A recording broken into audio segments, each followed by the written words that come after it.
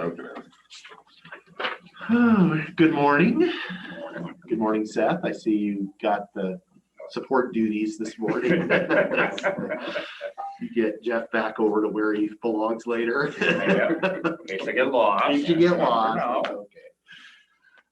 Good morning. So anytime you're ready. Okay, as everybody's aware, we brought Seth Scarola. He's our lead design engineer. Just so everybody starts getting familiar with Seth, see what he's like. And in case I get lost, Or distracted, maybe on the way back to look at other stuff. There's lots going on. Yes, exactly. So speaking of that, I'll get on there. We have quite a bit on your consent agenda this week. The first item is these are the actual last two parcels for Courtney Road. They are officially here. Item 7 is a service agreement with Justice Systems for our control board. They come in twice a year. This is a 5-year agreement. So while it seems a little high for 5 years, that's not too bad since they're coming from Seattle, pretty much that area to do the work. The final acceptance and retainage for the Darwin Bridge project. We have notice to contractors, which is 9 and 10. For our paving projects, Roosevelt and Darwin, to go out to bid on the 19th. And last, we have a payment approval for Justice Systems in the amount of $21,600. And for one of their last, they just have one small payment left, and that'll wrap up that project. On the construction plan, we have the annual striping contract. We did get the paint. It was delivered. Beads didn't come though. So they have a stockpile. They're going to break some. So they're going to start striping, I believe, next week. Old Mountain contractor wants to start June 1st. We are meeting with the landowners today on site for an open house. Roosevelt Drainage contractor wants to start work in June, or the one now they can get the materials, but they don't know when. So we're running up against that, the whole thing. The other two, the federal projects we awarded last week, the contracts and bonds were sent to the contractors so we can start working on those. Courtney Road, I'll let Seth update you on Courtney. So as Jeff said, the last two settlement agreements are before you guys today on the consent agenda. The deviation request is still sitting at WashDOT waiting for approval. Once we do have that, we'll have to go through a waiver process at the county level to get that deviation approved. Let's see, we're finalizing the construction plans and provisions, planning on a fall bid for the project. And the utility companies, a telephone company does have a permit, but they have yet to get out there and start moving their lines. They're trying to coordinate with the PUD so they can do it.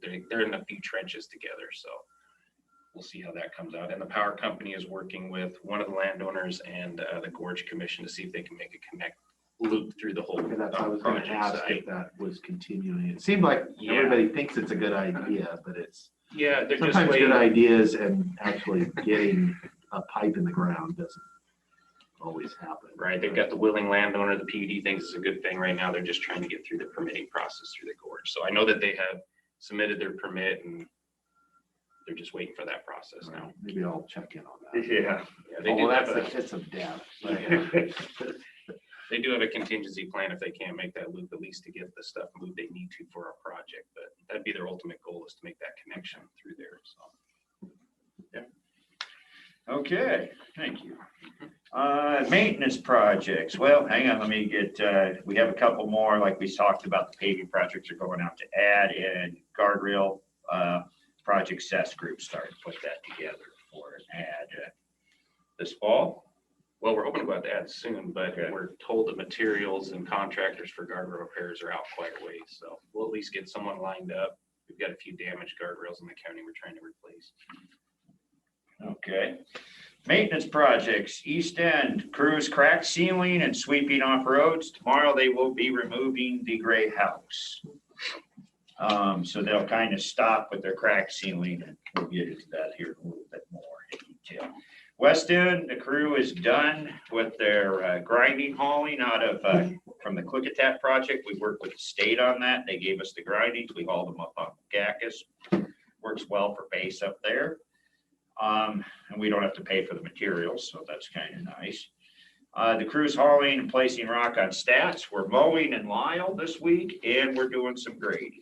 How much is stats are you doing?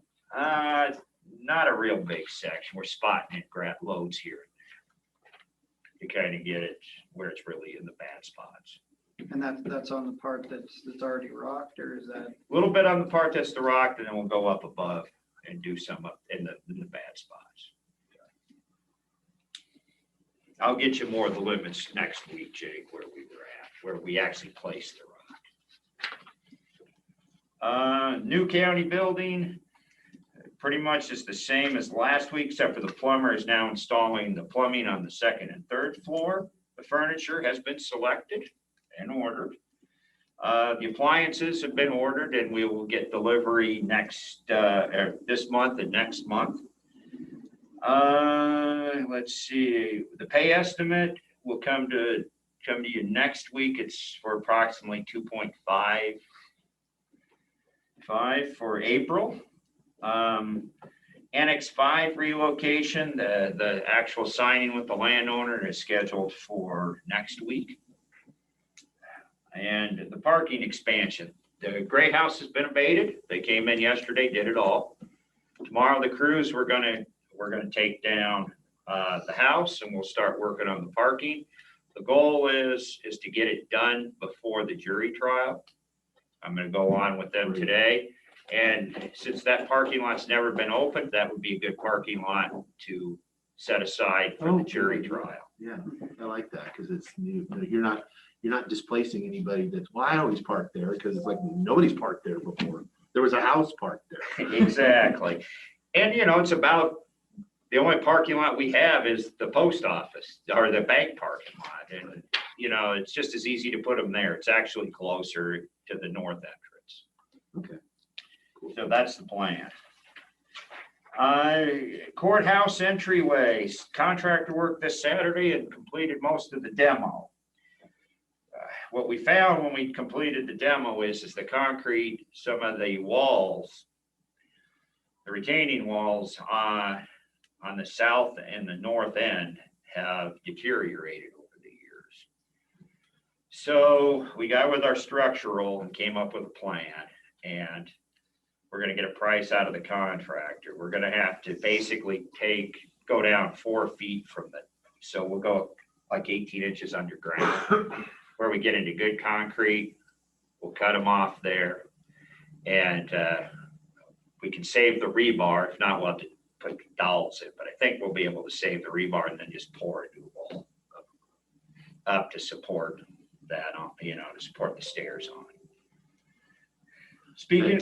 Yeah, I came through Friday evening on my way back from Spokane, and they were hard at it. I was like, I'm glad nobody's here, because it was loud. It was quite loud.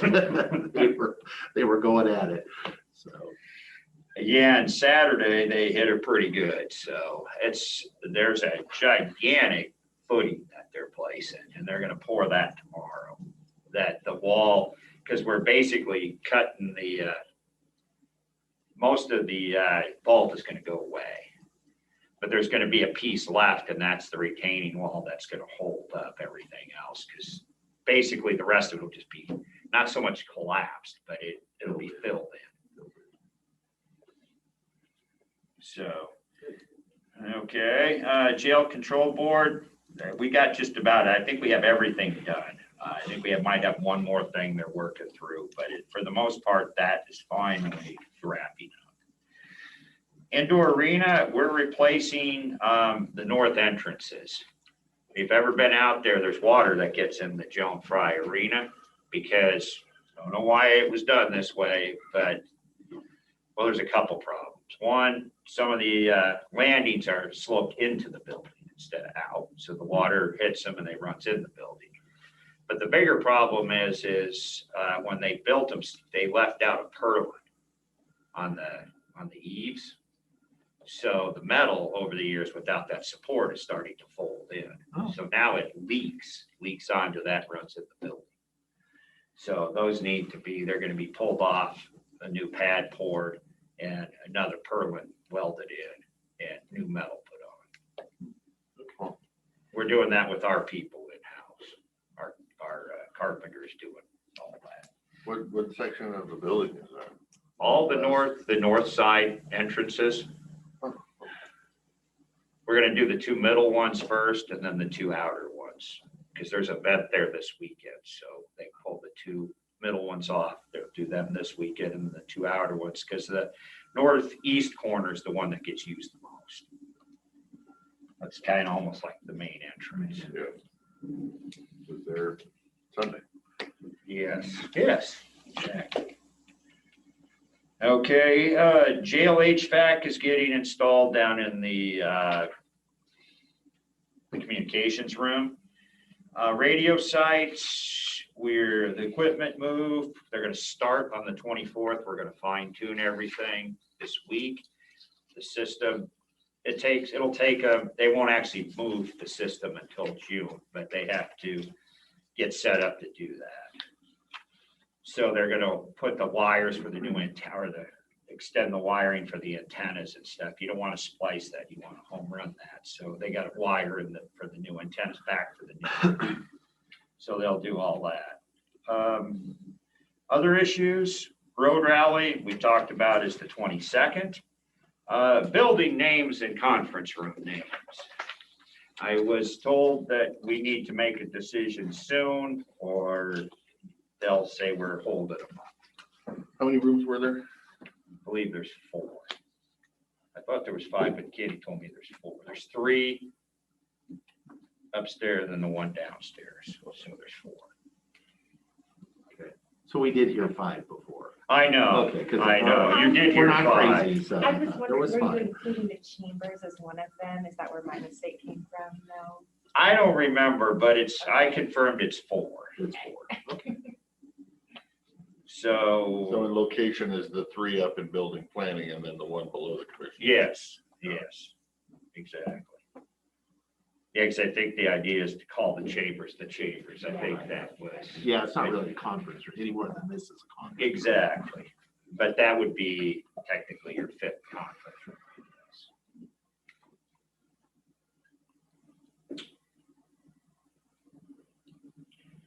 Well, while you guys are looking, I will make my recommendation to you. It seems like the majority of the people wanted the mountains. With that, I would name the big conference room at the bottom floor of the Mount Adams conference room, and the other 3 mountains would be in the planning area.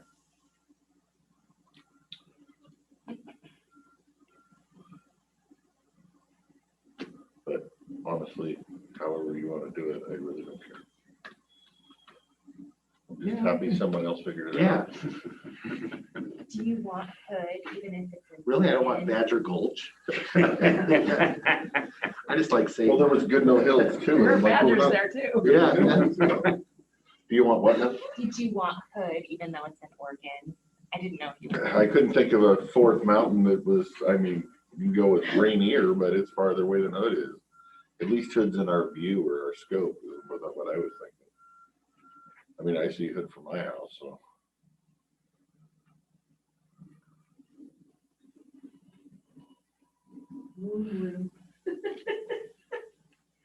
I did not put yours on there. Didn't want to get a public records The request. Rabenko room, is that what you tried to do? One room for meditative, lunches. If they'll pay an annual Yeah. gaming fee, yeah, it's I fine. don't care about this. Republic. Yeah. All the wellness.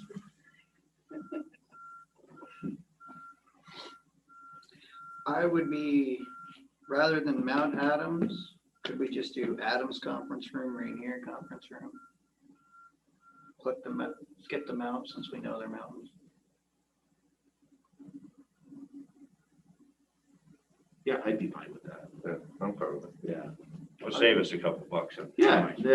That's Save us right. some money on engraving. I'll On make sure engraving, about yeah, the yeah. taxpayer funds, right? Okay, so we have Adams. Rainier, St. Helens, Hood, And Hood, and Adams downstairs. yeah, the big one. Okay. Okay, I'll let our people know. Thank you. Would you send a thank you Yeah. to all the people who submitted? I like the idea of decorating with the mountains. Uh-oh. Would that be, have the pictures or like, the. Oh, yeah, because then you could have pictures of that mountain in that room. And the Oh, native- yeah, I native like that. plants That we there could with coordinate that. the, And make a art. historic thing of like when it, Yes. yeah, little statistic. Yeah, no, I like that. too. get the A design. little history lesson depending on which conference room they're in. Uh-huh. Uh-huh. Gives you something to look at when you're trying not to listen to the conversation. I was about to say that, but I chose not to. So I'm glad you did. Just trying to fill in for you. Okay. Yeah, no, I like that idea too. Good. And whoever's this one was, Okay. Mhm. find out who that was. Find out. Yeah. You want me to ask them if they want to? No, You can ask them if just they find want. out and I'll give them a $10 gift card to make my day. I think they should get like something, like, yeah, I don't know. An Attaboy. actual attaboy achievement employee of the month. Something from the whole. Dedicated parking space through construction. yeah, there you go. That's worth a lot. That's worth a lot, yeah. Well, we still have very much. Okay. That's worth a lot, yes. Well, see, there you go. Well, that doesn't do anything. I know, she's already got a parking. Give her a parking spot. Okay, Okay, Superload. Superload is going out on the 12th, the 10 to 6 a.m. on the 13th. The empty without the load is scheduled to go out this Saturday. There will be closures during the time of hauling it out, rolling closures. And we're communicating with Jeff's group on that. The only other thing I got on here is Dallasport Community Center. And, that's opening back up for leasing. And what we've done in the past, which I'm not so sure that that's the best thing, is somebody from the community has kind of helped us out by renting the thing. The person doing it now is not really that excited about doing it. He kind of got it by default, just because he's close to it. And with COVID, we're supposed to clean it after every use. And like we do the rest of our facilities. Sure. And without us, I'm not advocating for more work, but without us being the people that actually rent the facility, we don't know a lot of times until a month later when they come in and say, here's the dollars. And it also came because one of the groups called me yesterday and said, what's going on? We were told that we can't rent the facility. And I said, well, there's just some miscommunication. But our crews actually went down today to clean it. So the thought is maybe we take back the renting of the facility and we do a card or a key card system. Now, my thought is I don't want to close, we don't want to close out the water district because evidently that's their bathroom. Really? Yeah, I thought we put a bathroom in there. I did too. It seems like we spent enough for it. I could have, but Maybe I have to two- pull the two plan. bathrooms. but- I thought we put a bathroom in their well house, but Yeah. maybe not. You're right. We did spend a lot on the well house. We did. But I don't know. So I'll double check that, and I'll reach out to them. But we would give them a key card and of course the community council.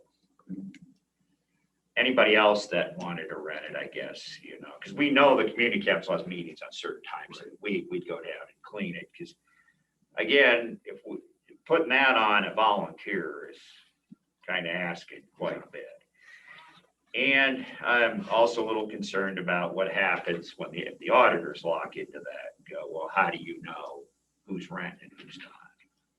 And how do you know how the money's getting transferred? Because I mean, And myself, I think it's fine. It's honest. They're doing what they're supposed to do, but the auditors may not see it that way.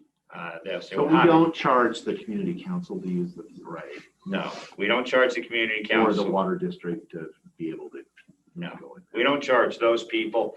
And technically, whoever gets tagged with the responsibility, they have to run that person. It's like word of mouth. You know, they have to run that person down. And it's changed over the years. Now they have a certain person that does it, but I don't know how long he's gonna want to do it. And they run him down and say, I'd like to rent the place for this day. They pay him the $25.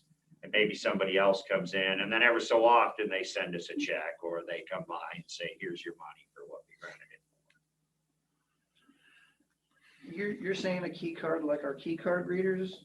Would it make more sense to use a key code and then you can just have different codes in there? That's not a bad And then idea when too. somebody rents it, you don't have to give anybody a card or anything They else. just have the code. You That's just a have good a code idea. For the day, and then Different about a codes. liar's. Key card. No, I like that. The lost key card we were thinking we would do, we just destroy the key cards. But I like the idea with yeah, that's a good idea, Jake. Thanks. We'll look at doing, Gotta be cheaper too. yeah, And there's some pretty cool ones that you can do remote from your phone. And so whenever you know, and then if you have to have for the auditor, you know, who rented it and when, it has a list when it's been open, all that. And they're a couple $100. yeah, we would reach out to the public and let them know that it's coming from Public Works. Again, I'm not advocating that we need more work, because we really don't, but I would, just while we're on the keypad thing, lesson learned. Our fire hall, when you punch the key code in, it unlocks the door, and when you leave, you actually have to push the unlock button. People forget. So if you could get it without automatically, so every person has, yeah, no. Okay. Otherwise, people are gonna shut it and forget to lock it. okay. I'll check that too. Okay. Yeah, I guess I'm kind of looking for, should we go ahead and take it, or should we just keep it with the community or with the? No, I think it's ours. I think we should do it. I think that's asking a lot of the community. One question I'd have though, and I don't want to be the bad guy, but if we have to clean it after every use, you're paying $25. I suspect it costs us more than $25 to clean it. Yes. So we're losing money Yeah, and I was gonna, as a community benefit. But just so that we understand that we're. well, I'm gonna bring that, I was gonna bring that to you next week, because Okay. we're tracking those costs. So then you'll be aware approximately what it is. I went down there when we were putting together, you know, some projects and stuff. And the building needs some work. It's not as bad as I was led to believe when I actually dug into it. A lot of it is not structural. It's, you know, cosmetic work, basically. It could use some paint. It needs that. It has to be. But it's something that we'll look at doing next year. We'll get on the list with our crews. And we have our own carpenter. You know, the worst part probably is the subfloor in the bathroom. But those were added on. That's not actually part of the original structure. That's an add-on. That makes sense. So we could go in again and with our carpenter, look at doing that work. Well, like I said, I'll look at maybe putting some of those projects on the non-capital list for next year. Because I don't think we're getting rid of the building in the near future, so. Jeff, I have tried. why do our people have to clean it with the agreement with the person? Why can't we leave the cleaning supplies and require them to clean it? Well, we could, and we tell them they have to clean during their events. But the reason we've decided to do it at all the other places, and I like the idea, is because then we're sure that it gets done. I mean, with the community council, I would try, you know, but a lot of these events, they just, and we've offered that as an option. Maybe we do that. We tell them, you clean it, we'll deduct this off of your price. If not, because a lot of people just tell us, I don't want to clean it. I don't want that responsibility. We don't have anybody to do it. So, you know, you're right though, Jake, at some of the events, if they do their own janitorial, their own cleaning, we write that off as part of. It's typically added on and then we'll take it off. That's right. Yeah, because I think back to the old days at the Park Center in White Salmon before in situ. That was the everybody rented that for different events, and that was the deal, was the rent was this much, you paid a deposit for the cleaning. If you cleaned it yourself, you got your deposit back. If you didn't, and they had to go in and clean it. They didn't, although they generally kept the deposit, didn't clean it. And I rented it a few times where I was the after, and it was like, okay, this was not cleaned, and they kept the deposit, and they still didn't clean it because it was the city managed it, even though the school district owned it. I don't. The school district still owns that building. Anyway, I think I like that idea. No, we could propose that one because we'll have to get. I mean, right now it's $25. We'll look at it and we'll bring something before you next week as options. If we're cleaning it, I'm assuming we're sending somebody out of here to go down there. This is actually, to be honest with you, this is the first time we've done it in a long time. I was, like I said, I was down there looking at it a couple weeks ago and said, this is not good. I mean, nobody, and it's been closed since COVID. Right. So part of that's just, just dust. dust. But yeah, it hasn't been, in the past, we haven't done anything. We just, that's how the system is. They just bring us the money and I think, the volunteers, the community council will clean up and. I've been there a lot of times and I've never seen it dirty. Yeah, particularly dirty. No, it's not particular dirty because it's cleaned up to some degree. When we used to have the daycare, or not daycare, but Head Start. Head Start was in the. And then they were pretty good about doing a lot of the stuff. Right. And the school also did some of the upkeep on the grounds. We've now assumed all those duties because the school's not there anymore, basically. They're just in Lyle, so they don't have anybody in the area because they used to cut the grass when they would cut their grass. Right. But I think that's all being done by Sage Tech now. So, okay. I think that's all on our list, unless you got something. Anything for the.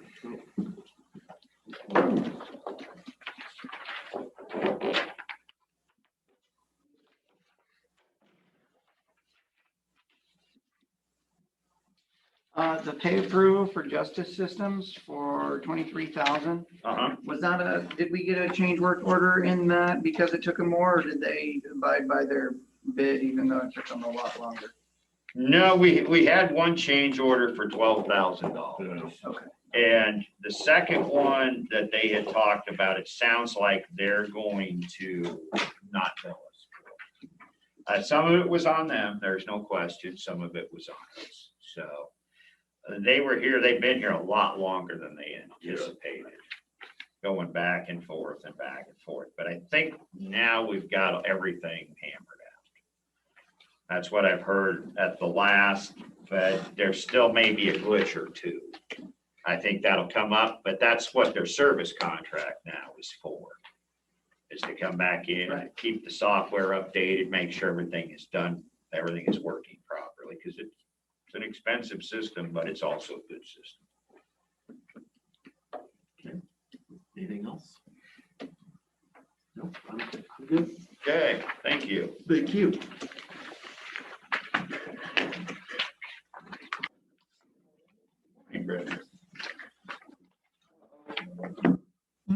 Good morning, Madam Auditor. Thank you, Scott. Oh my gosh, thank you. Sorry. You know, you were intently. I We'll have to bring was, somebody I from was, Dallas. sorry. Yeah, I bring just somebody from forget. Dallas. Yes. We're just making notes that we need to drive somebody down there to clean. I know. $25. For $25. Other than community benefit is. Yeah, I mean, believe me, we lose money on all sorts of things because there's a community benefit. Right. Gotta be a better way though. Yeah.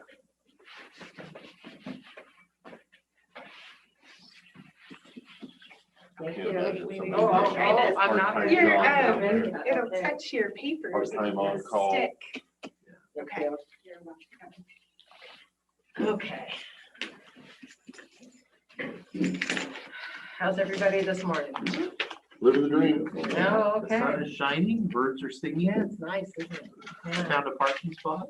Yeah, There's been a lot of those lately. I don't know what's going on. seriously. This park right behind the jail, there's one car parked in there. Every time I drive by, there's, now I could drive a big giant diesel, it don't fit in there. But there's like one car there, nobody parked there. Get here at 8:05, that's a lot different. That parking lot's full? Oh, yeah. You're lucky if you get anywhere. So, and I drive a small car. Anyway, okay, so we'll start with elections. So we certified the April 27th election last Friday. It passed with 72.41%. Voter turnout was great, 49% in an odd year. Of course, there's only 300 and some voters. Almost 400, I guess. And they had super majority, so they had to meet 40% of their last election would have been in 19. The number of people that turned out, they had to have 40% of those turn out to vote, which they did, and they had to pass by 60%. So they made the super majority. And we have candidate filing next week, have the hours listed there. And we'll know on Friday after filing closes if we'll have a primary. You have to have 3 What offices are up this year? special districts. All the fire, cemetery, any of that. This is Yeah. the City off, council. Hospital. off year election. Yeah, There's like right. 904 of them. I Yeah. was looking through the list on the time. Oh, yeah, it's huge. Yeah. Yeah. And so we have to have 3 people file for one position to have a primary. So we won't know if we have a primary or not. So, which, yeah, is one thing I don't have on there is a voter pamphlet guide, voter guide, new law. So if we have a primary, we have a very short window to get the local voter guide done, and we may have to go out to bid to select a vendor to print it because we don't have the bandwidth to do it, nor for time or knowledge. Brandy puts it together and the state does ours when we combine with the state. But there's a new law that says we have to have our own, whether the state's having a voter pamphlet or not. So. For every election. Every election. So we have February election, we'll have to have one. We have, April, yeah. Yep. So if it's simple and it's like Glenwood could have had just a double-sided sheet of paper, we could fold it and put it in with the ballot because we did it all in-house. But it, a lot of times is a lot of pages. So especially this year with all the candidates that are up. So just throwing that out there, it's going to be more, and I don't know who's paying for it. Just throw that one out there as well. So going to finance, we're progressing fairly well on the annual report. Heather's been beating herself up and I've been doing some things that I find out's needed. She's anyway. Providing reports and that to the contractors. They were here on Thursday. They had planned on being here 3 days, but they felt that they were far enough ahead of the game. They could be on site one day and do the rest remotely. Still looking for some information from a department, but for the most part, we have the majority of it. So finance committee is this Friday. So we'll be meeting again and you'll be getting a set of minutes. In-person traffic for licensing has increased significantly since we opened on March 24th. And another issue that's going on at the state level, Walla Walla is the prison, they produce a lot of the inventory for the Department of Licensing. Well, during COVID, their storage areas were getting full, so they cut back. Well, now they're having trouble ramping back up. And so there's a significant shortage of inventory throughout the state. So we just took a physical of everything we have, because Skamania County is totally out of truck plates, and they have, I think, 10 or 15 passenger plates left. There's, not a method in place for us to actually transfer them to the state, but somehow it's gonna happen today, because I'm gonna talk to some people, because they can take that inventory at the state level and remove it from our county and put it in Skamania's, and then Skamania can retrieve it from that. And then he said he'd meet up with me to. You have to physically transfer them. Yeah, and we can't just have anybody do it. It has to be somebody that's certified and licensed and works in the auditor's office. Yeah, you can't just turn it loose with anybody, because it's accountable inventory. So that's a big deal, because they have to issue 15-day permits to anybody that they don't have a plate for. And you don't extend those. They are 15 days, or you're supposedly park them. So I don't know what the state plans on doing about that either. Yeah. So it's kind of, and we're going to be careful and keep what we need. And we've ordered more inventory ourselves. Don't know if we're going to get it, but we'll share with what we have. So number of recordings. Nice to be neighborly. Well, yeah, because they'll help us if we need it too. The number of recordings, we seem to be seeing an increase weekly.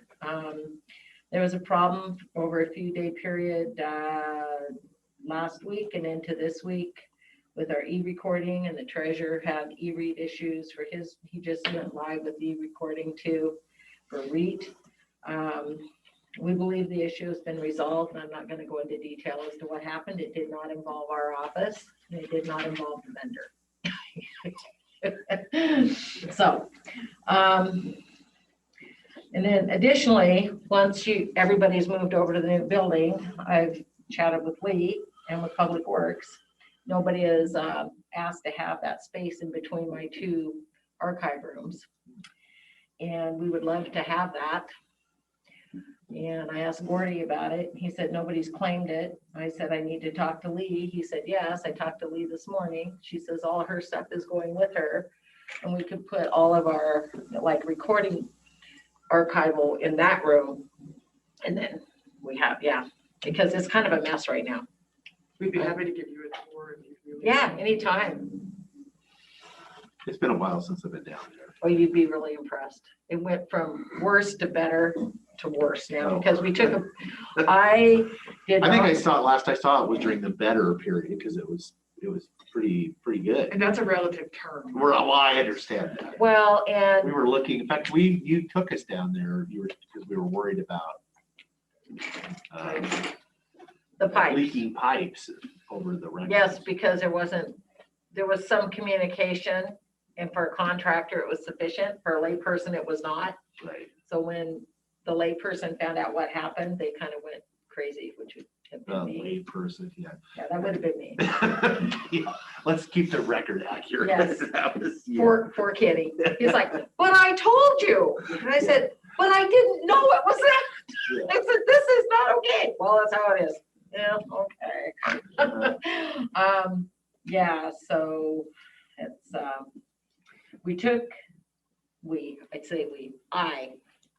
I was getting stink eye over here, I'm sure, through the I wall. never do that. Through the wall. There were some records under the stairs that certain departments didn't claim or didn't want to claim or didn't think they were theirs, and no, they belong to this office, and this office said no. Said, we will take them, we will go through them and decide if they're archival or not. And there was some miscommunication on how that happened, but it's all in the room. So in addition to everything else, I did not want to have something come up a few years from now like it did when I first took office, when they found some of our books from when we had the old fire here and people threw stuff out in the dumpster. There were books, Klickitat County leather-bound books found on eBay for purchase. So no, I said, we'll take them, we'll take everything. Don't want to see that happen again. Do you remember that? I do. Yeah. I had forgotten that. Oh yeah, no, I had not forgotten. So, yeah, so the room is even worse because there was supposed to be communication on when those Stuff got documents were cleared getting out. moved, and there wasn't, and so they just made their Had to own put them room. somewhere. They just made their own room for them. in the room that's Even with full. Communication, it would have still been bad. Yes, it would have been, but anyway. So we've got those, so it's, yeah, anyway, but I would I like don't know, any to, thoughts? I mean, I'm a firm believer, first ask, first come, first serve, I'm just throwing it out there. I would like, I And would the like, auditor is the official keeper of the record, and they do need that capacity. thank you, Lee. So. I'm we're not ask- leaving our stuff, so. No, it's all going. It's all going. We're I'm taking not it with asking us. for a decision today, but just keep it in mind that I'd like to be the one that said I had first dibs You got on first it. dibs on this So, Reminds me of the old jail when it was time to, oh, yeah, yeah. there was quite a food fight over And there was a big food fight over that. prime real estate, so. Yeah. I don't know how many coats of kills had to go on the walls. It was bad. And the veteran services, he continues to work with vets. He's adjusted his hours some because sometimes the federal government sets their virtual hearings on Mondays. And he normally doesn't work on Mondays, so we're adjusting so that he gets about the same hours. And he gets at least what he's supposed to make. Sometimes he's a little over, but any questions? Questions for the auditor? Electronic time and attendance. That'll- Is that not part of the Kayenta thing? No. That's the different software thing you're talking about? Oh, that was from before, yeah, and we'll get that when we get a new system, because to me, here's my simple thought on it, is that it's gonna cost quite a bit, and you get it, and then you get a new system. So is it compatible with the new system? Right. I mean, Until there's a new system, I was just trying to figure out if it's a separate it is a separate dollar amount package, and what yes. dollar amount that is. Oh, yeah, no. Because you didn't put dollar amounts on that or your. Oh, your on my thing there. yeah. envelope stuffer, so I have you at my mercy right now, so I thought I'd ask. Okay, envelope. Sorter. Ballot envelope. Oh, the sorter. ballot sorter. No, that's not, and you don't stuff ballots, please. No, you don't stuff ballots. I stuff mine. We don't use that term in our office. We assemble ballots. Assemble. It's like stuffing the ballot Some box. assembly required. No, I hadn't had a chance. I'll look into that. That's what the ballot sorter does is, the mail comes in, you drop it in there and it scans it, and depending on how big a machine you have, whether it sorts it by precinct or if it just scans it in, it reads all of the signatures, and then the person like Leah sitting at her desk can just go and compare this screen with what got scanned out of the machine to this one. And they all go in batches, and it would be a lot less labor. So the because- computer doesn't match the signatures and No, show up a red no. flag? It's actually a person matching the Yes, signatures yes. electronically on. Yes, so the envelopes go through there and then you compare them. As opposed to what do you do now? Every envelope is, Just literally Picked drop up one and envelope scanned. over to your. and thing. honestly, I'm surprised we don't have some carpal tunnel issues, because when I sit there and do it, and I don't have issues, I feel it. Yeah, There's only from 10,000 one ear. of them. You can handle that, right? Yeah. But I mean, seriously, you look at long-term, somebody Oh, that does it day I'm in and day out. surprised you haven't had one already, which is why. Yeah. Well, and the thing of it is, we would have to probably put it down what was the old elections room, which might require some wiring as well.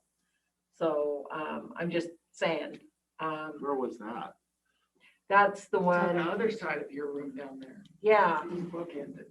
So when you go up and the commissioner's archive room is here, we have this big monster over here. And then this one used to be where they processed all the elections. Oh, I did not realize that. Yeah, so on election night, what they would do is they would come through the double doors, the roller doors, and everybody bring their ballots in. There was tables set up and you would check in, the inspectors would present their bags of ballots and whatever. And they would check them all in, made sure they had, and their supplies and all of that. And then those ballots would go back into that room.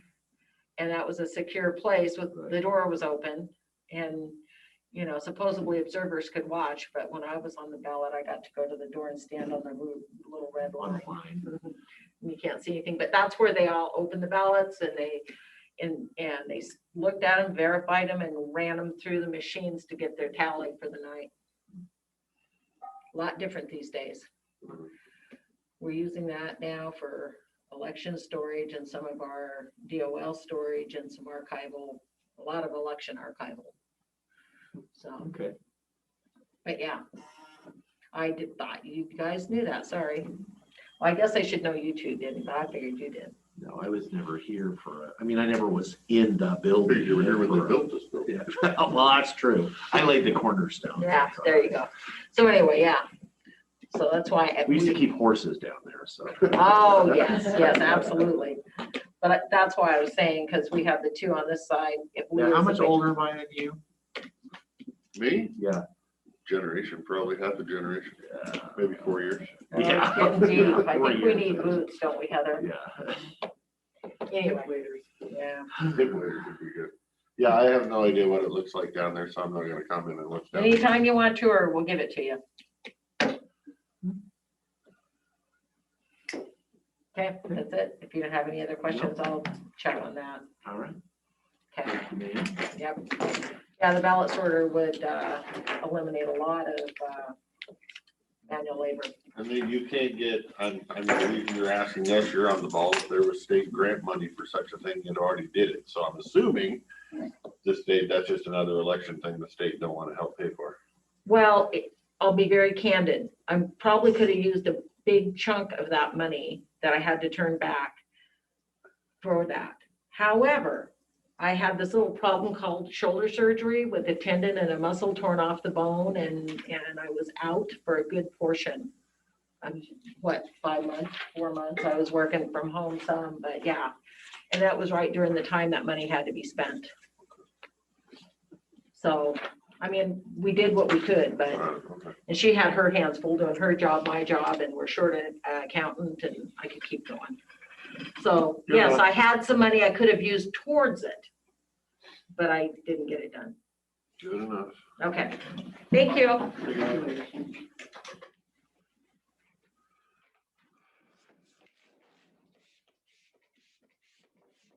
I do you want. You have your choice of teaching. It doesn't have to reach it. It does not. I'll just stand here. Tequila. Yeah. The bottle's gone by the end of the day. Got that hand sanitizer they were making for a while out of distilled alcohol. It's yeah. like bad tequila. And you get drunk just smelling that stuff. Okay, now you can have. So how did it taste? I'll let you know. Now that you mention it. Yeah. So, The blindness was temporary. Well, there would have been blindness involved. For the Little Creek program, our Secure Your Load event is June 12th, and it's starting at 10 a.m. We'll be on both sides of the county. We will have a 4-hour stint here from 10 to 2 at the Grange, and then 10 to 2 out in at the high school in White Salmon. So we're kind of getting geared up towards that, and we are currently taking data from the different transfer stations, Delsport and Goldendale, to determine what the percentage is of unsecured loads and secured loads. We've got it kind of broken down into a couple of different subgroups, but we have to collect that data to see if our outreach and education actually works after the event.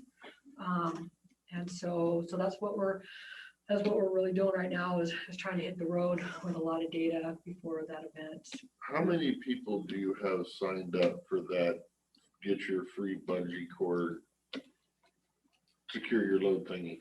I don't think we have anybody signed up yet. Have they already? I don't think they've put that out. Because it was somewhere, and I went looking on your website to kind of tool through to see what that is, and there was 200 of them or something you were giving out to the first 200 people or something. I couldn't find it on yours. I couldn't figure to find it on Ecology's. Well, yeah, I don't think that's because we haven't. Haven't launched Haven't yet. It hasn't launched yet? Yeah, it hasn't launched yet. I'm looking for something. So we're still in the process of trying to firm up a couple of places that will help to promote that. Allen's being one of them, and then we're going to talk with Ace Hardware over there in White Sound. We had thought that Ecology had already spoken to Ace, but come to find out as of yesterday, they had not, so. So, I mean, it hasn't launched yet, so I'll let you know as soon as it does. It will be broadcast, because, you know, it's a very short window. But, so, and then the other thing too, one of the things that I used to do is kind of give you guys an idea as to how much litter is being picked up in your district. And so, we are going to start that again. So currently, as of last week, District 1 had 4 pickups with 4,025 pounds of litter. District 2 had 13 pickups with 8,650 pounds of litter, and then District 3 had 14 pickups with 15,775 pounds of litter. Yes, I failed. Okay, my district failed that challenge. Maybe it was the other way. I mean, maybe you won. No, they Look at won. all the litter they got picked. Whoever has the most In other wins, words, we right? have the biggest problem with dropping their load over here. Yeah, and there is an illegal dump that Well, the wind gets Dawn stronger. take care of. Well, I think more people on this side drive to the transfer station versus have garbage cans. So I think that's part of it. Yeah, oh, yeah. Well, and with that Where was the being, illegal dump? there's one down Highway 14, just past the aluminum plant that will be taken care of here in the next day. My litter crew supervisor currently is only working Wednesday through Saturday, and since juveniles are on a low right now, we're probably going to switch him over to his summertime hours a little bit early. So I will be putting in an alternative work schedule for him for next week. And also we'll be putting in an alternative work schedule for myself for 410s. I've got a lot of stuff coming up where I need to be available. So, so I have that.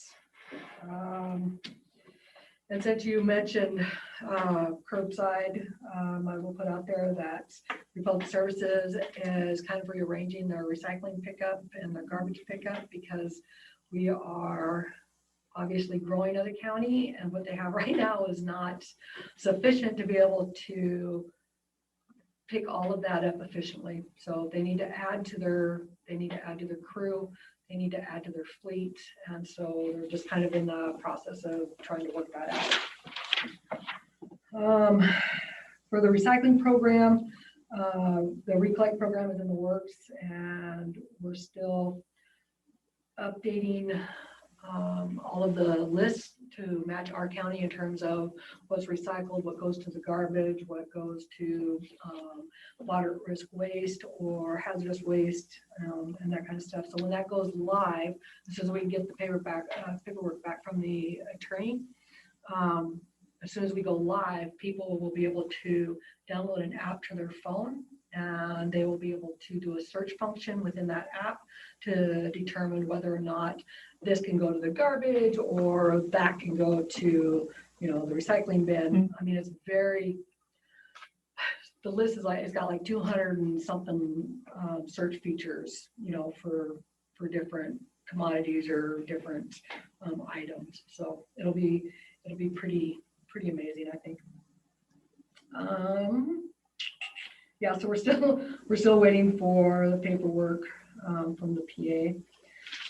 The composting workshops are starting tonight or tomorrow night. Anyway, we're getting started on a round of that. There wasn't as many people this year as there were last year, but it's still a pretty popular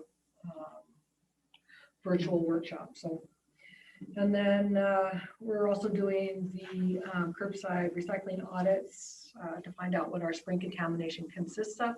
However, I've been in conversations with Republic Services to find out when we can switch our recycling list back to somewhat of a normal list, because right now we're just accepting 2 types of plastics.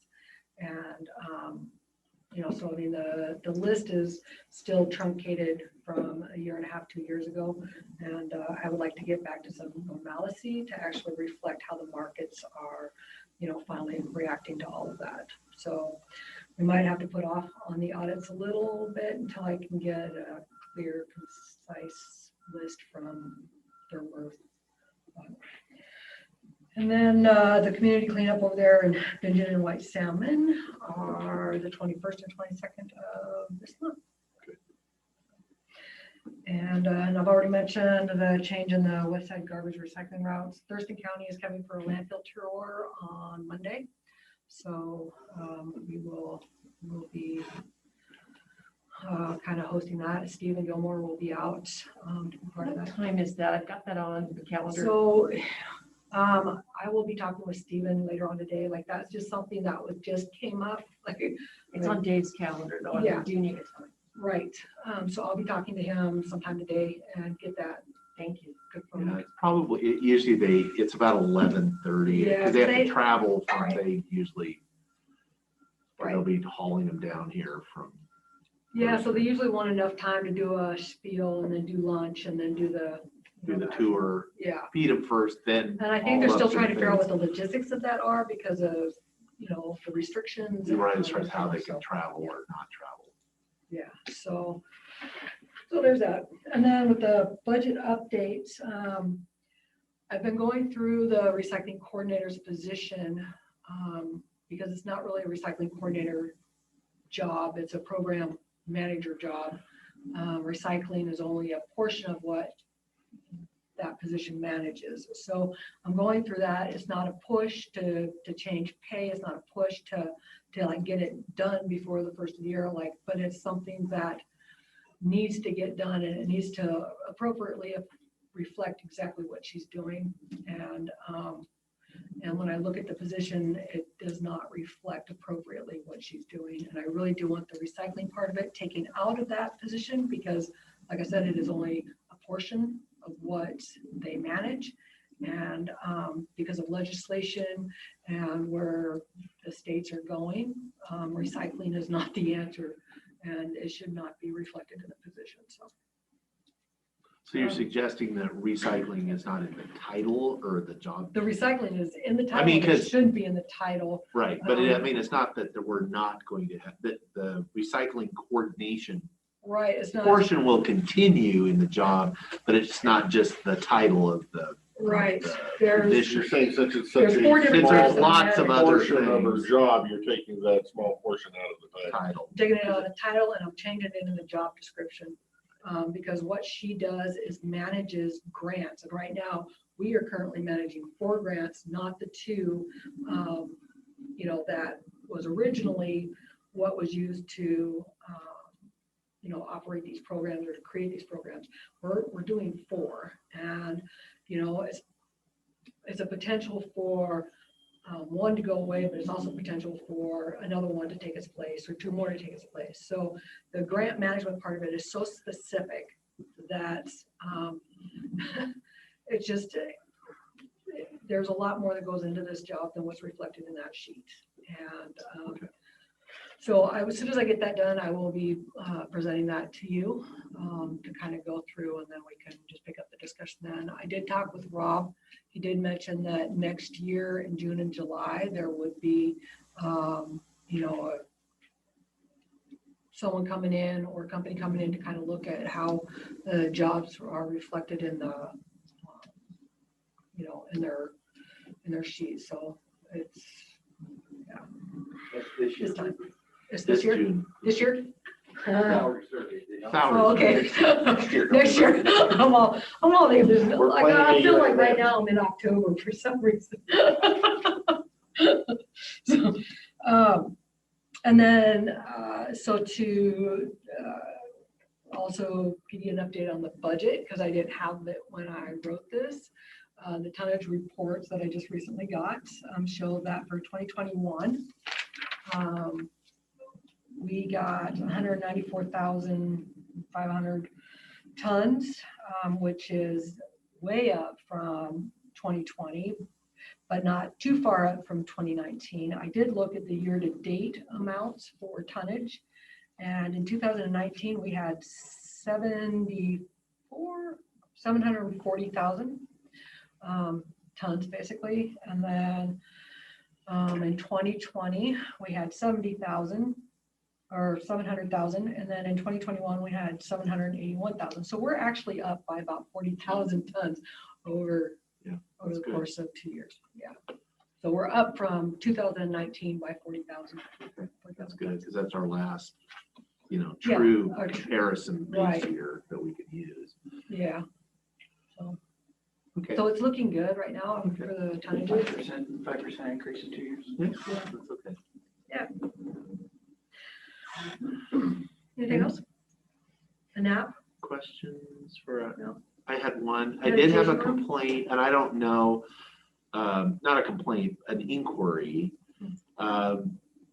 Someone was gonna do a large kind of demo job, they were contemplating doing it, and had contacted on their own, they had contacted Republic about getting the big, 40-yard dumpsters that they Yeah.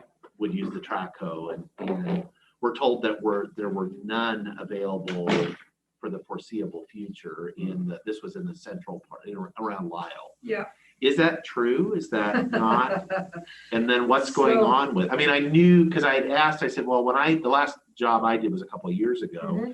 and I did have to give, I was out probably 6 weeks notice Right. that they were scheduling that far out, but they said they weren't even, there was nothing, there was not even any reason to schedule it. Yeah. But they did not talk to Goldendale, they were talking to corporate in So that's the Olympia, problem. and I said, yeah, I think that's the problem. That's part of the problem. All of the calls are being filtered through Seattle. And at this point, I don't really see that changing. And in terms of, like the roll-offs and stuff, like because of the increase of population and the increase of need, it has created a little bit of a problem because it doesn't look like they have the equipment or the drivers to be able to handle that influx. So it is getting pushed out further and further and further. I'm working with the BU the business unit to increase that equipment. But it's on their radar. They're working on it. We just don't know how long it's going to take. I mean, because that that has a lot of times these are, like, we're tearing down apparently we have a roll-off Yeah. that we were able to get here in Goldendale to. So if, But I think of the, several times I've done it, there was an economic development component where we were tearing something down, Yeah. clearing the lot, building a new house on that lot. Well, if I can't do that, how am I? Right. So to be told, well, there's nothing available for the foreseeable future, that's, not I mean, acceptable. even truss manufacturers will give you, they're Yeah. lying, but at least they're telling me something. Right. But, Yeah, no, for or them, appliances them to or not have that- whatever, at least give me something. for them to say that No, it's not nothing, there. there's, Yeah. actually, they Not- didn't say, they just not said acceptable. there are none available in that area, Yeah, no. basically ever. Have them call me Okay. and I will bypass. For the record, it's not me. I It know. was, it's I like, know. I have a friend. It's not the that first time. he's- Yeah, it's not the first time that has came down, so it needs to be handled now Okay. so that we're not having this problem as we move into the summer because everything is It's increasing. busy in the summer. It is usually the time. increasing. It's like construction has increased significantly, population has increased significantly. All of those different jobs are increasing significantly. And if they can't, not get on a soapbox, but if they can't handle it now, then they need to work very quickly to handle it because I'm not going to deal with this crap through the summertime. Well, and I know that unit, that's generally, I would assume, I don't know their business model, Yeah. but that's a profitable business. I know Right. from paying the bill for it, that if Mm-hmm. you have, it's supply and demand, I get that, well, there's a big demand, Yeah. and so just up your Huge. supply and you'll make more money and everybody's happy. Exactly. And so, yeah. Yeah. So I no, understand. have them give me a call and Okay. and when I talk with Steven later on today, I'll get some real information on that and then let you guys know Okay, what that is. So, thank you. You bet. Anything else for Ruby? How is your online form working out for people? Are you getting many responses? for the litter? Yeah. So there was some problems with the program and I had it moved over to the litter crew supervisor. And when I asked him the other day if there had been any submissions, he had said no. So I'm gonna have to have the program actually put me back into the loop on that so that I can actually maintain, I don't want to say control, but I want to be able to know. Monitor. Yeah, I want to know what's coming in, so I'll do that. And then we did a switch over last week or whatever. We had done an update with one of the programs and one of our buttons wasn't working. It would go to a 404. So that is fixed, and yeah, so. Is there a litter, was there a, Problem? yeah. Oh, you guys just did that big cleanup. So, And Dan won. I failed miserably. No, I'm sure that'll get used way more as the community yeah, I was finds kind out of, it's there. I was kind of surprised because last week, at the end of last week, I hadn't gotten any after getting like, 4 or 5 almost in a row. And then there's like dead silence. And I'm like, what's going on? Like, did all the litter get picked up? Because I know that's not true. I still see it on the road. Yeah. Like I was sitting at the Goldendale transfer station last week and I wound up getting out and pulling the garbage out of the fences just because it has been there for, a month. I'm just like, I can't look at this no more. So. I would say that would be a good idea to do at the Dallas port. Yes. There's a lot of trash. So they actually had to shut down Friday due to 40-mile-an-hour plus winds. And so it gets really bad out there. And they did have a cleanup crew a week or so ago, like a company come in to do a cleanup. But because of the winds and everything, it's just a horrible, horrible mix. Yeah. And I don't know if I've talked to you guys since then. There was a incident with batteries being stolen and some cows dying because they had left the batteries in the field. Yeah, I guess it's an Those ongoing batteries from the, MRW. Yeah, so now the container of batteries is now sitting in front of cameras so that it can be seen. And they left the batteries in a field. well, and the cows when they let the went through the battery out fence, or they cut something. through the fence and then I guess they dropped the batteries on their way through or whatever, like, I don't know. This was at which transfer station? Dallasport. Yeah, so, Interesting. I know. Yeah, so I think that on the horizon, it might be a good conversation to have on what we're going to do about maybe doing an enclosed transfer station if this is going to be an ongoing problem. I don't know. I know that we're getting to the point now where the transfer stations that we have are not capable of handling the influx. So, I mean, if they're having a hard time now, just imagine what it's going to be like in 10 years.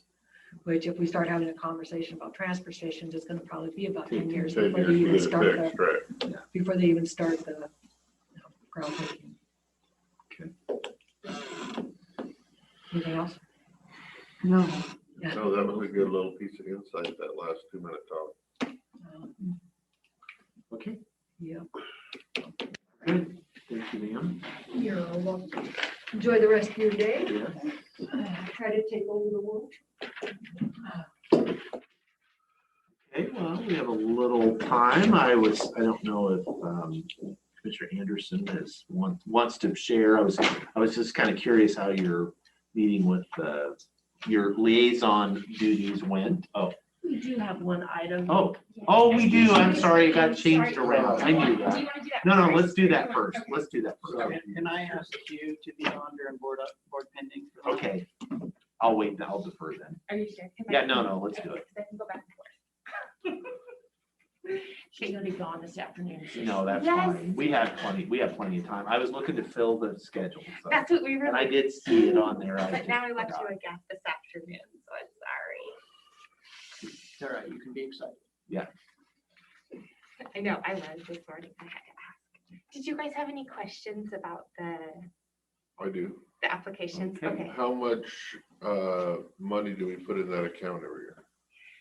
So there's $5,000 that is allotted at the beginning of the budget season for any of the. So we really have $5,000 to work from if we go over that. if we go over it, what I would just do is a supplemental. When we did that There's last fund year, we balance. went over, we had given somebody How more often do than. you go over? Rarely. Rarely. I think it was it maybe only twice, right? Because the Centennial Bell counted. Yes. Okay. So we've only had, there's only 3 requests. Yeah. It was, Well, I was surprised at the cemetery. The other two I've seen on past requests. And the cemetery one is kind of a funny, it's a different one, because I think there was this request from the cemetery in the past, but this is the cemetery, a part of the district, and they just want to do the pioneer section. They're not doing like the part of the cemetery. They're just doing a specific section, and which reading through it looks like it qualifies as a historical project.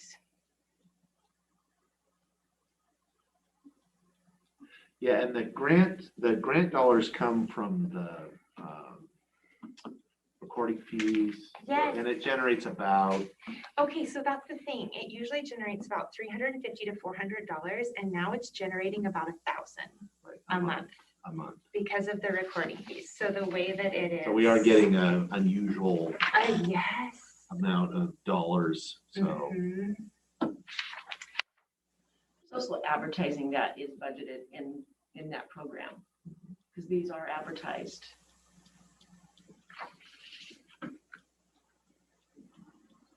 So And no, I don't have a problem with the 3 entities receiving. My only question would be the dollar amount, and do we stick to 5,000? No, I mean, we would have to do a supplemental if we were gonna do that, because that is more than we had in the adopted budget. There is fund, what's the fund balance on that fund? Do you know off the top of your head? 10 or 11,000 That's what I was- after the 5,000 is taken Yeah. out. That's what I was thinking. So we have capacity. We have historically tried to keep our annual spending to roughly, to maintain some. Right, so Fund balance. my worry, I guess I'd say, is also setting a precedent for next year and the year after and the year after and the year after. Historically, we started out, there was quite a chunk in there. when Because we didn't first spend started. anything for a And long that time. And it First builds year, up. quite a few dollars were awarded, and then we went a couple years scaling it back to make sure there was enough and let that build. And then there were maybe 2 or 3 years that nothing was awarded because that fund had to regenerate. So the only thing that kind of wasn't included with the Mountain View Cemetery was their budget, because they didn't have it. And so Thought I saw that. they did their 50,000, but then their full Mountain View Oh, Cemetery budget, which.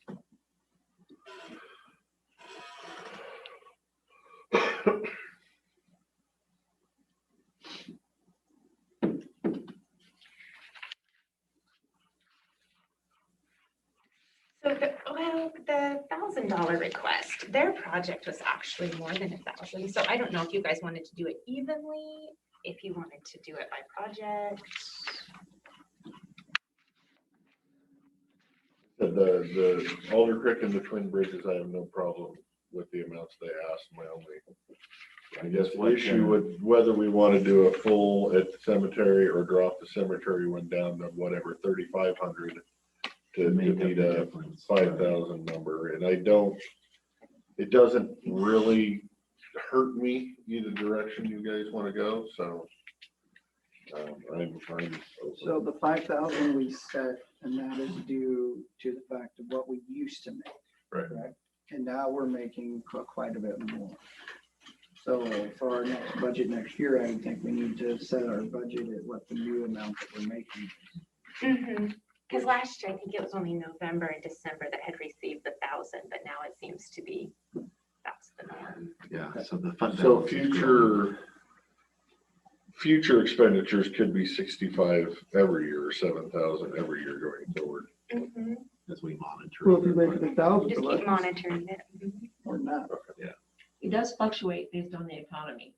Yeah, we've seen, and that was part of the reason before that we didn't award for 2 years, because things were Well, I real guess slow and that's right. we only got like $3,000 that whole Yeah, year. that, some of these places, kind of rely on us every year, so that's something I'm trying to make sure we don't do, is cut them off for a year or two. Right. I'd rather have us manage it to make sure they get what they need.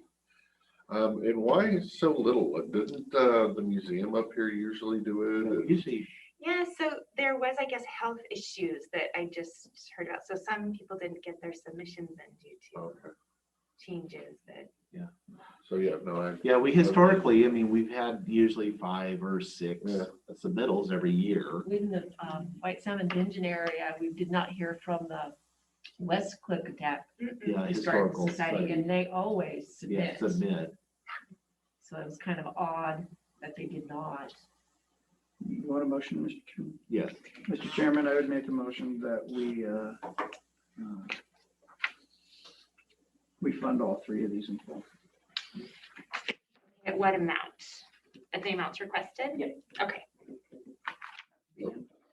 I would second the motion. You have a motion and a second. Discussion.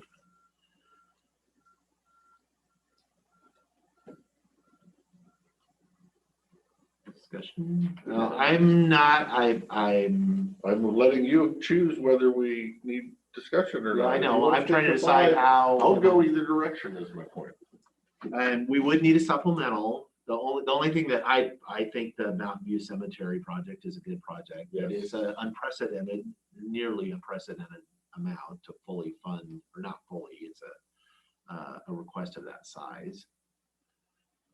So, Because like last year, Stonehenge, did they request 6,000? They got 4. Did Maybe it they come out of historical or did that come out of the EDA? that was came out of historical. EDA. Well, we did Oh, was it? historical also Also, because it did we? was to do, so part of this is it can't be for the planning of a project. So they use the EDA funds for the planning and they actually use this fund for the execution of the project. Yeah, I'm okay with it just so that folks understand the justification, at least for me, is that we have kind of an unusual amount, we're getting a lot more into the fund than we historically would. And we only had 3 people ask for it, and the total of the ask is not significantly more than what we budgeted, so. We usually have not handed out $5,000 grants. It's always, that's a big single grant. And so, but I guess sometimes the stars align and you happen to ask, like if nobody submitted, only 1 person asked, and it was 5, we'd be like, okay. Right. So I guess I'm okay with it. I'll support the motion. Okay. The other question I have is it's 5,000, 1,000, and 1,400. How do we get to a number of 64? Yeah, it should be 7464. You're correct. Because I typoed it. I have 7,400 even. Yeah, there should be any 64. It might have already had the number in there. And I It could- isn't 64, 64. Yeah, okay, good catch 7,400. there. Thank Number- So you. that makes a little bit of difference on. Yeah. That does. Thank you. But again, given I just want anybody to understand, we are not setting Yes. Okay. a precedent of now, because I can tell you, knowing Twin Bridges Historical Museum, the folks that submit really well, the reason they asked for 1,000, Because I knew. they knew, because we I know. historically don't award more than $1,000. Yeah. And so they submitted 1,000, and which again, we're giving them what they asked Right, for. but that's But I my, can guarantee you next year, that's my worry, They is that will. everybody starts putting in big numbers and we've got to go in there and adjust them. yeah, and we've adjusted in the past. So, but like I said, I'm game, however you guys Yeah, want to do no, I'm good for this year. it. Okay, motion and a second. So all in favor, say aye. Aye. Aye, motion passed. So, and please prepare it in the supplemental so that we can. Yes. The issue will be, we won't be able to process all 3 of those in the current budget. And that's okay, because they could wait a long time before they submit Yeah. their invoices. So I'll watch that. Okay, anything else anybody wants to share other than, again, I think we can wait, because I would like to have the prosecutor in on that. Before we go to lunch, Are you trying to like a board pending time of share? Is that what you're Yeah, saying? just if you had anything for the next 10 minutes that you had, I mean, I can update, I went to the Wasatch Board of Directors meeting, did our strategic planning and which was I was the most senior member which made me feel really old. See now?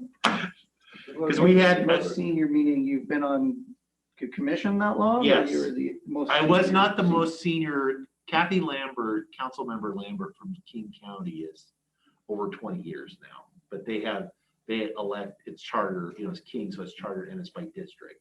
So their lines are drawn in such ways The that charter counties don't have, it's by district, but they don't have the overall vote like we do. no, it's only by It's just district. District. The district elects, and it's more like almost like a city council, and you elect your person. And it's, I mean, it's their charter, and that's how they wrote it. And that's their business, but it doesn't have that. But yeah, maybe like there was when we were going around, people were, you know, how many years because it was an unprecedented number of brand new commissioners on the board of directors where they fill, you know, their folks that either retired willingly or unwillingly.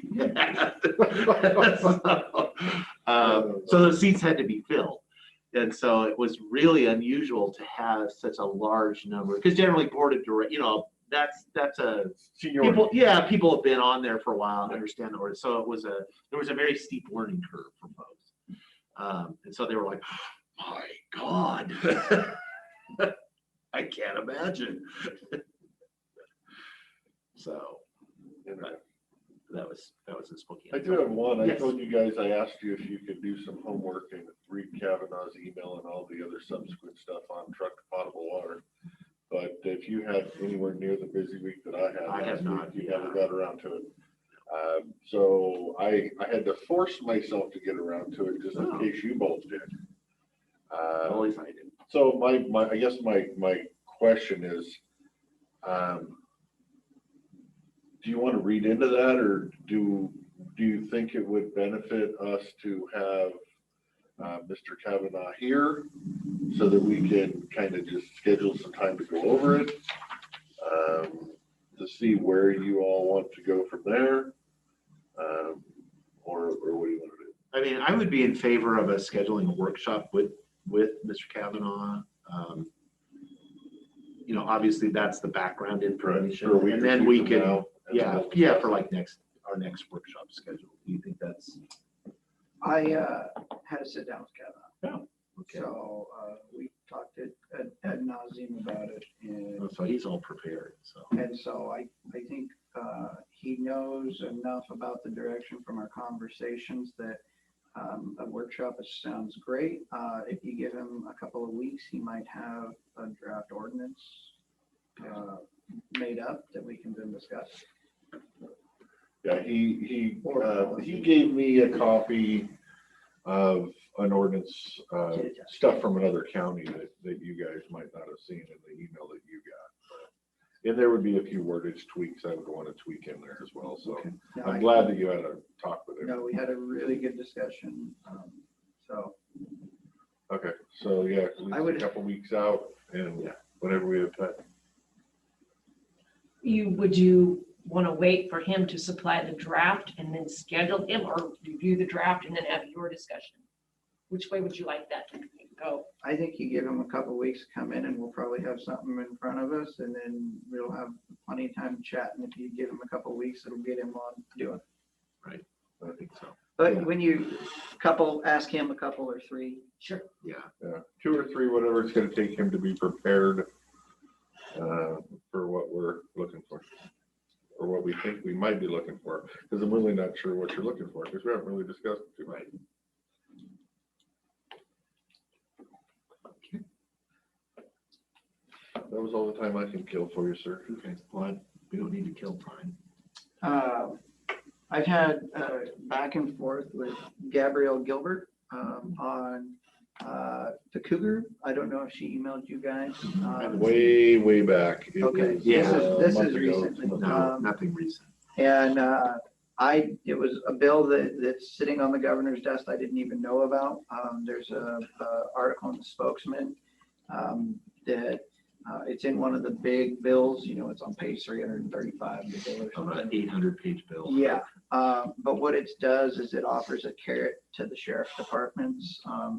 It was specifically written by the legislature for Klickitat County and 3 other counties that are now following suit. So I'll forward that link to Lee and she can forward it on to you guys. So okay, yeah. It has fun. So usually I would say, I want nothing to do with this. I stay completely out of the sheriff's decisions. Area, Personal jurisdiction. his jurisdiction, but this has budgetary implications. So that's the only hook I see. So is this a cracking down on that? Or an opening up of that? Because I know in Oregon, in Washington, for the most part, Fish and Wildlife is trying to get back to legalizing the hunting of cougars with dogs because they think there's just too many. And they're trying to get the legislature on board. And last I heard, it was at least close in Oregon. But it sounds like this is the other direction from that. It's more of a punishment for doing what we're doing. Well, technically they're giving money, but they're trying to give money to get more information and cooperation. Oh, I see. I don't know if that's good enough information for me. Yeah, no, Yeah, I'll no, forward send the it, link. I forward it all the way right now.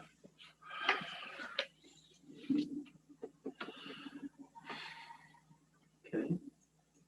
If there's nothing else right at the moment, we will adjourn for lunch. We will be back at 1 o'clock for the afternoon business session.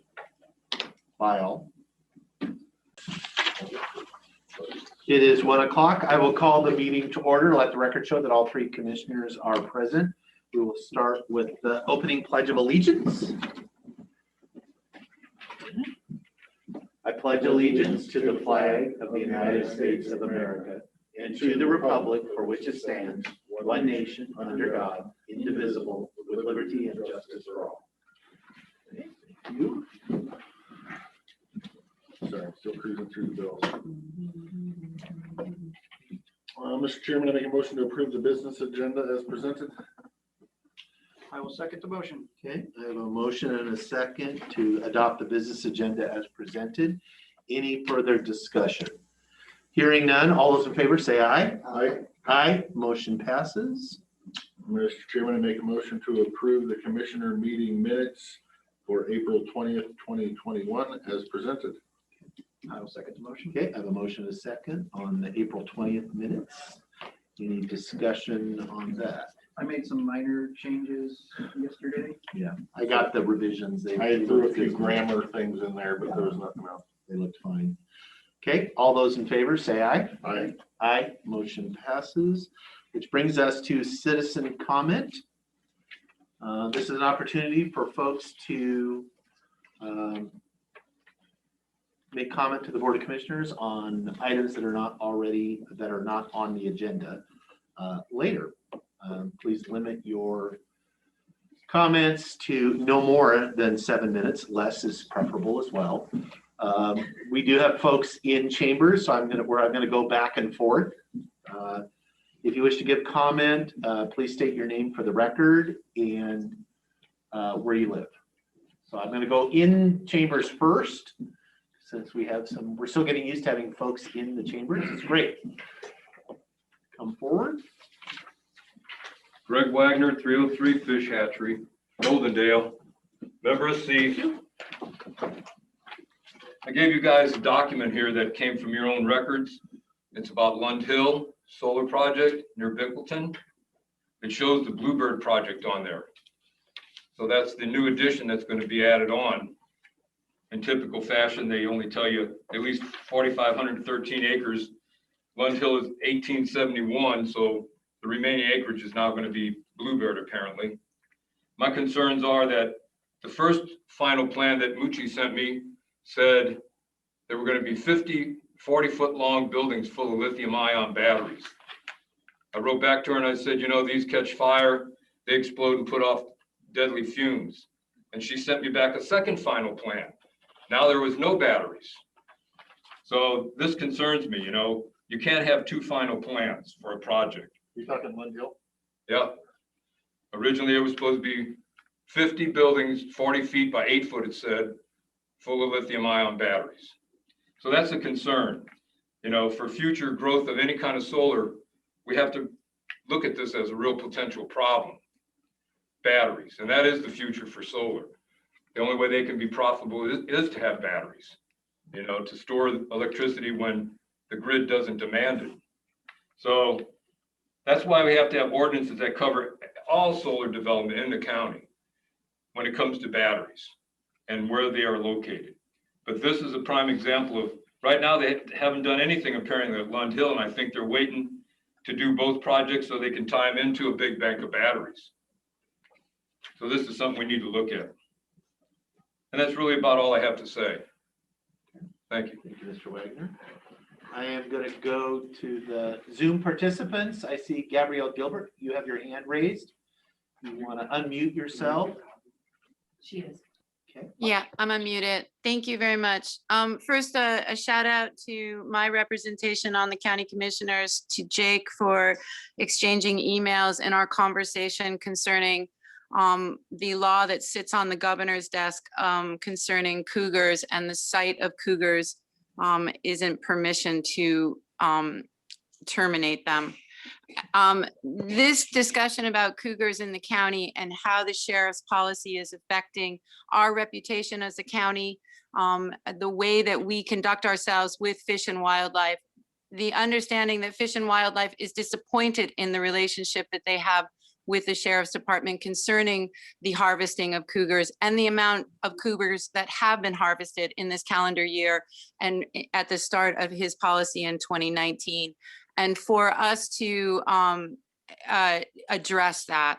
The other thing is that the law on the governor's table would allow for an agreement to be made with Fish and Wildlife to recognize them in their position for wildlife maintenance and preservation, and to also get dollars to the county. And even though it's not a large amount of money, because you're splitting a very small fund that the state would approve of, it is dollars that we don't have here. And again, our reputation as a county, what is happening statewide, publications that are coming out throughout the state concerning the conditions of cougars here in the county. This is a reputation on us. And if we're going to draw businesses to come to us to be part of our community, we need to have our reputation to be above board, the way that we treat individuals and the way that we treat our wildlife. And that is our resource, and it is a resource that matters. So those are things that I want to address and finalize.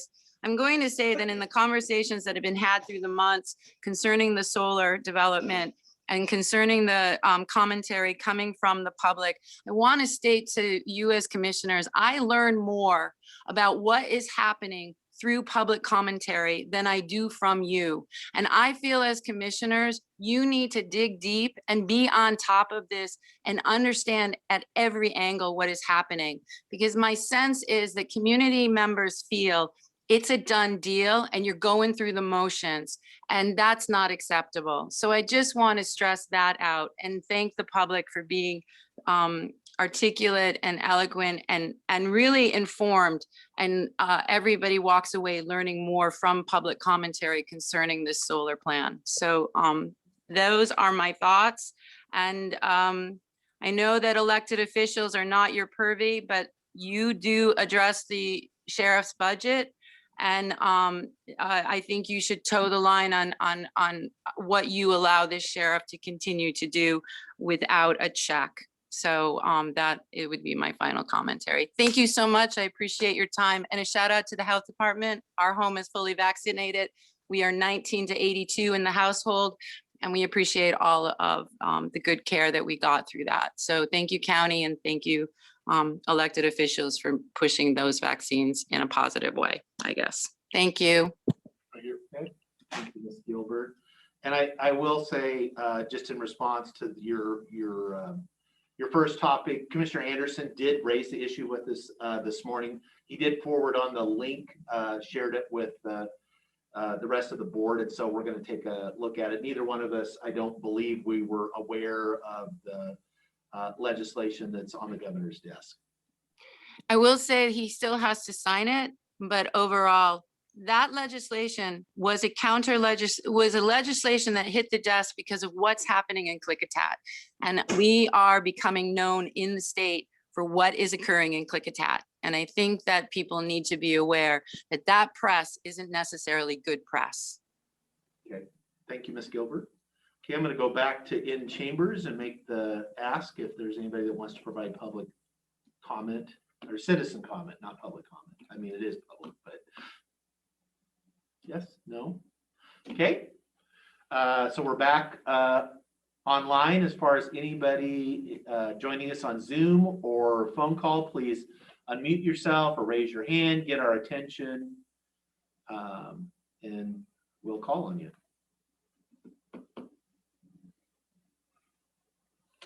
Not seeing anybody.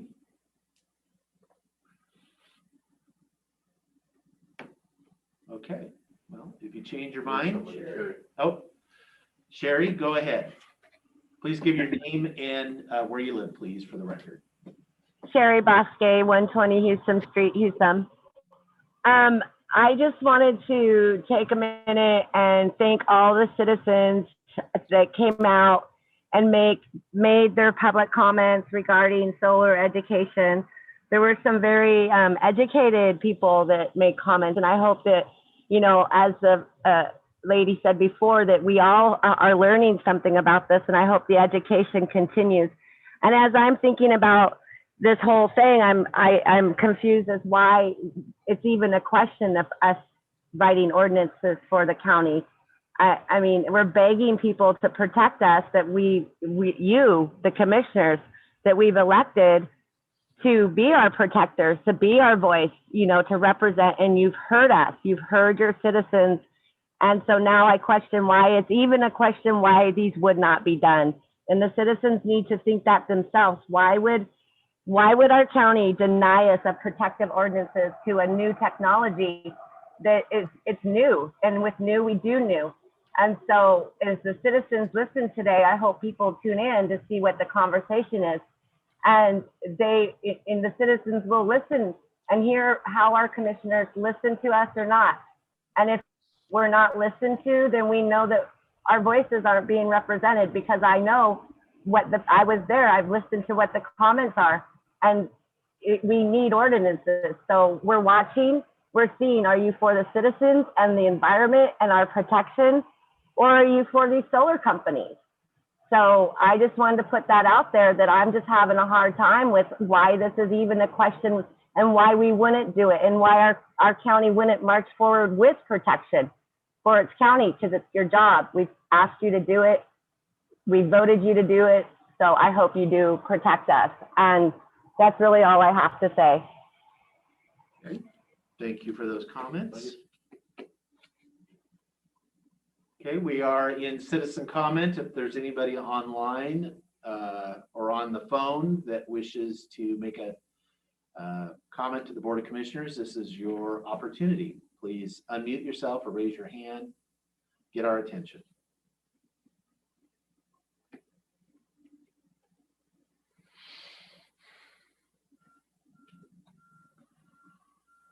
Okay, I'm not seeing anybody right now.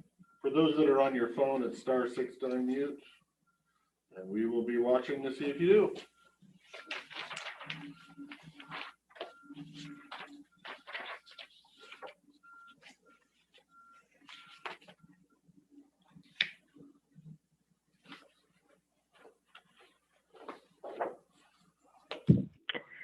Good afternoon. This is Lisa Evans from White Salmon. Okay, go ahead, Miss Evans. Okay, if I were to ask you right now not to think of red elephants for the rest of the week, most likely your thoughts are now going to be dominated by red elephants.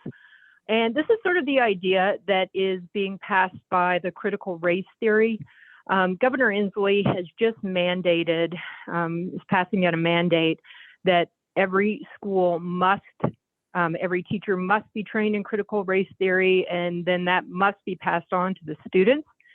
The irony of the critical race theory is that essentially what they're saying is like, you know, if I'm telling you not to think of red elephants, they're essentially going to be telling our children every day, don't be racist for the rest of your life, which will only then make them focus on, am I racist or not? And I have 3 children who have asked me multiple times, like, you know, what does that mean? I don't even know what that means.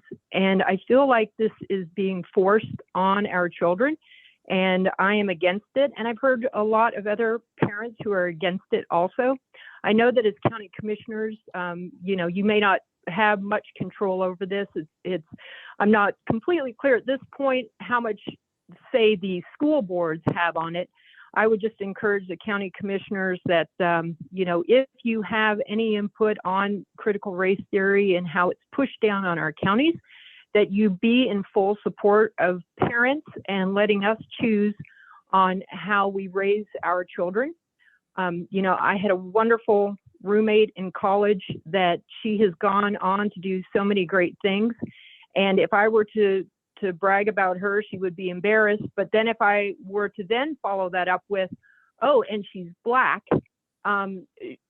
she would be absolutely horrified. I never thought of my roommate in any types of shades of white or Black or anything like that. I just looked at her as a wonderful, amazing, gifted person. And so what I'd like to do as a county is focus on, you know, that kind of education where we focus on people as being fully capable and not needing to be put in colors or looked at for their genders. So just, you know, within closing, I'd just like to say, I understand the school boards probably have the most say in this, but however the county commissioners can, you know, have some input, leave the power in the hands of the parents to, you know, to train their children, and let's focus on positive steps forward in just raising good citizens in our county. Thank you. Thank you, Ms. Evans. Okay, we are still in citizen comment. So if you've just joined us or changed your mind, you want to unmute yourself or raise your hand in the Zoom format, *6 if you're on the phone.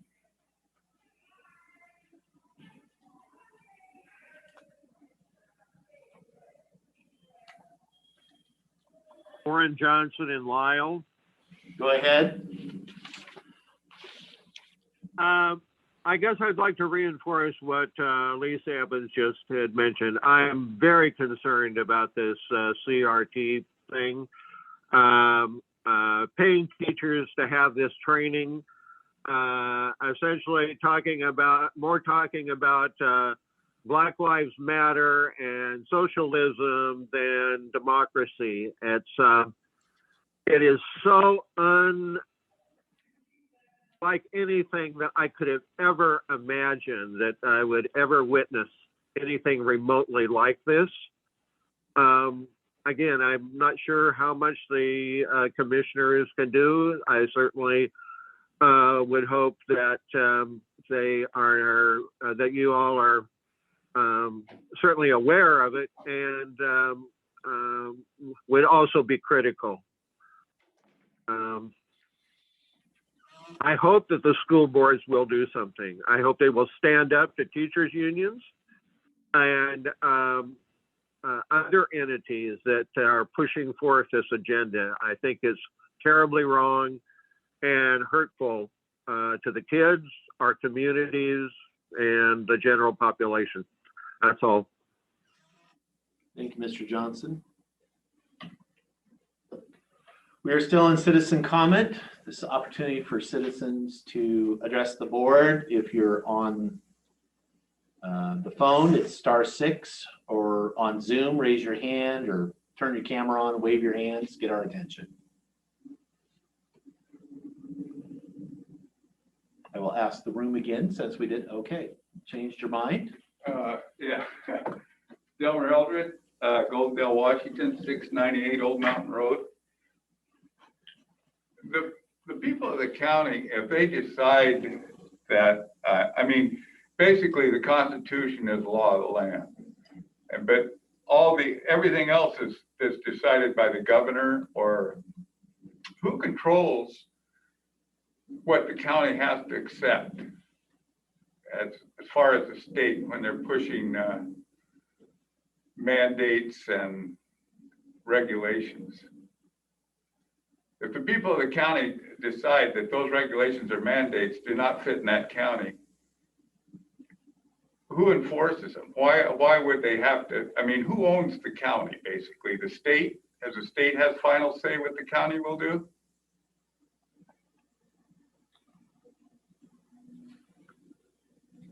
I mean, generally, I don't like to get in a give and take during citizen comment. This is your opportunity to. Anyway, I think the people in the county. I have thoughts on all of this, but the people in the county should have the final say of what the county does, as long as it doesn't violate the Constitution of the state or the United States. As determined by whom, sir? That's determined by what? As determined by whom, sir? Who is determining what is constitutional or not? Well, actually, you and I may have. The Constitution's pretty easy to read. I mean, it isn't like you got to decipher it. It's the explanations, both state and federal, and the United States Constitution are pretty easy to understand. If you got a specific area that you want to look at, it's pretty well described. It tells you basically what the government can't do, But anyway, I just wondered, it just seems like anytime the state comes up with any kind of regulation or mandate, the county just says, well, that's what we have to do. Why?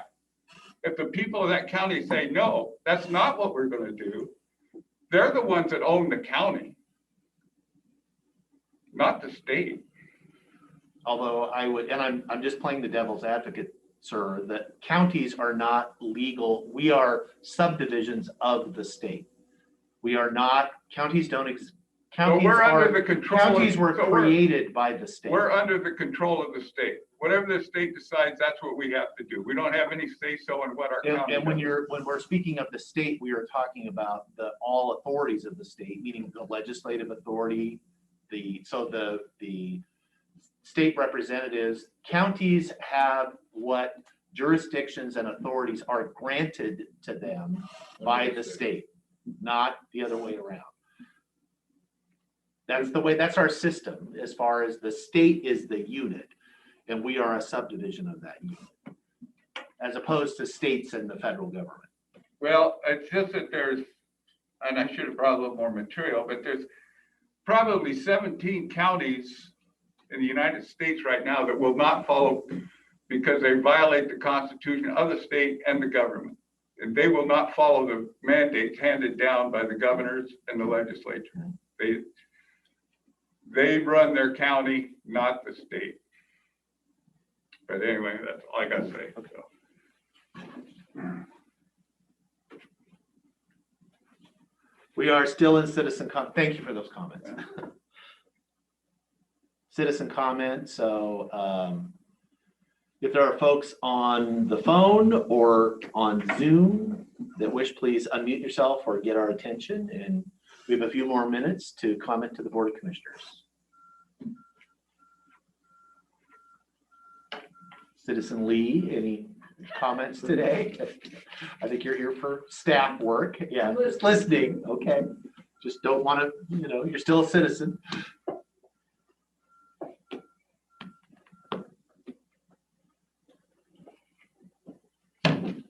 Might one make another observation?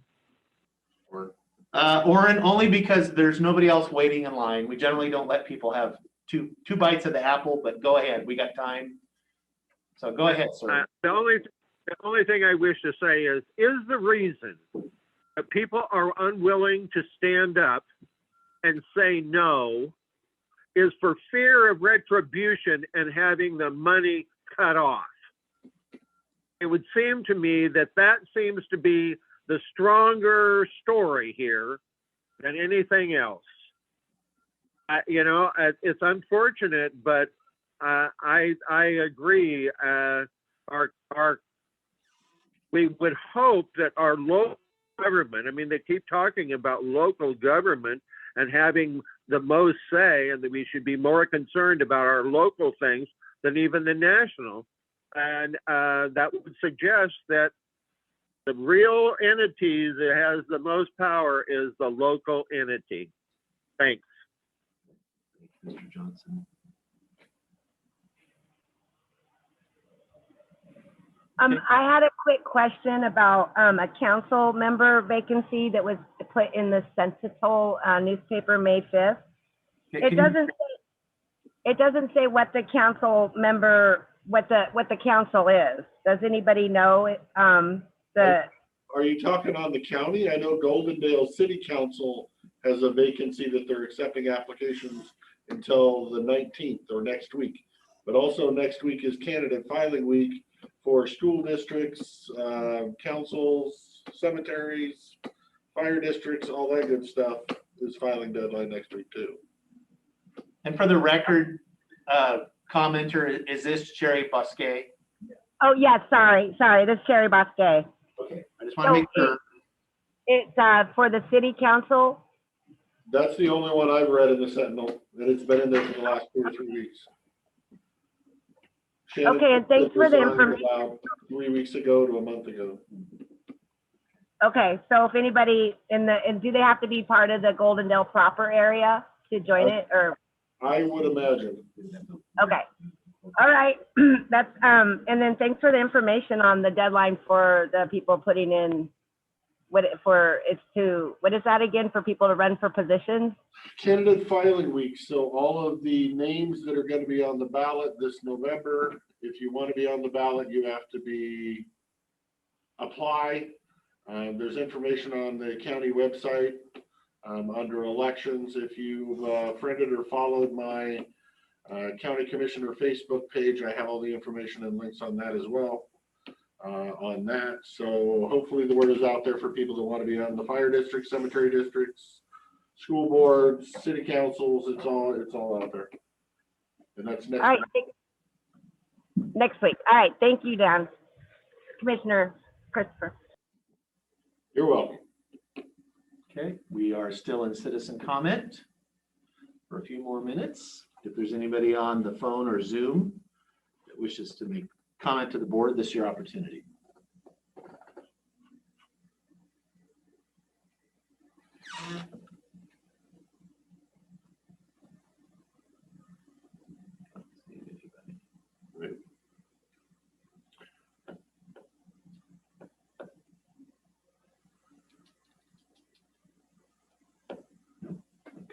Okay, we'll just 33 on Zoom. That's about normal, I would say. I still want to find out how many of these are actually ours. You could count it up. Well, some of them are just phone numbers. I can tell which ones are which, though. Okay. I'd say it's pretty close You've to got all that. the numbers memorized? Some of them.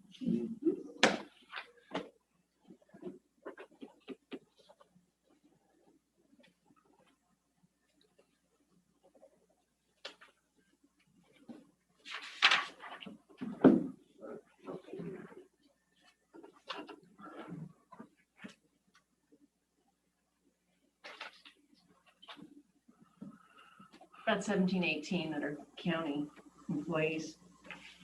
15-ish.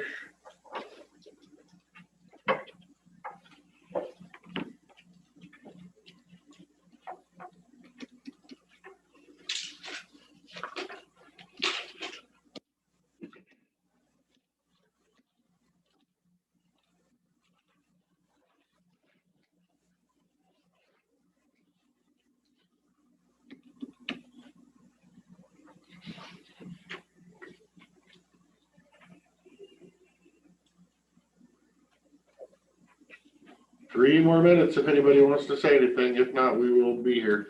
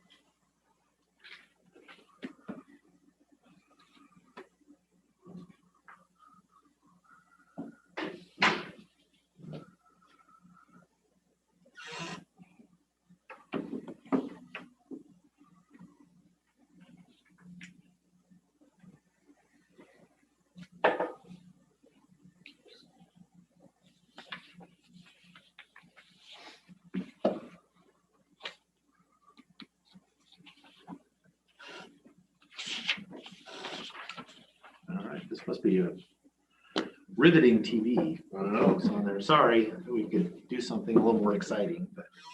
Start dancing. Yeah, that would be exciting. All right. Okay, I'll take the last second. This is Sherry Bosque again.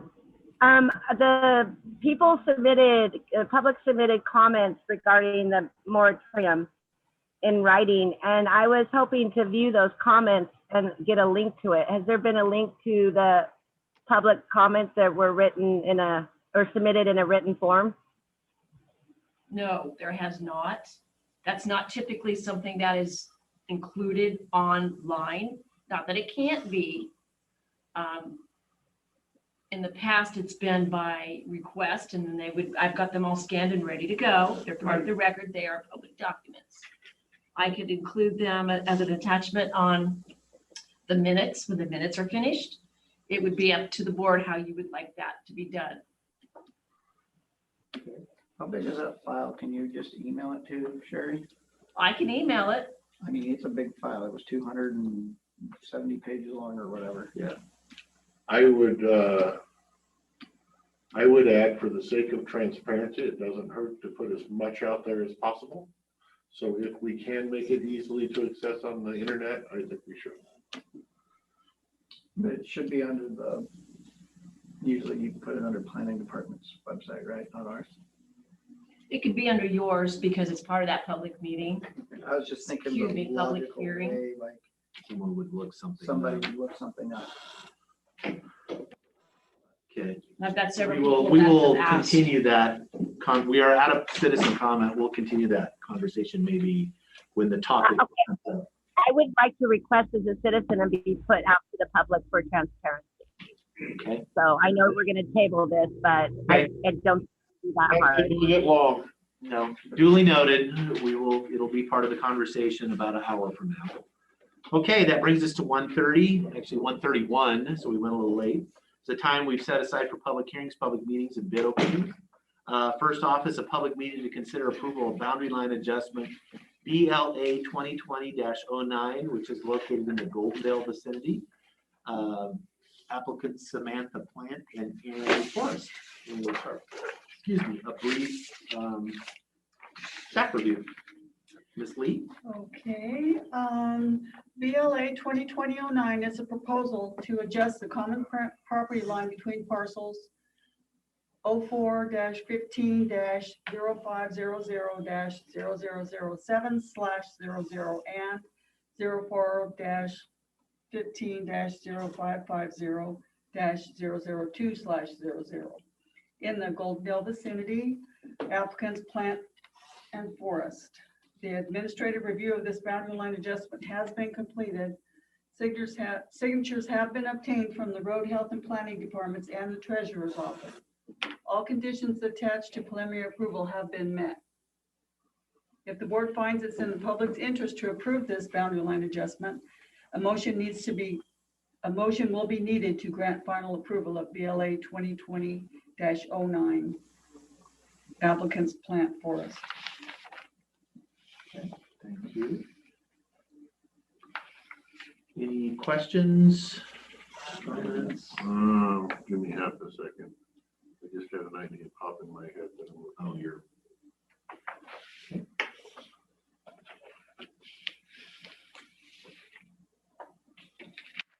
I should say the applicants are Aaron and Zelia Forrest and Samantha Plant. And Aaron Goss.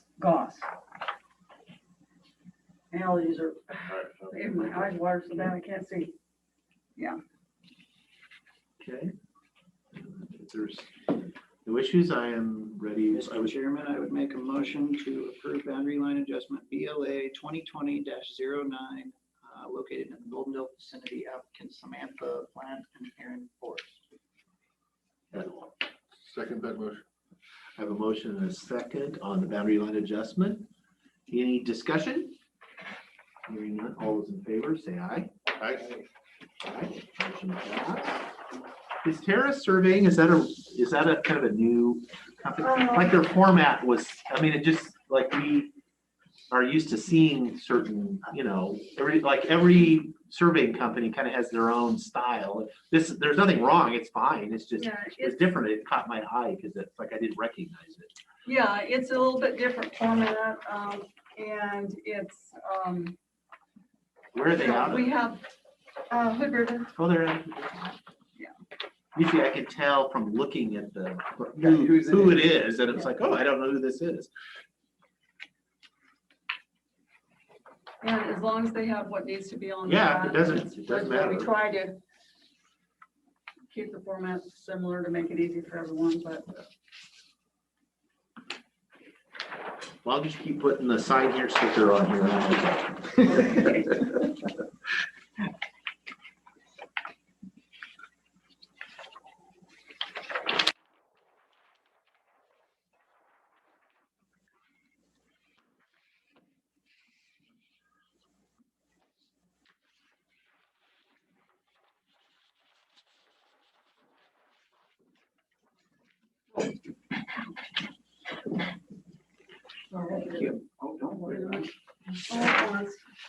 Next is a public meeting to consider approval of boundary line adjustment BLA 2021-01 located in the Houston vicinity.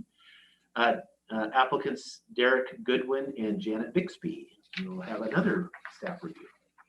Okay, this BLA 2021-01 is a proposal to adjust the common boundary line between parcels 04-11-3151-0001/00 and 04-11-3151-0002/00 in the Houston vicinity. The applicants are Janet Goodwin and Martha, Janet Bixby. Got something wrong here.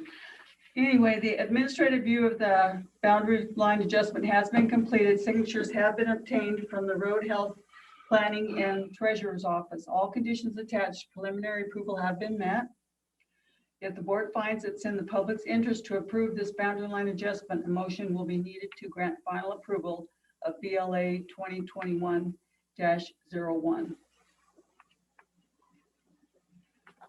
Okay, thank you.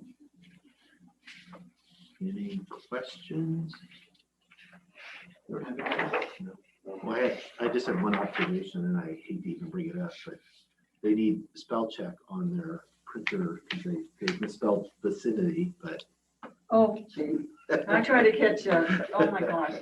It's okay. It's still legally binding.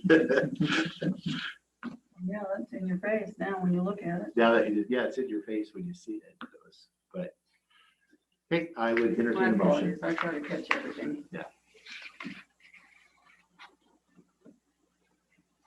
Mr. Chairman, I would make a motion to approve BLA 2021-01 located in the Houston vicinity. Applicants are Derek Goodwin and Janet Bixby.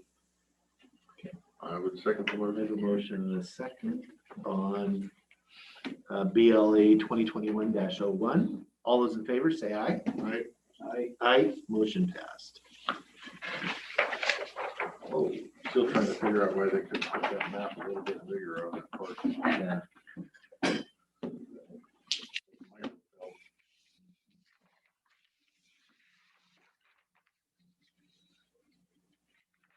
It says not to scale under the vaccine. Posted. Yeah, but there's so much room that it should be expanded. I mean, there's Yes, we plenty of- realize it's, plenty of empty there's space lots of there. room on there, right?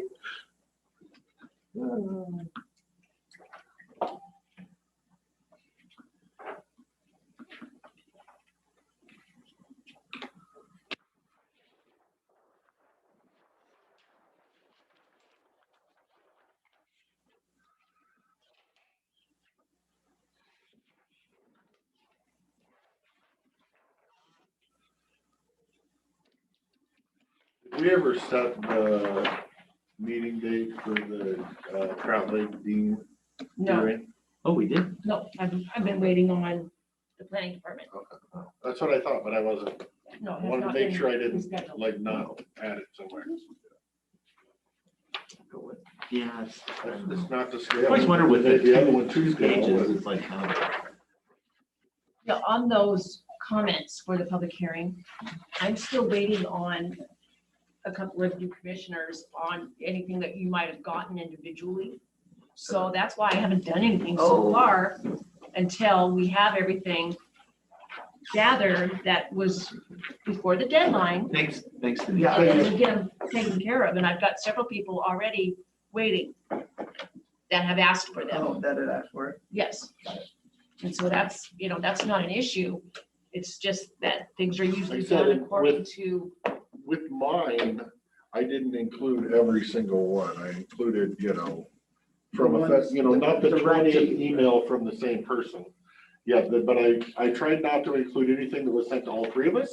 Yeah. Or anything that was sent to the BOCC, because you had already seen those. Correct. So anything that was sent just directly to me, I tried to catch all those and hopefully I caught them. If they had anything to read. Planning on this.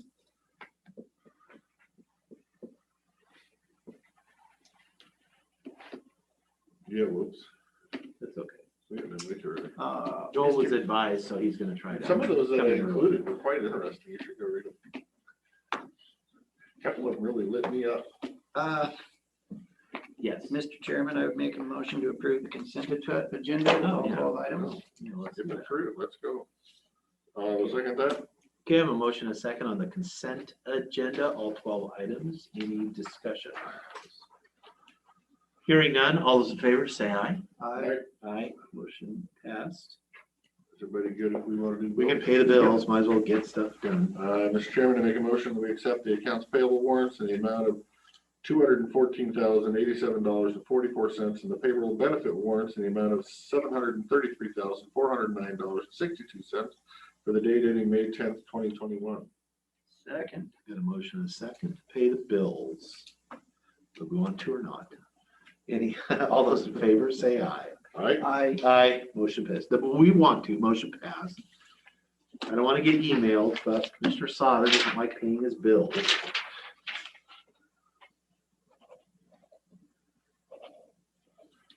and Joel is on Zoom. Oh, yes. Okay, there he is. He popped. We got a pay estimate too. Yeah, let's go ahead and do that too. Mr. Chairman, I make a motion to accept pay estimate number 6 to Justin System Corporation in the amount of $22,789.63, including sales tax at 7.5%, which is $1,709.22.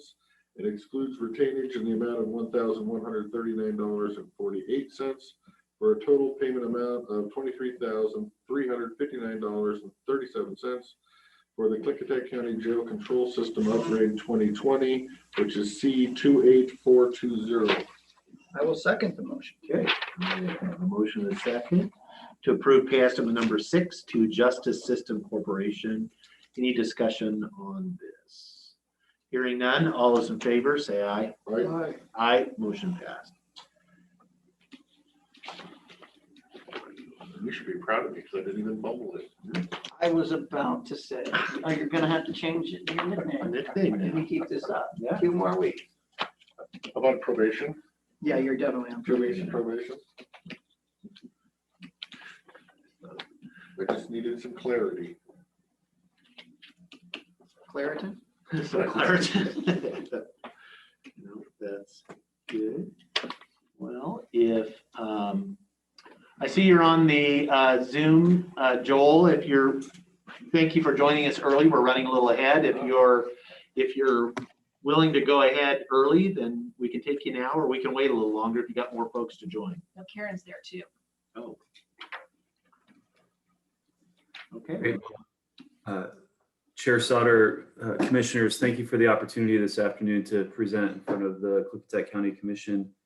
I'm Joel Mattson, the Executive Director of Columbia Gorge Housing Authority, the Mid-Columbia Housing Authority, and Columbia Cascade Housing Corporation. And I'm here this afternoon with my colleague and teammate Karen Long, who works with our organizations as well. I hope to provide just a general update on who we are and what we are doing within Klickitat County and our service area. We also have a specific request and ask that it should have been included in our information, and Karen can provide more information on that request. So with that, and also I'm happy to take questions however you see fit, either during the presentation or thereafter. With that, I'll jump right in. Would you mind if I share a screen? I do have a presentation, otherwise I can talk through that presentation. Nope, that would be fine. Leo. Did we He set should that? be, he should be, He see should if be you able could to press see. the share content or your share your screen. If not, Great. Try it. hopefully it does it. Great, so can you see my Yes. screen? Perfect. So as I mentioned, I'm Joel Matson, the Executive Director, and help to lead these 3 organizations. I want to particularly just note that Columbia Gorge Housing Authority is Klickitat County's public housing authority. And it is a regional public housing authority in partnership with the City of Goldendale and Skamania County. And Klickitat County has 2 appointments to our board, one of which is Chair Sauter and another Rosemary Hoyt, resident of Klickitat County, that are appointed to the Columbia Gorge Housing Authority Board. Columbia Gorge Housing Authority works with the Mid-Columbia Housing Authority to carry out our business. And we have an affiliated nonprofit called Columbia Cascade Housing Corporation that also helps carry out our mission, primarily through the development activities, is where Columbia Cascade Housing Corporation, a 501c3, helps to achieve our mission. So together, these organizations unlock access to clean, safe, and affordable housing for lower income households throughout Klickitat, Skamania counties in Washington, and Hood River, Wasco, and Sherman counties in Oregon. We value that our affordable homes support children in learning, parents in earning, and families turning to a better future. And the stabilization that our housing programs provide certainly help us and remind us of how important these values are. We conduct business primarily through 4 lines of business. First being rent assistance administration. We administer federal, state, and local rent assistance programs, the largest being the Housing Choice Voucher Program, which is a federal contract that we administer within our service area. We have asset building and resident services, and my teammate Karen will talk more about those in a minute. As I mentioned, we are housing developers. We have a portfolio of housing, and we're actively working to expand on that portfolio. And we work with current and future homeowners to recognize and realize that dream of becoming a homeowner, and where it makes sense to maintain that homeownership. Sometimes if faced with foreclosure, helping them navigate that foreclosure process. I mentioned our largest rent assistance program is the Housing Choice Voucher Program. Throughout the 5-county service area, we invest about $483,000 a month on behalf of approaching 900 households. We have about 140 to 150 households that are served directly in Klickitat County. Obviously, that's working directly with private landlords here in Klickitat County. I'm going to turn it over to my teammate Karen to talk a little bit more about some of our work as it relates to COVID-19 response. Good afternoon, everyone. Karen Long. On the Washington side, we've been operating the Klickitat Skamania Community Development Block Grant COVID-19 program, which thank you to Klickitat County for sponsoring that program. This provides rent, mortgage, or utility assistance to households who have lost income due to COVID-19. It's a maximum amount of $3,000 per household. And we have been using a lottery system to distribute those funds to make sure that all of the jurisdictions that were part of this grant are getting funding. So that's Skamania County, City of North Bonneville, City of Stevenson, Klickitat County, City of Bingen, City of White Salmon, and City of Goldendale. And so far with that program, we've helped 7 households in Klickitat County. Okay. Any questions? Yeah, I did. Karen, can you remind me again, what was the total grant award? Was $131,850. Oh, okay. Not about, exactly. Okay. Thanks, Karen.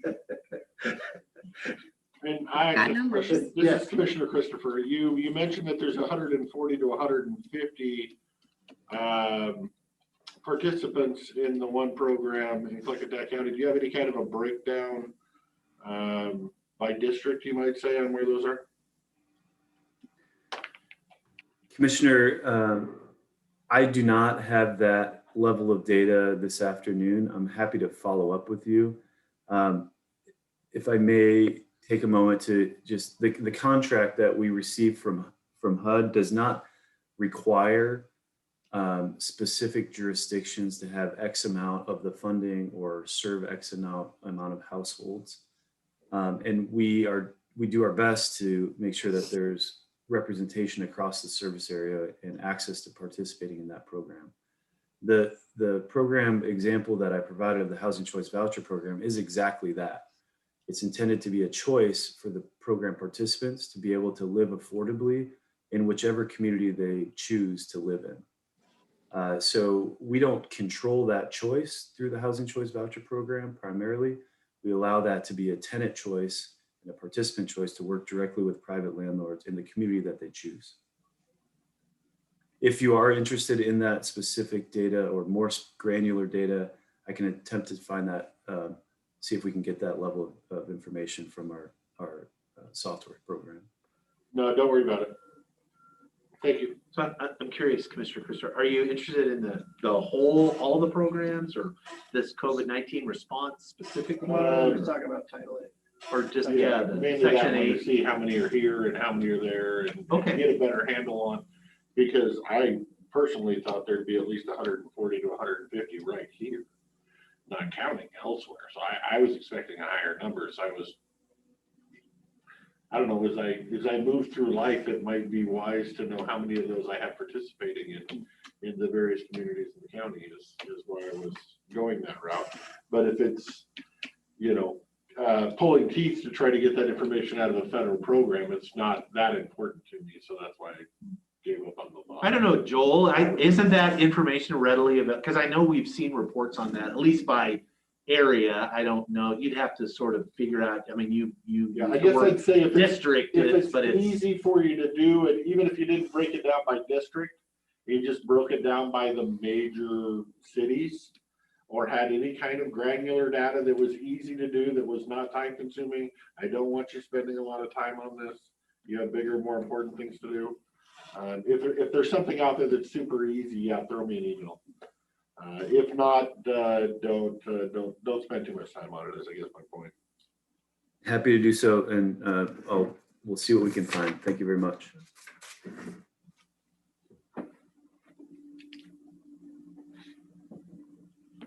Karen, I'll advance to the next slide here, I think. Wow, that's an interesting slide thing there. Yeah, the way that works. Sorry, bear with me. Hopefully I don't make you dizzy here. I'm going to get motion sake in a second. There we go. We're back in target. Here we go, Karen. We also offer some asset building and self-sufficiency programs to the community and to participants in the Housing Choice Voucher Section 8 program. First, we offer financial education classes using this Your Money, Your Goals curriculum. Because of COVID, we've offered these classes via Zoom. And we offer a class on credit, so building and repairing your credit, a class on banking basics, a class on budgeting, and a class on debt and predatory lending. We also offer the Family Self-Sufficiency Program, which is a HUD program available to participants in the Housing Choice Voucher Section 8 program. It's an asset building program intended to help participants increase their income and reduce their dependency on public assistance. So the caseworkers meet with the families and talk about their goals and connect them to services like education or job training, career development. We do a lot of focus on career development instead of having people just find a job, like figure out what they want their career to be, to help them find higher paying jobs so they can move their way off of public assistance. Right now, that program has 15 families that participate in Klickitat County. Okay. Questions for Karen on this?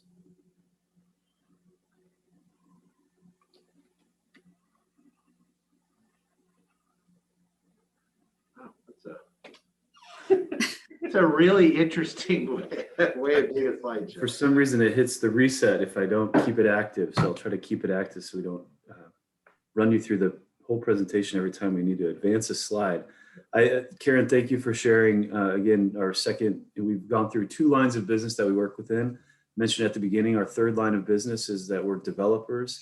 We develop, own, and operate a portfolio of affordable housing communities throughout the Gorge region, from Cascade Locks, actually further west, North Bonneville in Skamania County, all the way out east to Roosevelt, which doesn't hit this map, but we do have a property in Roosevelt at Pueblo del Rio, in eastern Klickitat County. Again, 389 apartment homes within our portfolio. This slide is a picture of some of those properties. Down here on the bottom right is Pueblo del Rio, 20 units, as I mentioned, out in Roosevelt, Washington. We do maintain pretty high occupancy rates for our properties, specifically in Klickitat County. I checked this morning, Pueblo del Rio has 18 of the 20 units that are full, actively housing households here in Klickitat County. Also, we have units in Goldendale, all of which are currently full. White Salmon Seniors, we have a 6-plex and White Salmon, 1 currently vacant, but in the process of being leased up. So again, our portfolio is approaching 400 units, and we're actively working to build more and recognizing the need for so much more affordable housing throughout our service area. Want to take a moment to especially thank Klickitat County for investing in our work to develop an assisted living facility for residents of Klickitat County and the surrounding communities. We recognize that there are 0 options for our aging neighbors that need a higher level of care in this facility type setting, and to be able to age with dignity and in place here in Klickitat County. We look forward to breaking ground and building out this important community development starting in the spring of 2022. Just as a reminder. When do you expect that to be done? Or we anticipate about a 15-month construction schedule. So starting in April, it'd get us to the summer of 2020. Yep, correct.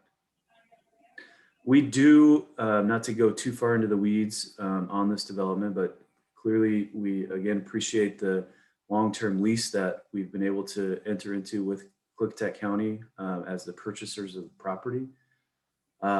We do still have a construction sources gap that we are actively working to fill. And we anticipate leveraging an existing housing trust fund award, which is state of Washington funding source for affordable housing. We anticipate leveraging that with USDA rural development direct lending product and other sources to make these 52 units of assisted and memory care come to life in Western Klickitat County. Joel, can you refresh my memory of the 52 units? How many of those are memory care and how many are not memory care? Chair Sauter, there are 16 units that are identified for memory care, and then 36 would be the remainder for assisted living. Okay. Like memory care, you mean the Alzheimer's care? Yeah. guess that's the kinder, gentler way. Can we jump into the little deeper? How much is your funding gap do you currently have, Joe? Commissioner Anderson, our current iterations show over $2 million in a gap of development sources needed to advance this. In all total, it's $18 million community development. And that's really kind of the equity piece, right, that we're trying to identify yet to be able to make this move forward.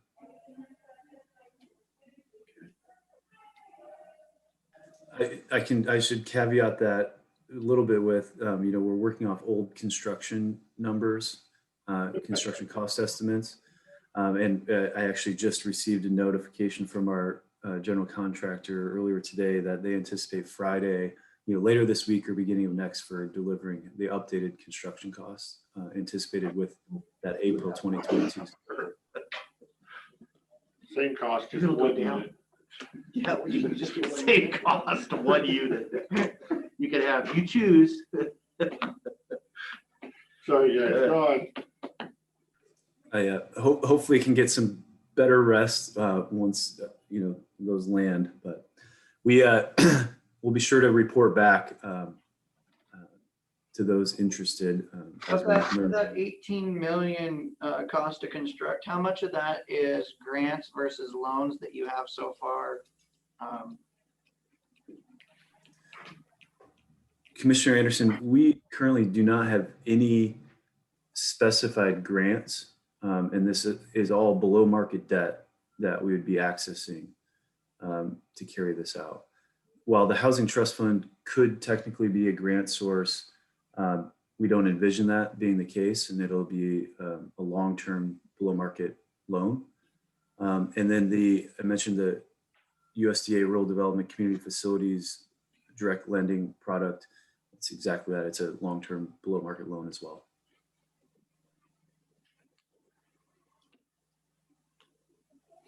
Have you got your licensure to operate already for this project from the state?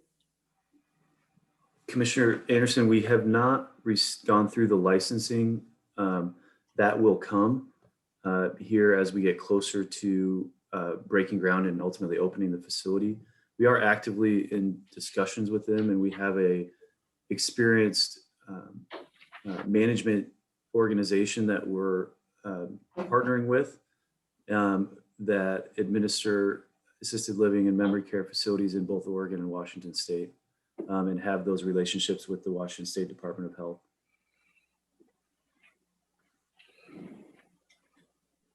I was thinking that there was some kind of a grant or something. I mean, I can be completely wrong. I'm new to this game. That, if we provided 10 beds for low income something, was that part of the loan and not a grant, or what was that about?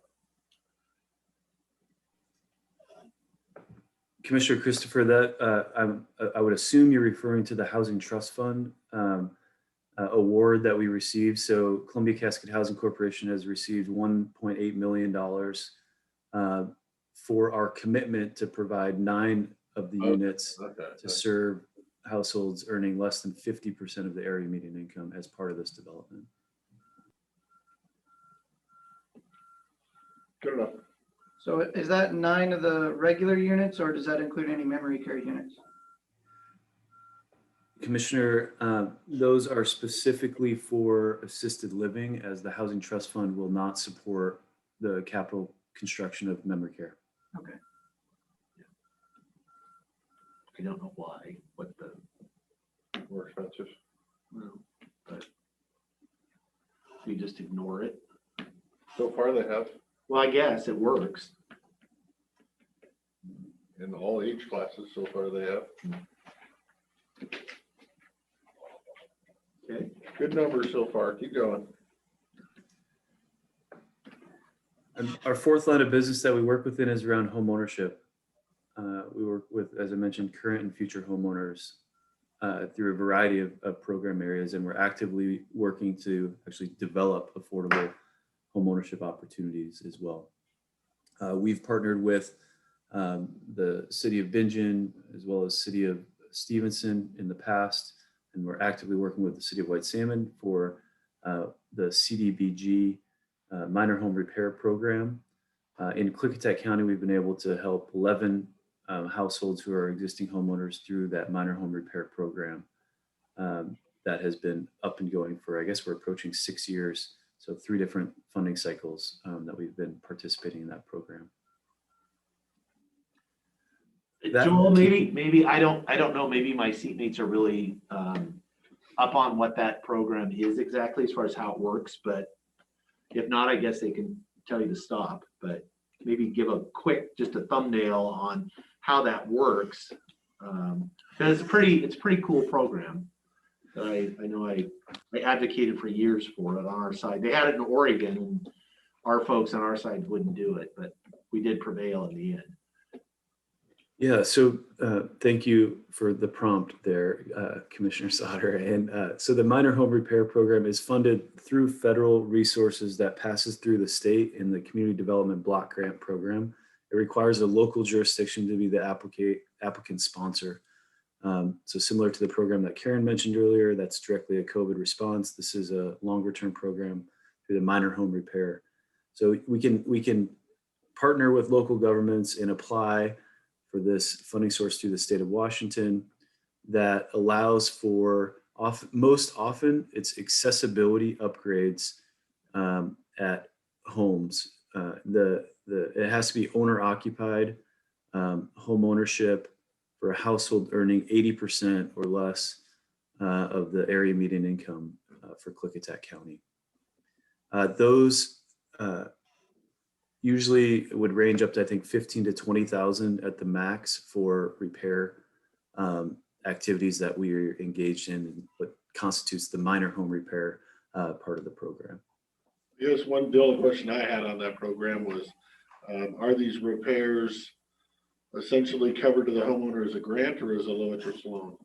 It's a no interest loan. No interest loan. That's what I figured. So, all right, I had it right. Yeah, no. So it's not a grant, although as long as you stay in the home, it is not.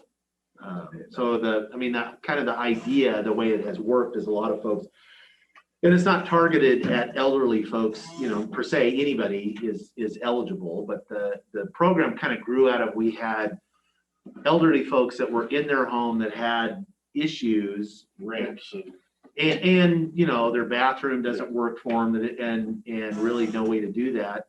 They can access this program, make the repairs. The hope is they stay in their homes, and then when they're no longer in their home for whatever reason, the debt is then cleared at the end. Right.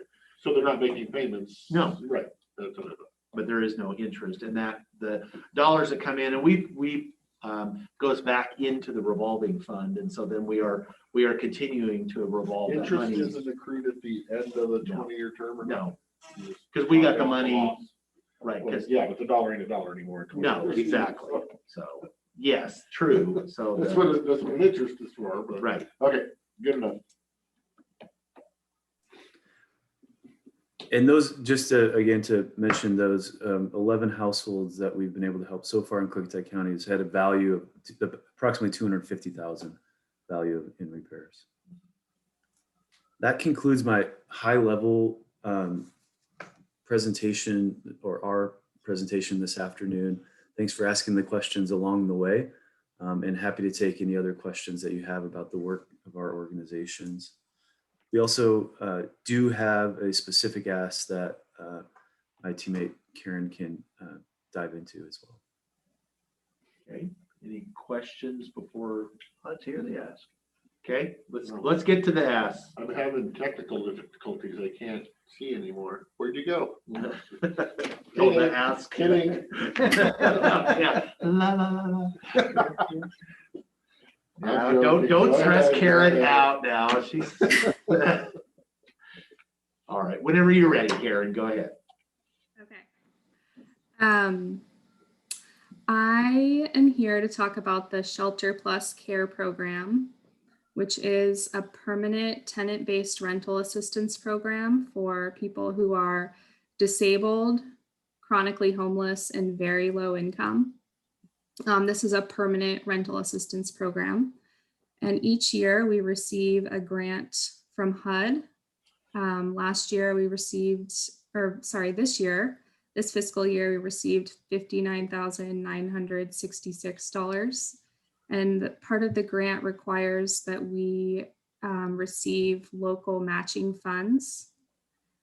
So each year we make a request of $10,000 from Klickitat County and also $10,000 from Skamania County as matching funds for that federal program. So I'm here today to make that request. The funds from Skamania County come out of the homeless housing funds that are there as a part of the document recording fees. And in Klickitat County, the funds have historically come out of the affordable housing funds. Also document recording fees. Yes. Is this also a voucher program or? It is, yes. So it's a voucher program, again, for people who are disabled and chronically homeless. It's a really small program, so we only have 4 households right now in Klickitat County, but we do have an application period open right now, and we're hoping to get 2 to 3 more households. And even though it is small, we're talking about a population that is the hardest to house. So it is a small program, but it is really important to help these people who are most vulnerable here. Okay. Questions about this program? Are any of the 4 people also eligible for Section 8 housing as well? They are, yes. I did not know that. Are they on Section 8 housing as well? No, most housing programs, you can only receive 1 subsidy. The difference of this program is that it has a caseworker that's dedicated to this program. And so it's given the population of people on the program, they just need a little bit extra help finding a unit, keeping their housing. Housing requires a lot of paperwork. And then someone's there to also connect them to services to help keep them stably housed. That's the plus care part. Yes. But you can only receive 1 subsidy, so you can't double dip as far as from the 2 programs.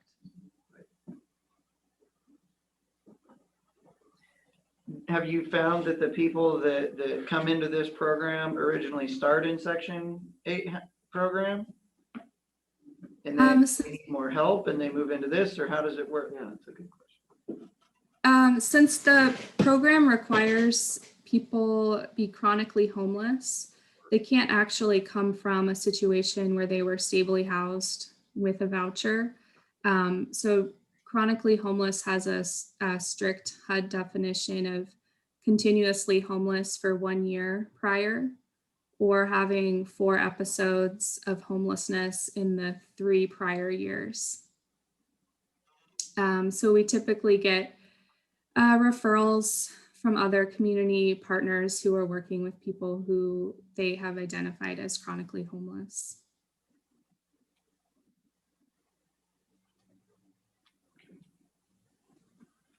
Questions?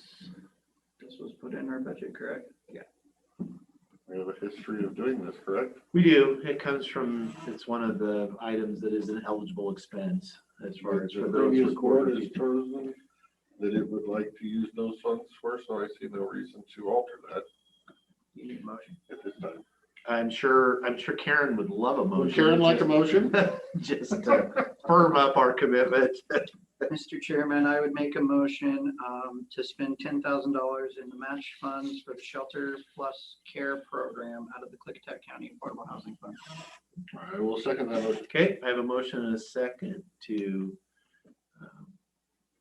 authorize 10,000, or I guess commit 10,000 as the grant match for, out of the Affordable Housing Fund. Any further discussion?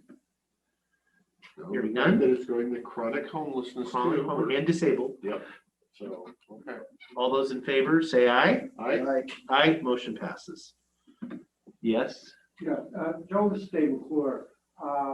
The board typically sends a letter noting that you've committed the funds, and it would be like and correct me if I'm wrong, Joe, the calendar year would be like March 2021 to 22 is what you're looking for the commitment for.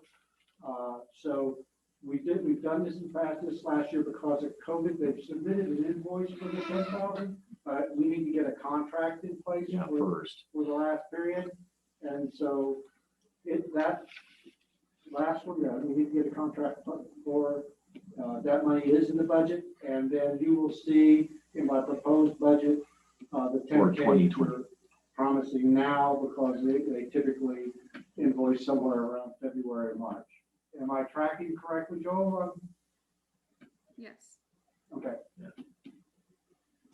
Karen is the expert on this program, so I would defer to her. But it sounds like that's the case. Thank you. Karen said yes, so yes, do that. Karen allowed it. Okay. All right. Thank you very much for the opportunity to present our activities in front of the County Commission here this afternoon, and appreciate the partnership of past and look forward to a continued partnership with Klickitat County. Okay, one question before you go, both of you. Has Skamania County already committed their 10,000? Yes, they have. Oh, darn, they got ahead of us. That's all right. And catch their check. If there's a nuance to their approval, also they've actually approved the IOU. It's through their homeless housing funding source, which is Oh. different than what Klickitat County is doing. Oh, that's true. Nonetheless, There's logs. Well, you could. Two yeah. logs. Two logs. Yeah. They paid in trees. 5 sheets of plywood. 5 sheets of plywood, you're all set. So. Trading in 2x4s. So. Yes. All right. Thanks, guys. I Thank appreciate you. it. Good update. Bye now. Okay, we are running a little ahead of schedule, and due to the next scheduled subject, I want to wait until the scheduled time to begin that, because I assume we will have folks joining us at 2:30. Yes. He was on. Okay. Do you want to update on the tribal meeting? Yeah. Oh, there we go. There we go. All right. Let me pull up my other note.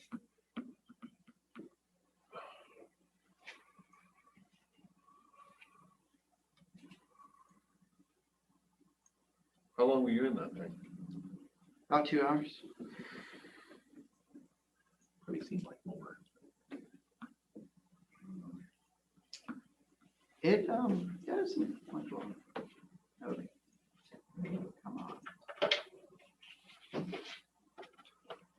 Too many things open. Q, are you there? I just want to make sure he's there. The prosecutor is online. Okay. He may not be listening, but he's there. That's all right. Well, I'm sure he's listening. So, thank you for the appointment as a liaison to the tribe, gentlemen. The Tribal Law and Justice or Legislative Committee made a recommendation for the whole tribal council to have me go and present to them and to reestablish conversations and communications. I think everybody asked the question, is it reestablished or is it just established? So were you meeting with the committee or the entire council? So it was with the entire tribal council. So there are 14 members. And then the general council executives were there, the 3 executives of the general council, and then their attorneys behind. And it was it exceeded all my expectations by far. Very kind, considerate, both two-way dialogue that was super positive. I heard from their deputy director of natural resources. Of course, natural resources is pretty high on their priority list. And so we talked about, fisheries, everything under the sun. And they are very interested in continuing conversations. Their tribal, the tribal council chairman was in favor of trying to hash things out before it gets to the lawyer part. Yeah. And so I went in there with the action item of if I was appointed the liaison to the council or to the tribal council, it would be great if you guys had a liaison back to us. Yes. Whether it's they come and present to the three of us or that person, or whether that person and I work together to create, that kind of rapport. There was really no negativity that was really pushed. We want to work together. I used the example that we are working together, and I used, I'm sure you guys saw the email, or I guess Bob brought it up, the 3 gentlemen that went in the river. And that's a primary example that we are working together. One of the main things, they brought up a few things that we've talked about, at least Dave and I had talked about in my previous role, was the dredging of Region 6, so the area above Bonneville Dam. They spend all this time, effort, and money raising fish at the fish hatchery there at the Klickitat to have all the little fish get eaten at the mouth because it's so shallow and all the birds and the bass are in there. And so they've had a hard time with the Army Corps, and they would love our support in trying to get the Army Corps to dredge that. They talking just dredging the channel? So you'd be dredging the You wouldn't be channel. Dredging the sandbar. But then also, so there's the mouth of the Klickitat, but then there's also the mouth of the White Salmon. And then there's also all the in-lieu sites that are all silting in, and the tribal fisheries treaty sites, because there's difference. And I stated that, this had come up in my previous role working underneath Dave, in which it sounded always like a good thing. But one of the other options was, when they blew a conduit dam and it filled in the mouth of the White Salmon, one of the questions was, well, why should we should just buy a dredge because this is ongoing. And so that was one of the things I brought up, that, there should be a dredge on the Columbia dredging these things out all the time. But that was an action item I wanted to bring back to you guys, is that's something that we could support is the dredging within Region 6 and giving the tribe a letter of support so they can take it to the Army Corps as well. Me, I know quite a bit about rivers and fish and habitat and all those things. I have absolutely zero problems with dredging those mouths. I do question whether you get state ecology buyout, because the first complaints that always happen are stirring up sediment to cover spawning beds, although salmon don't spawn in the sand, but that's always the argument that happens every time you're trying to drive a piling or dredge. So I worry that it won't go anywhere, but I'm all in favor of it. Well, they are dredging below Bonneville Dam. Sometimes during certain seasons, during Absolutely. with special permits, and it's so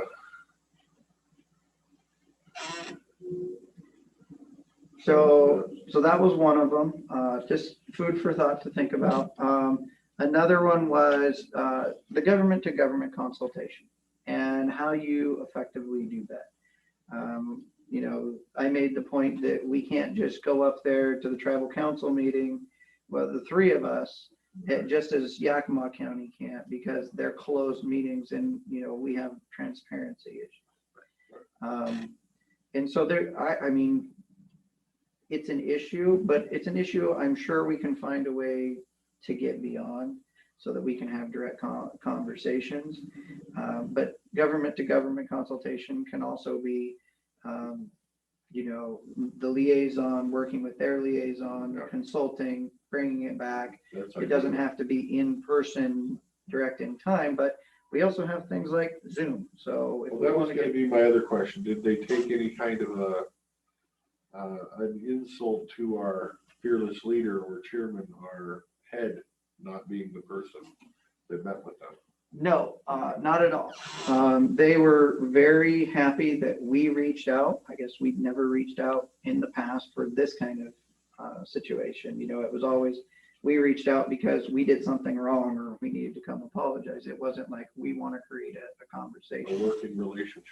And it was, I mean, the tribe is changing just as we're changing with COVID, and you know, think about the differences of opinions on this board. Right. Yep. Imagine having a board of 14 in the amount of the differences of opinions and trying to get to, you know, some sort of a decision. But everybody was super welcoming, every single one of them. It was really positive. And then the other one that they brought up that I pieced together was their cultural, the chairman of their cultural resources committee brought up, why do we use these outside consultants to tell them what their cultural resources are rather than using their tribal cultural resources, and wondering if we can make some sort of agreements that we use some of their cultural resources. I said, of course, I'll bring it back to talk about, but I'm sure there's a lot of discussions to be had, but the only way that we get there is through having these discussions. Yeah.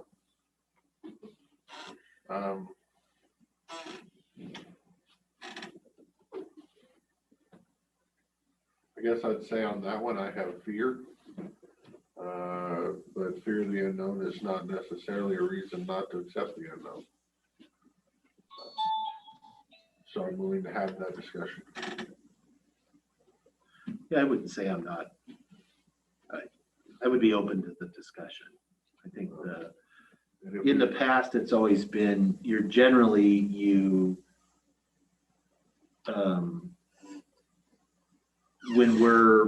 they should certainly have expertise on their cultural resources, and I would certainly acknowledge that. But sometimes we are commenting or getting information that they're going to be the one to provide the oversight, or that they're going to be kind of judging what it is, that you want an independent third party outside just to get a different perspective necessarily, because especially depending on the project. And that's what I'm saying. I think that as we go forward, if we have a project that we might want to, I guess I'd say, sample the idea to see how it worked on that particular project. I don't want to sign into any long-term agreement, but if we find one that, we'll give them a try and see where it ends up, I'm kind of fine with that too. I mean, with the timber, fish, and wildlife agreements, I mean, I think most people can agree that those have been wildly successful compared to where we were, 20 years ago. And that's a low bar, but that's what I'm saying. But any step in yes. I mean, the first step in the right direction. This is right. This is extending kind of a, hey, I'm giving you trust. Yeah. Help me help you. And I think that would go a long way. And if we found a nice, quiet project to try that on versus some, Party Road or something. And so that was the part that was dealing with us.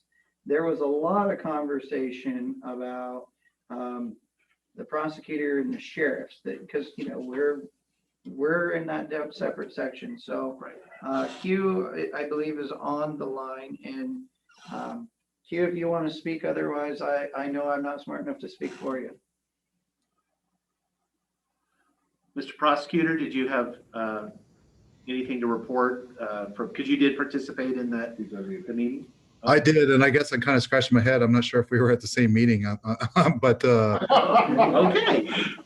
But right now, I'm different people have different perspectives. Go ahead. I'm going to withhold any comment right now. Okay.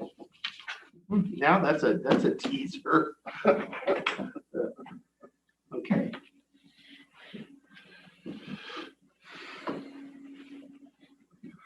Anything else to? Just that I think I remember this is the very first, and everybody was And I'd be the first one to say that like the issues like that we as commissioners have with the council will likely be completely different than the other electeds, whether it's the prosecuting attorney and the sheriff. And you could definitely tell that difference that was there.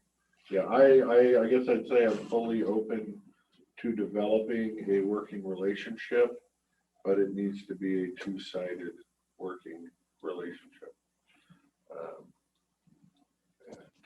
We'll go from there. Did you feel like you had a good sense that they, like the government to government part, that there's a solution there for them? As far as, because that's been kind of the some of the rub before was the either not understanding or not respecting that, as you said, we have Open Public Meeting Act that we have to, do, and that we can find, like, I love the liaison as a way of, as far as if there is a formal kind of relationship, that liaison can act as the go-between between the Board of Commissioners. Of course, they are always welcome to, come over to a regular board meeting, or we are happy to, we've always said that we would go to a meeting there, the full board would, but we still have to comply with the Open Public Meetings Act. And I know that has been an issue. Do you think, So at the very end, Chairman Saluskin, he stated, I really like the idea of the liaison position, but they have elections just like we do, and I might not be here and they might not be here. And he said, maybe the best thing that we do is we memorialize that. So it's a position that's always there. So that the next go around will always have that dialogue. And he said he did a great job. He said, we can agree to disagree in many instances, but if you're not communicating, how do you even know where you're at? So yeah, I'll say that the worst form of communication is through lawsuits. That is the worst, most expensive, and quite frankly, least effective. By the time you get to that, It's say nothing gets done except for lawyers getting paid. Yeah. So, okay. Right on time. And right on time. They're Right right. on schedule. All right. Thank you, Mr. Prosecutor. We'll have some time when after this for just your general update if you wish. Okay, it is 2:30 under unfinished business. Public hearing continued. Closed to further public comment. Board deliberation regarding, more like libation, deliberation regarding public testimony received. This was on ordinance, the moratorium. The moratorium on commercial industrial solar projects subject to the conditional use permit process. So this, now we have spent the last some time taking public comment, both oral and written, and this is the board's chance to start having a discussion with itself about how, what to do about that. So I will open it up to anybody that wants to go first. We're looking over here. No, You both keep looking over there. My chair, well, Can the I go camera's third there. once? I didn't get to go third once. Boy, they both looking over here. You want me to start? All right, pressure on.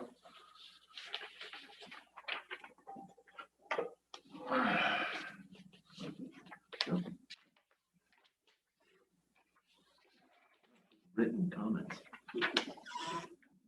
We'll see. So Written comments. Written comments. Written Deliberations. I will read for everybody else. Okay.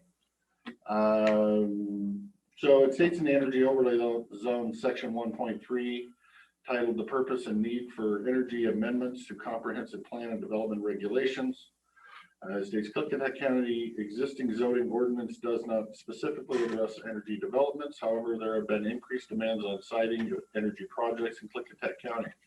Currently, energy projects are cited through the conditional use permit process on a site-by-site basis.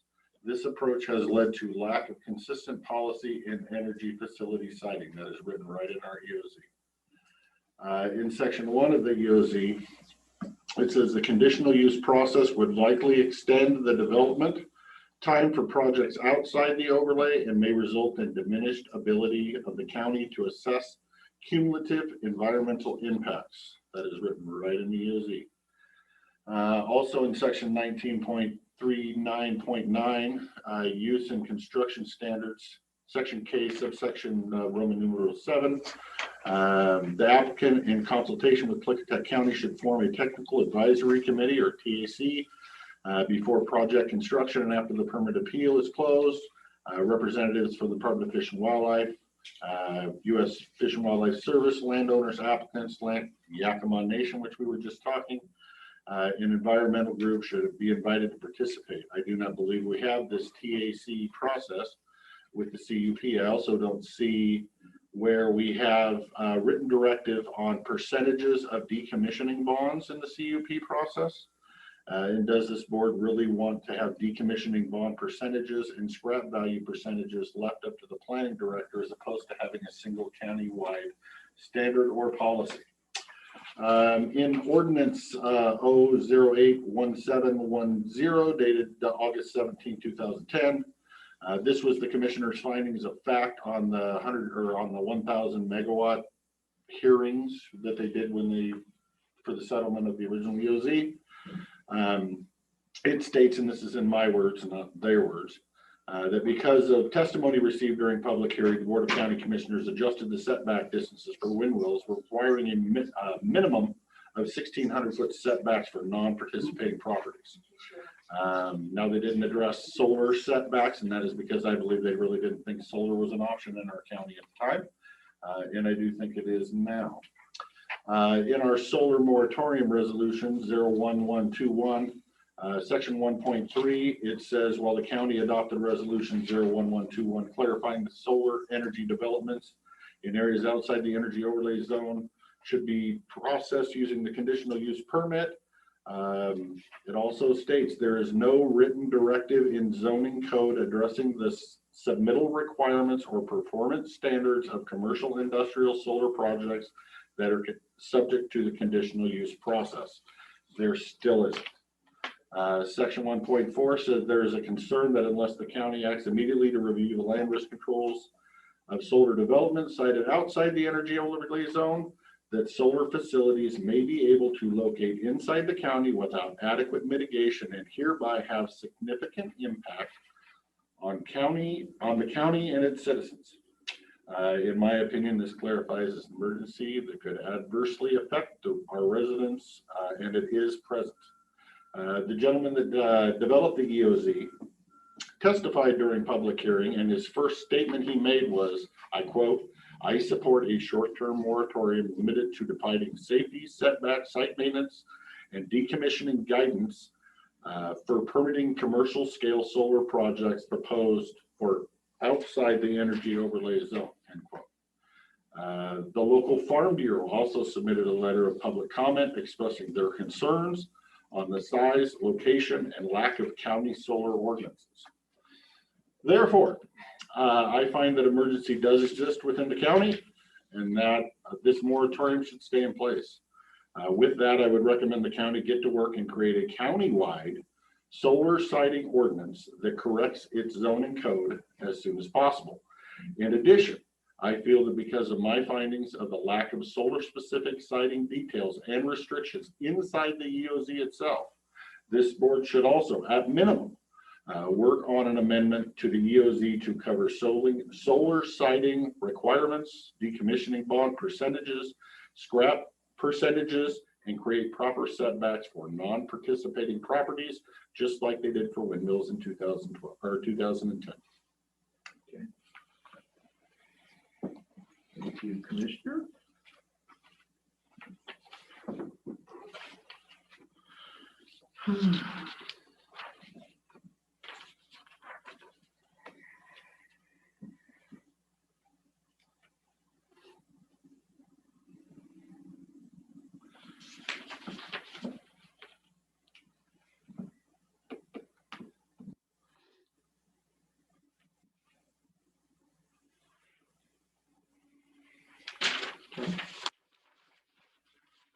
Pages, right? Sorry about that. Yeah, no, that's good. I have stuff, but mine is It was down 3, on I knocked it paper, down to 2. so that's okay.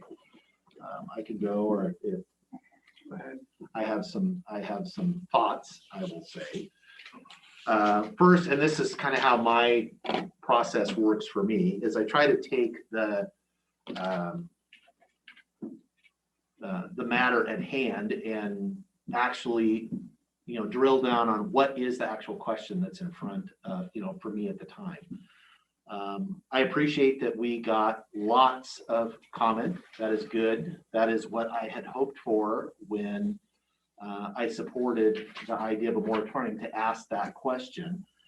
I will say I was a little disappointed to some degree in the breadth of comments that I received that were really not, they were more of a general nature. The question that was before us was whether or not there was a need. Again, the moratorium was on for projects that were being permitted through a conditional use permit process, not EOZ processes, but through the conditional use permit. So I tried to stay focused on the question that was in front. I think some folks wanted to have a much broader discussion about the policy decision about, is utility scale solar something that is favorable or is in the policy of the county? And, just to make sure I have stated it and stated it, I have always believed that as far as the policy question on utility scale renewable energy projects, both, originally in wind farms and then later in solar, was something that I supported. I've never made any, I've never not said that.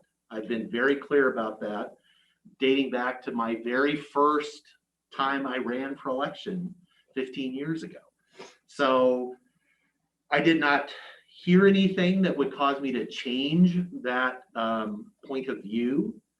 And I think folks got, so there's a group of commenters that really were asking the question as, is that a good position for the county to have? Is this something that we want in the county or don't want in the county? And for me, I have made that determination before. So that the question of, do I support utility scale renewable projects in Klickitat County? The answer is yes. And I've never not had that position.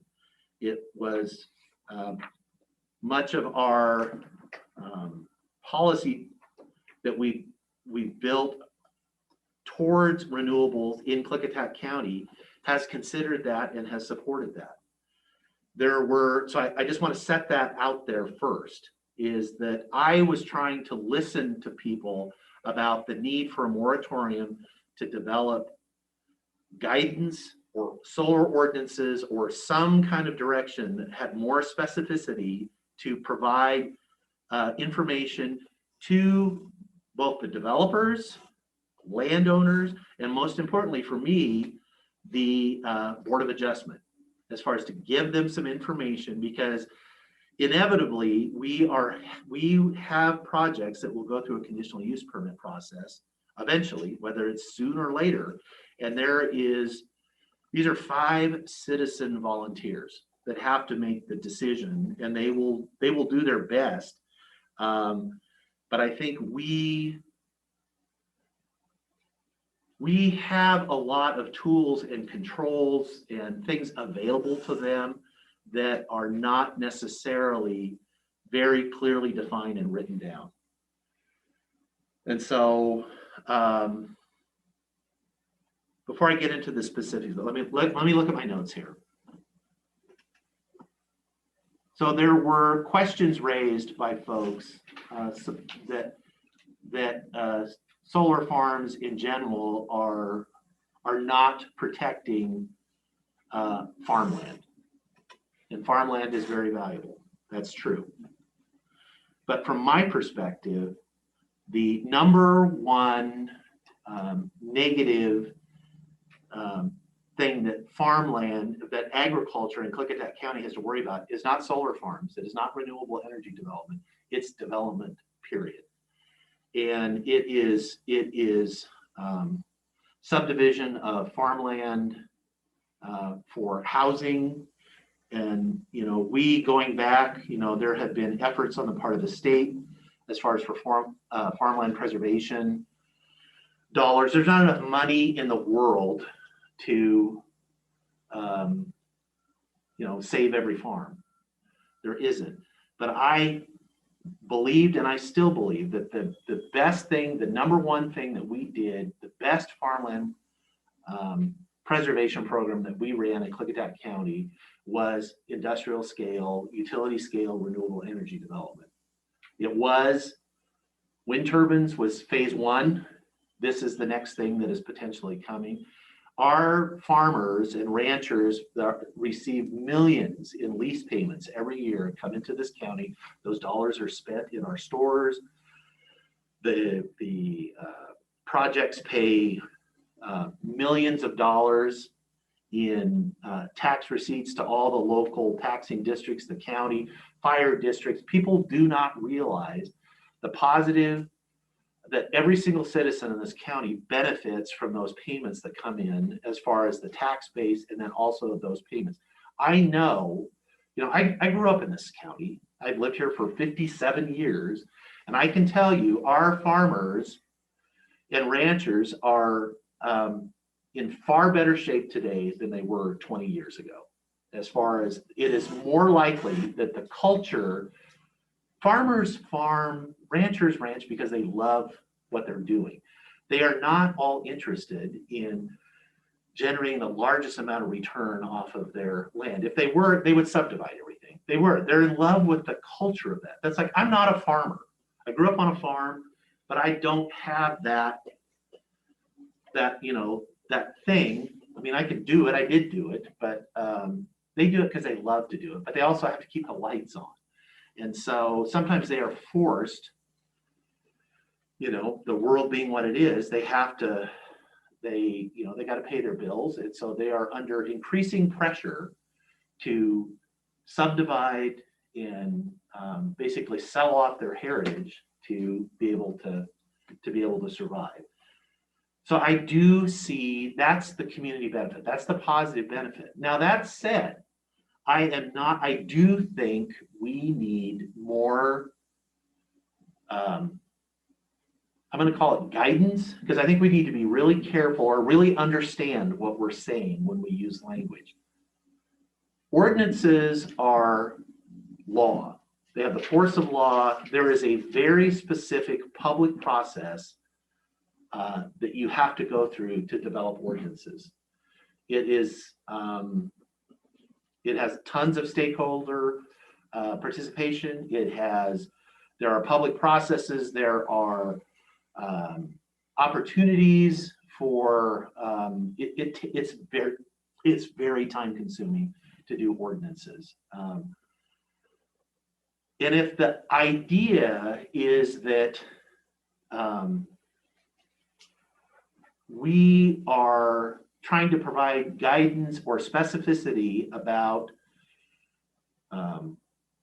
how we want these projects built in this county, I think we have lots of tools already, but we do need to memorialize them. We have all kinds of tools that we are using. I think reading the comments, there were comments made about things that, based on the comments, it's like, yeah, it does seem like a no-brainer. I don't want poison groundwater. I don't want, you know, old renewable, you know, I don't want solar panels stacked up. I don't want derelict, I don't want thousands of acres of broken projects with fences around them. Of course I don't. Nobody wants that. That seems like a no-brainer.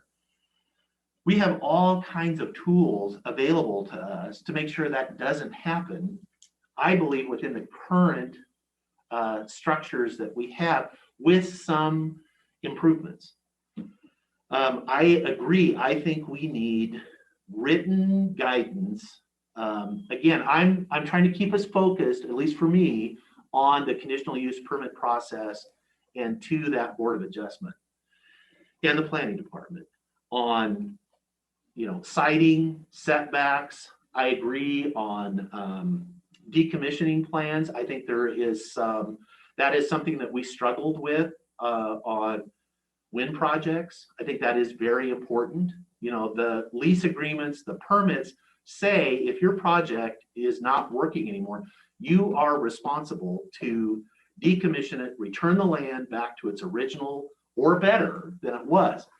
So that's in there. The question is about how do you make sure that happens? What's the guarantee that that happens? And that is something I think we need more specificity around.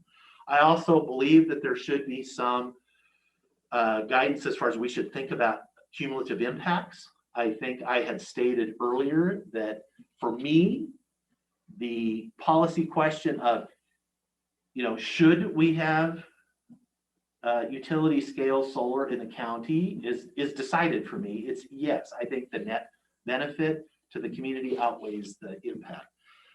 But that said, I don't know the level of appetite, just like we did with wind farms. There was a check-in at some point once we had some experience that we could reassess that and see. I think there should, I don't know what that is. I don't know. I don't want to set an arbitrary number. In wind, it was 1,000 megawatts. When we hit that, we did a check-in to see. We did make some revisions. We changed the EOZ stuff at that point to reflect kind of what we had learned. But I don't want to set a thing. I think, at least for me, I have some capacity for some of these projects in the county, understanding that I think we do need to be mindful of cumulative impacts. When we get into the specifics, as far as so many folks were focused on a specific project.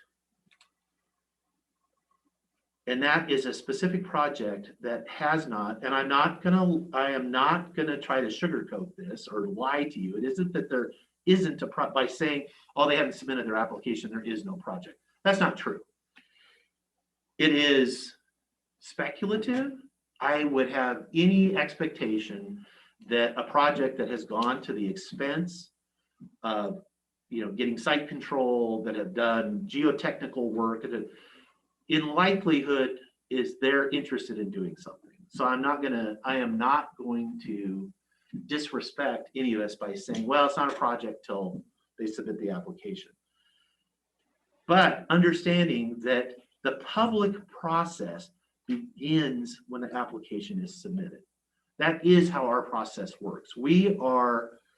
If I could tell folks, and since Jake used to work across the street, he's aware that we have speculative folks that come in all the time and talk about doing things around the county. We don't share that because 9 times out of 10, it doesn't happen. And if we had to go through a public process that somebody's thinking about, they're exploring starting a business in Klickitat County, just from them coming in and asking questions about stuff, we don't disclose that because it's not real unless that happens. And 9 times out of 10, it isn't real. I mean, some farms. I can think of some things, a casino a couple of times, Indian casinos where I met with them. Never happened. And that would have caused, things would have been all fired up, but it was like, no, until it's real, until, they put their, they put pencil to paper, that's when the public process starts. I understand that there is distrust and that the process won't work. That's unfortunate. And I'm not sure, but to the idea that we have to throw out basically everything that we have. There is misstatement after misstatement in these about that we basically have no ordinances, we have no controls, we have no guidance. That is just not true. The idea that we cite these using wind EISs, not true. Those are references, they are part. Here's Lund Hill. This is here's the draft, here's the final. This is a site-specific EIS that was done for that project specifically. Any project, and I know it is highly likely, you cannot say, because again, if you trust the process, when the applicant comes in, they submit their information, the SEPA official, when they fill out a complete checklist, looking at that information makes a determination of if an EIS, a site-specific EIS is required. We could push on the planning director, the SEPA official, to say, we're going to require an EIS for every project. That's actually not true to the process. If you're being true to the process, you look at the evidence and make the determination. Is it highly likely that all projects? Well, if you look historically, yes, it is. I am fairly comfortable that any large-scale energy project in this county is going to have to do a site-specific EIS. But I can't categorically say that, but I know it's going to happen. And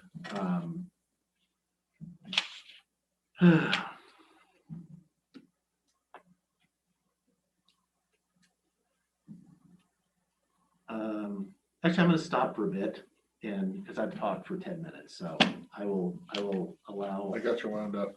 You did. No, that's your job. Well done. You feel better? I really don't. I say I don't feel good about this whole thing, but. No, I've never felt good about this. I understand the concerns and but again, the thing in front of us is, the question before us is, should the moratorium continue? And then if it is, to what end? What are we trying to accomplish by, and why is needed that? I'm just gonna put it out there for myself, is that I will support extending the moratorium in so long as it takes staff to come up with some memorialized guidance as to these and whatever other things that the board thinks that that we should get down in writing about. And I mentioned the things that I am interested in seeing, citing setbacks, decommissioning plans, and other things, and come back with some written recommendations as far as for guidance from that. I'm fine with extending the moratorium until those can be drafted, can come back to the board. We can have a discussion about, does this get us where we think it's going to go? Then we lift the moratorium and that goes on. I'm fine with that. I am not in favor of basically starting over, which is that we would start a whole public process, because I'm afraid we're going to end up 2 years from now in no different position than we are right now, other than people are going to be all churned up, and there will be, I just don't think, I think we're throwing the baby out with the bathwater, that we have ample tools if we use them to achieve what we, at least what I want to achieve, citing these projects.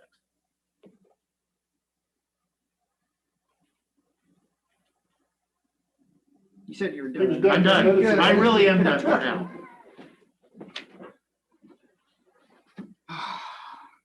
Can't get a word in edgewise, can you, sir? No, try not to. That's why the chair usually goes last, but it's on you.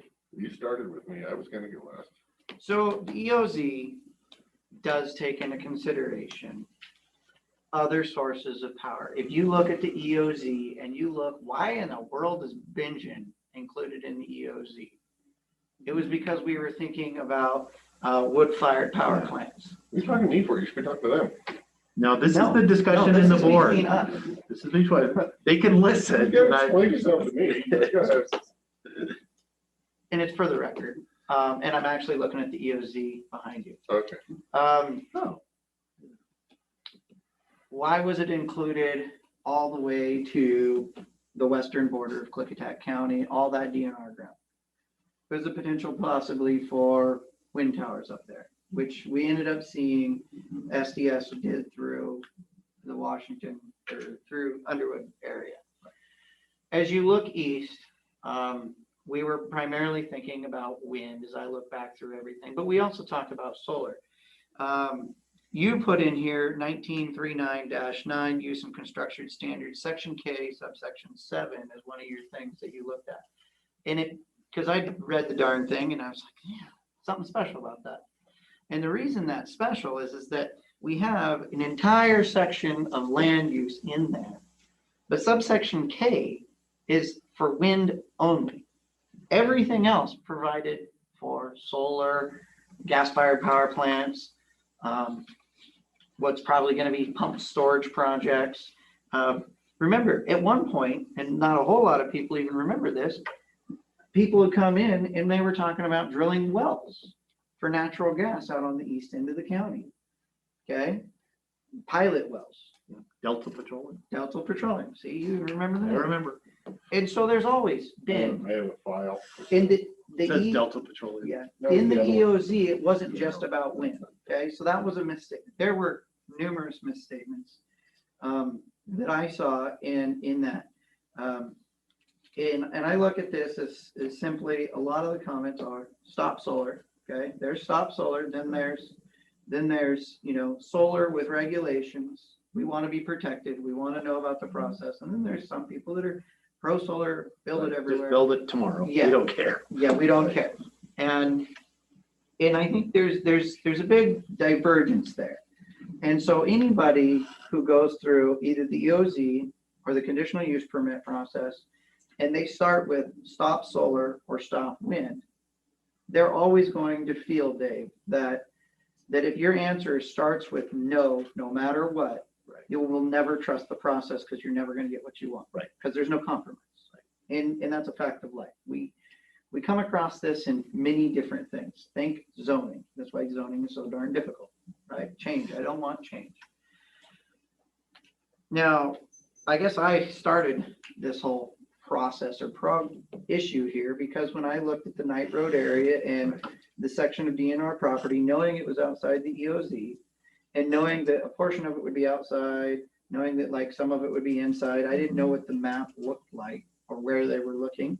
And I figured the best way to protect the people, the best way that I can think of with processes that are currently in place is to require the conditional use permit process. Okay. And I was operating under the assumption that you rightfully think would be correct too, that when I look at the SEPA responsible official and I'm like, if people think that you need an EIS for something that takes up 2 acres, then, or 20 acres, I'm pretty sure you're going to have to do a site-specific EIS for something that's going to take up many more acres. And Washington State has practically the strictest environmental standards in the U.S. California and Washington are about right there when it comes to the SEPA process and how you work through that. And it's enshrined and it's successful and it's been there in a long time. And if I didn't understand it, if I hadn't have worked in it, in natural resources, of course I would be fearful because fear is easy. And when you're fearful, you always think of the worst possible scenario, the worst possible outcome, always. But if you've ever been through an EIS process, all of the issues, every single one of those letters where people were this is my issue, this is my issue, this is my issue. When you start the site-specific EIS process, every single person can comment on every one of those issues in the scoping. Once you start at the scoping, then it is on that project to do the studies to prove that your concern is either not valid or mitigated, or if it can't be mitigated and there's nothing they can do, then the project may not move forward, depending on the level of environmental, degradation or degradation to the community or whatever else.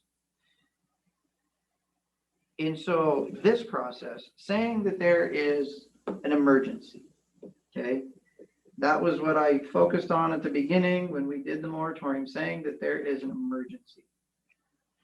And I agree with you. We know there's going to be projects coming forward. We know that a couple of projects are likely going to be going through the CUP process, which we said it needs to do. An emergency would exist only if I didn't have faith that the SEPA process would adequately protect the environment and the people. If I didn't believe that that was the case, then I would agree with you that an emergency exists. But we can't just throw out state law and the state processes that we are in Mochi is in charge of. We can't just throw it up and say, well, we don't want it. We're gonna throw it away. And I don't see that as a logical answer.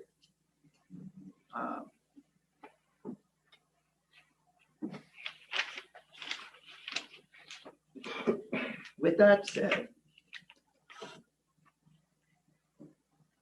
I agree. I want everybody to have a sense that what comes out the other end isn't going to be railroaded over the top of you. Many of the concerns that are brought up are the exact concerns that I would have if somebody were proposing to build something next to my house. And I would, of course, be involved all the way through the process.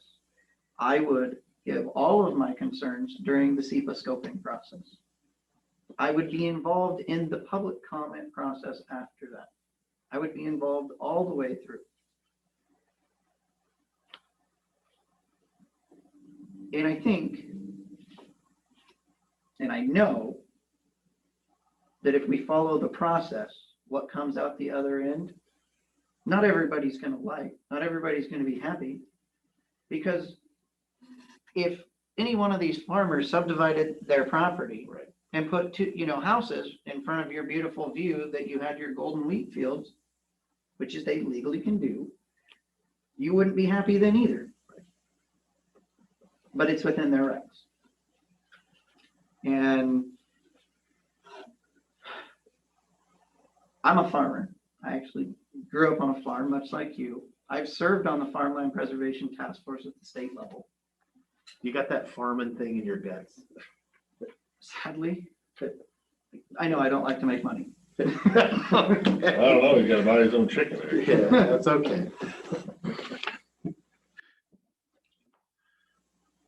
And I agree with you that in Klickitat County, the thing that has saved us from the subdivision of the last remaining farms, because all of these areas that I look at, and I spend a significant amount of time on the county mapping program, we have 5 acre, 20 acre lots all over the place in this valley. And a lot of them haven't been built on yet. They're getting built on right now as people are fleeing the city. Look at what's happening to the prices of land. Your view shed, this valley is going to change. If it is allowed, and it's already subdivided, there will be a house there sooner or later. And a lot of that land is currently farmed because they haven't built on it yet. And until they build, the farmer's still leasing it. But that is changing. This valley is changing, and that a lot of these lots were made in the 70s, before it was even allowed. One thing I've been looking at is the cluster agricultural overlay zone that, was a zone that we created.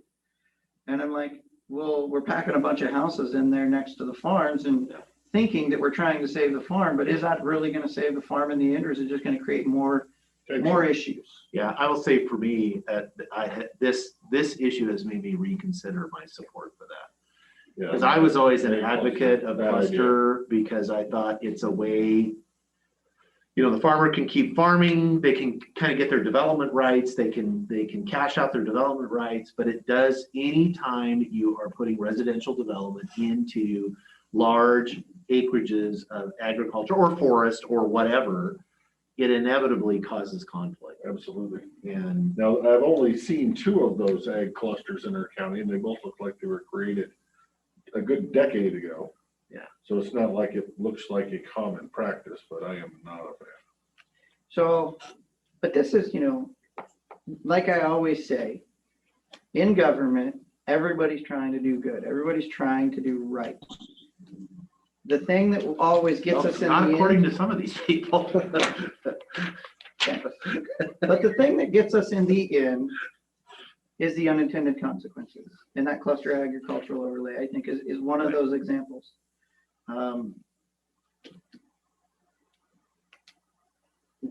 So when it comes to the emergency, I can't say there's an emergency. But I'm also a firm believer that politics is the noble art of compromise. And so if I was being hard, I would say, no, we can't have the moratorium continue because there's no emergency, because the process is enshrined and I've already proposed the best way to get through the end of the process.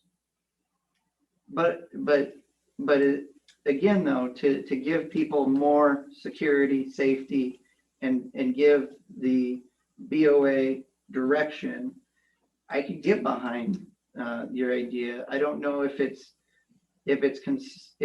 internal policies on how to deal with it, because remember, this is only for the one spot on a conditional use permit.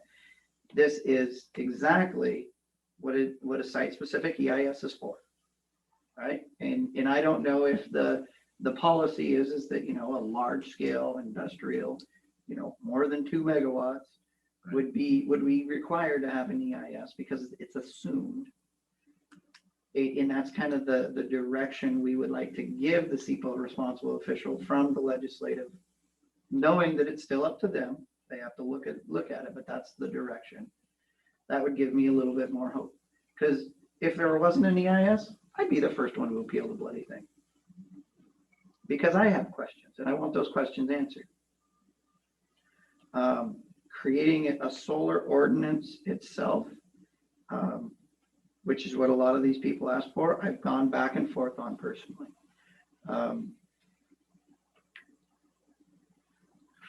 If I'm okay with the intent of if the intent of development, first off, the timing, but a solar ordinance, if some folks want a solar ordinance because it's basically that there is no solar in Klickitat County.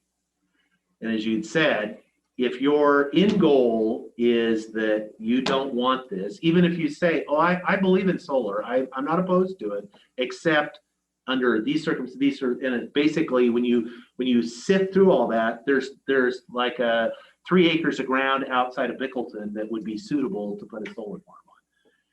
And it's a vehicle, it's a tool to stop development. And you can say you want a process. So for that, I don't, because I think, again, 2 years from now, we would be having the same argument with the final, there would be battles over what the ordinance was in it, because there would be folks, I'm not saying most folks, there are some folks that will not be happy until the solar ordinance basically outlaws the utility scale solar in Klickitat County. I don't support that position, and so I don't want to see that. And I've always had that position. And I don't know any way to make an ordinance development process that is not a huge undertaking with a huge amount of turmoil, which if I believed in the outcome was going to get us to a different place, I would be willing to do. I would totally be willing to do that because we've done it before on things. But I don't think we would be in any different place than when that we could potentially end up if we just use the tools that we already have. I'm curious, we've done a lot of talking. I see we have some staff. We have the planning director is here. Any thoughts? She's like, oh no, I'm not waiting it. I'm here to do what you tell me to do. Or did you have, I'm sorry, Commissioner Christopher.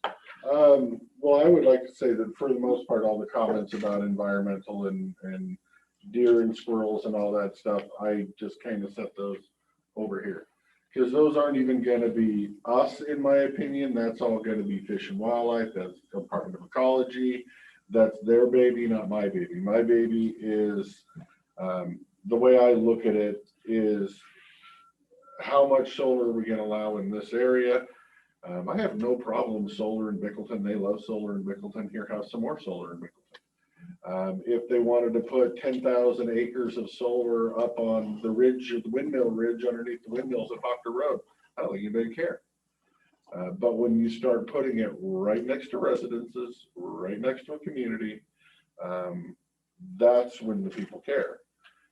So then it becomes the size, the scope, the how far away from non-participating properties. You know, do you want the fence back off the road? All those things that I personally think we as a board should be choosing and setting as a ordinance or a regulation or a something, and not relying on our planning director to, you know, when it's not there. I mean, she needs guidance. It's not there, and she's gonna have to make the rules and then kind of, I guess, pick up the phone and go, would 500 feet be okay with you? I mean, or get in trouble later because she's not doing what she thinks we want her to do. The guidance has to be there, however you want to call, however that guidance gets written. She needs to know what the board expects.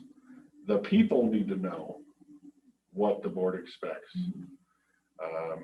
And then we go from there.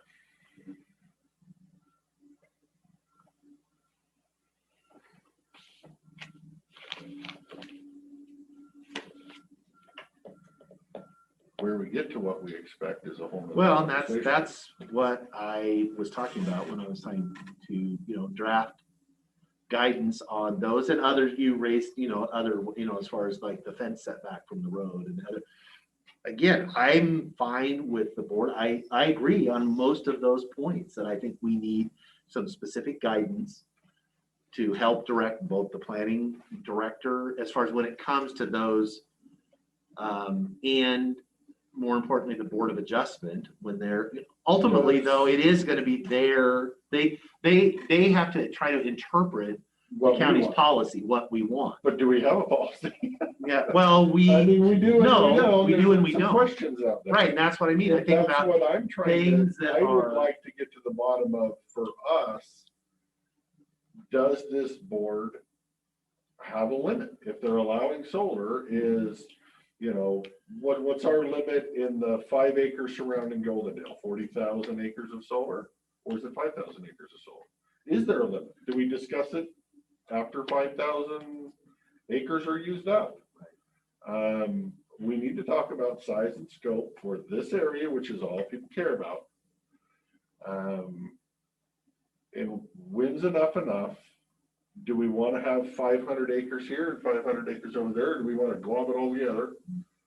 And because if you just have open season, you're going to have wild west permits being dropped in. They're going to fill up every power line they can possibly fill up before you can change your mind. Well, first, I would remind my seatmate that no one's making anybody put solar panels on their property. No, and it is, if I can myself. opt out, if I'm a property owner, I can opt out of the whole conversation. That would be the worst anytime I financial want. decision you could make in your lifetime. Well, I mean, I've admitted flat out that if I had 500 acres, I'd have leased it to the solar people, and I'd have picked up and I'd have moved. I'll take 500,000 a year, easy peasy. But same scenario when these property owners that do have solar leases start talking about property rights, and I should be able to do what I want on my property. I look at that, I'm sorry, as pretty darn two-faced, because if your neighbor rancher wanted to develop 2-acre parcels, I guarantee you, Mr. Private Property Rights would be standing in here complaining about his neighbor building 2-acre parcels, or he'd be complaining about rancher building a motorcycle track up on the hill. Those same people bitching about private property rights would be in here trying to limit their neighbor's property rights. So I take that one with a grain of salt, but same deal. fully forthcoming that if somebody was gonna pay me some crazy amount of money, I'd pick up my house and move it to the other side of town where I didn't have to look at solar panels. For us, how do we help the people that can't get paid to pick up their house and move it away from the solar panels? Where are we as a county as enough? And I also want to, if we're doing ordinances, just because we're doing ordinances for something in Bickleton, I want to make sure that they're, or for something here, I want to make sure that they're not a one size fits all for the county. Because if you're putting something out in the tumbleweeds in Bickleton, I don't care that you're X number of feet from the other piece of tumbleweed. Except you may not care, but somebody else may. That's the hard part, is it is subjective. Well, that's why you're saying, no, I'm saying you need to have, just like you do in the EOZ, when you developed your windmill deal in 2010, where you increased the setback from windmills in 2010, you set it as a minimum, but up to the planning director's discretion to increase it based on blah, blah, blah, blah, blah, blah, residences nearby. That's all we have to have is a minimum written down that people can see based on the director. So what's the criteria to develop the minimum? I don't know. That would be whatever we. I mean, thinking back to the setbacks on, wind turbines, there was some analysis on these things are 500 feet tall with spinning blades, and there was some thought to how far. It wasn't really based on visual impact. It was actually public safety is what that was the setbacks from the road. It was public safety was what that was. We're not talking about public safety. And first off, we haven't even touched on batteries and battery storage. That's a completely different topic.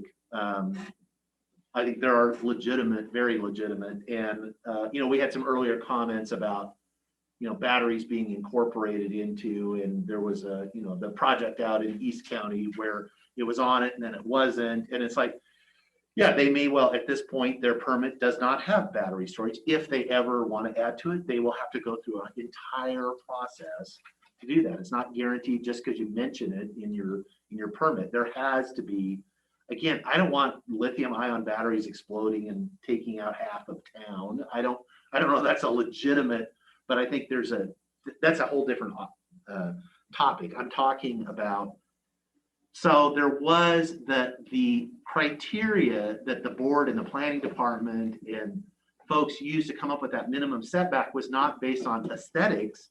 It was based on public safety was really the overriding consideration. We had some we had some discussion about, they get ice on them and they can throw the ice chunks and what's a reasonable length. Do you remember? So I'm not saying it's a bad approach. I'm just saying, how do we arrive at what conversation back when the EOZ was being formed, or the amendment to the EOZ being formed? Was there conversation by the board and the creators of the EOZ about 2,000 to 4,000 acres of solar panels next to the city? You guys plan for that? It's all in the EOZ? Or did you go, wow, I never thought that would happen? No, I think we anticipated that it could happen at some point in the future. Big? Everything in there says 25 megawatts. megawatts. But again, it's 500. The EOZ is not only for wind farms. Right, but everything in there solar, everybody was thinking small scale. But again, when a project comes in, you do a site-specific project. Environmental assessment and all of those things with the so you can get to that information. I'm saying, I don't know how you arrive at a hard number, other than we pick a number that we, well, with some things, I think we can with scrap value, with decommissioning bonds. I think does need to be a county-wide policy put in place on those things. So there are some parts of solar that should be a countywide and not just a CUP, because same deal, you got to have a level playing field. If you're going to demand a whatever percent decommissioning bond up there, then you better over here too. Right. You better in Bickleton. So there's things that need to be not just CUP related. Yeah, I would agree with that. I think, I'm sorry. Commissioner Anderson. So, I'm trying to sit in the middle here. However we do I see that, both of you. so Dan, you stated that you don't care out in Bickleton. The setbacks don't need to be the same as they need to be around town. You don't care. yeah, well, That's what you were saying. So, but in your letter and what you read, you stated the county needs to get to work to create a county-wide solar siting ordinance. Correct. So are you saying that that is not the case now? Because when you create an ordinance, you're creating law that says everything's the same, right? If you're or at building least west a of, minimum, you're based building, on- you're building west of or you're building west of Goldendale, or you're building out in Bickleton. So when you create an ordinance, that's what you're doing, right? But you're saying like you don't care. We have the policies and everything in place that we support it. That's, you know, what's in our goals. That's what people will submit their applications on. Okay, so the whole purpose is Bluebird, for example, like the Bluebird thing that somebody gave us earlier, right? They're gonna do an EIS. They're gonna have to do EIS scoping. Likely, highly likely. Highly likely. And when they do that, the neighbors who have issues can comment and they will respond to it. WDFW will give comments, the tribe will give comments, everybody will give comments and they'll respond to it. And that's what creates about $750,000 to $1 million in work, right? Yeah. Responding to the comments. And so what I'm trying to interpret what you're saying and what I'm hearing you say is that is good for over there. Sorry, over there. Correction. no, I'm not saying that's what's good for over there. I'm saying, even if you're developing setbacks and you have a minimum, it doesn't mean it needs to be set back X number of feet, period. It could say setback from a non-developed property is this, setback from a road is this, setback from a non-participating property owner is this. So it doesn't mean just one arbitrary number that applies to the entire county, which is what you're trying to say I'm saying. That's not what I'm saying. You can have a countywide ordinance that pertains to different parcels, different aspects, how many residents are in the region, that affects what that setback would be. And Or what I would say is that when You could somebody, not. when somebody does one of these, trust the process. That's you what get you're to saying. that, Yep. right? Because what you're saying is everything comes down to site specific, right? This will get you to that setback, right? Will it? That you're saying. I would. Well, it will if you're basing your setback on measurable criteria. That's not just a number to keep them, I want it far, far away from me. See, and that's something I guess that has been misinterpreted with me on a regular basis, is that I am anti-solar and I'm trying to stop this project. Not in the slightest. So, for the record, that ain't the case. But it sounds like I have three different opinions that we either need to move forward with three different opinions, or at least two of the three have to get to a consensus on where we're going. So.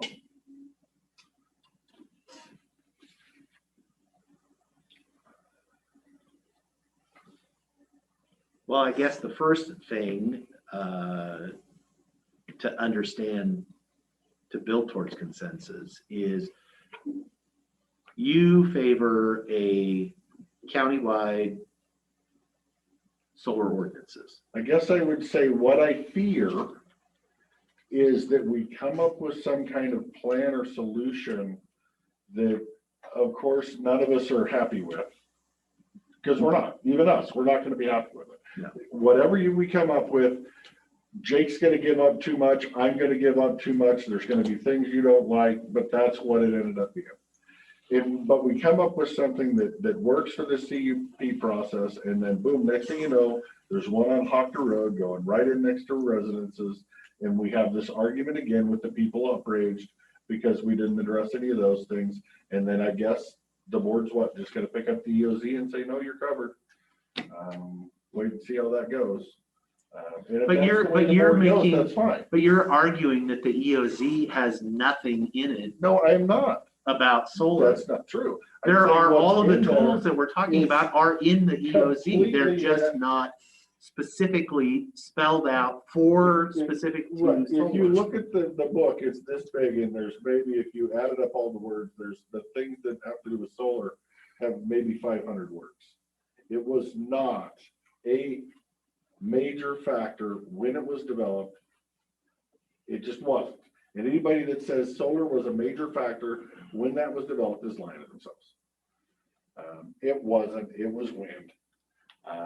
But the fact that Now, whether you guiding think it's principle, adequate for solar is a different story. And if you think it's adequate for solar, that's fine. I don't, I think it's missing some things. If you don't, that's fine. We don't get into it because one of the three, boom, done, behind us. Now we're dealing with this.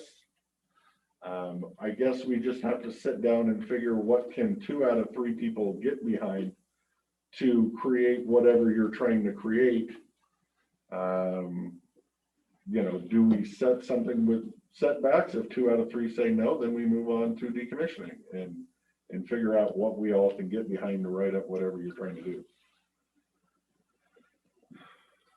I'm not arguing that there doesn't need to be that there are no setbacks, that we have 0 setbacks. I'm not arguing we have 0 setbacks either. I know that. But you're saying that we need to, you know, and whether I need to be convinced that a hard number is the correct, because I don't know what the criteria is I'm using to establish that, unless it's, I don't want it near me, so it needs to be this number, versus with wind, those setbacks were set. There was public safety was the criteria that we used. So what is the criteria for the setback from the solar?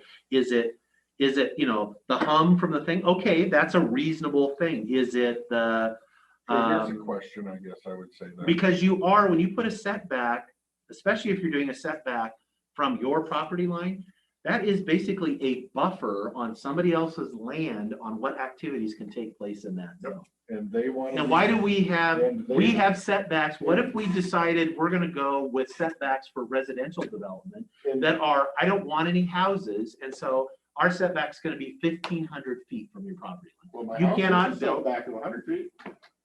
No, it doesn't. We don't have any hundreds, do we? Oh, even open space is 50, right? Be accurate. I know my land use So plan. shouldn't show it be 50. My house has to be 50. Right. Again, there is a minimum, and I'm fine with some minimum, but there is some criteria. Most of ours are, again, setbacks are public safety. The reason, but you are 50, you also, in most zoning, it's 5 foot from the side of your thing. You know why it's 5 feet?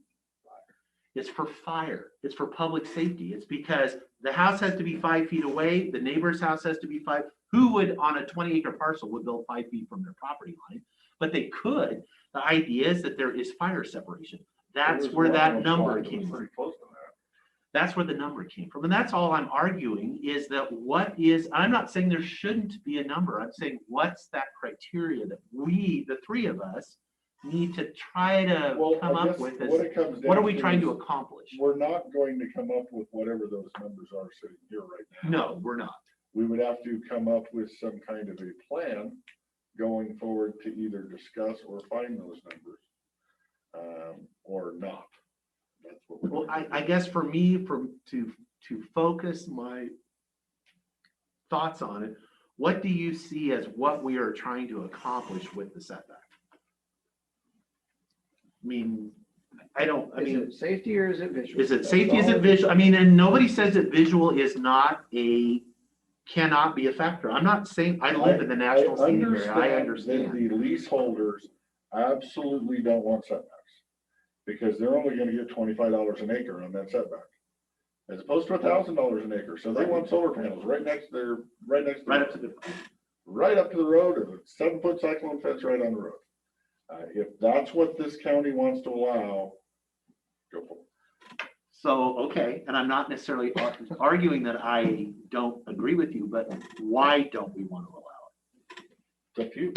No, I mean, really, what is, if the idea is that we don't want solar panels right up to the road right of way, they can't build them onto the, and we even, anything, we have setbacks, is it because we don't want to see, that it feels closed in? Again, that's a legitimate factor to have. Why do we not allow burned up RVs on their property 100 feet off the road? Because it's an eyesore. Okay. Is it correct? They're not living in it, it's just junk over there. Right. It's an eyesore. If you're gonna have that coating in some places, you should have, Right. or that policy, you should have that policy. Why is it easier in this county to build a 3,000 acre solar panels, but you still can't have a tiny house? Well, I would truck say water. it's not easy, $1 million to build a tiny house. It's not easier. I Solar disagree. panels have came in before tiny houses. Yeah. So it's kind of easier. There's plenty of tiny houses all throughout the county. Not legal. So yes, no. So that's all. I just want us to have some common point of, I think I don't think there should be no setbacks. I definitely think there should be setbacks. I think there should be minimum setbacks. I'm just trying to get my head around what is it, so it's not just an arbitrary number. Well, and that's fine, but I 500 feet also or don't 1,500 feet or. I also don't think if we're gonna move forward in some kind of policy or whatever, that us sitting here and discussing setbacks today is needed, because we'd be doing it on whatever day we had our little workshop to discuss. Okay. As I would imagine that we would create a list of things we want to cover. And is there 2 out of 3 people that want to cover setbacks? Okay. And then we can dig into that and hash out whatever it comes up to be. And then you move on to decommissioning bonds, or whatever. And if there isn't 2 out of 3 that want to cover that, we don't cover it. And then we get to where we can get something, and we may not all agree on every item. Right. Boom, take a vote on it. It's voted on, move on. It's over. Okay.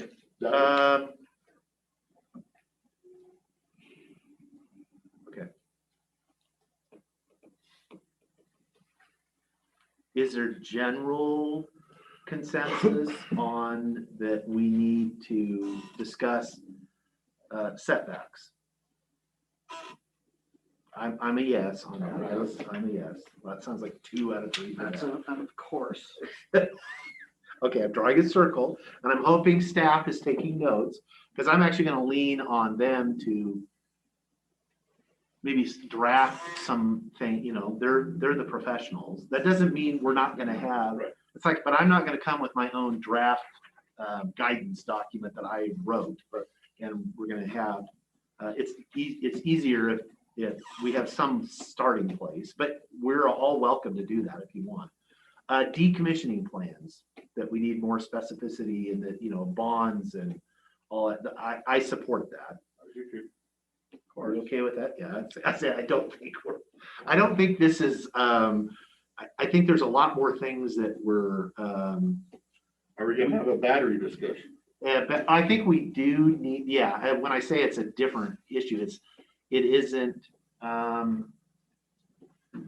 I guess I would like to have some, not today, but further discussion with what, like right now, if a project came in, whether it was wind or solar or whatever, because it's possible these could get attached to wind projects just as much as solar.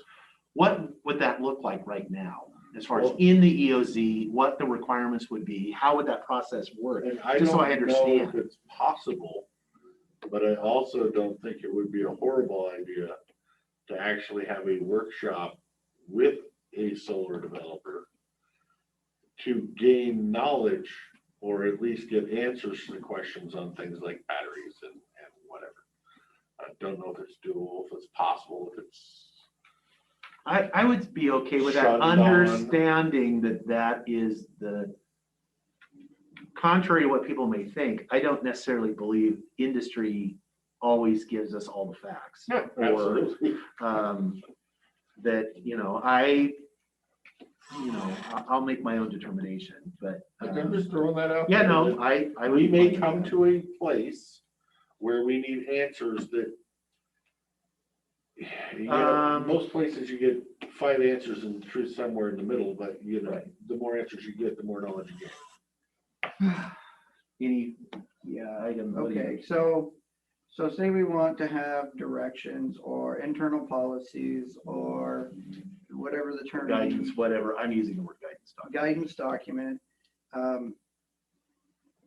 I would look to Q to say, can we set a guidance document and say the guidance document says we recommend, because I don't think we can set it without going through the public process, which would involve a CEPA, which would involve an EIS, which would be $1 million or so for a programmatic. Are you trying to say EIS. making an ordinance would be $1 million?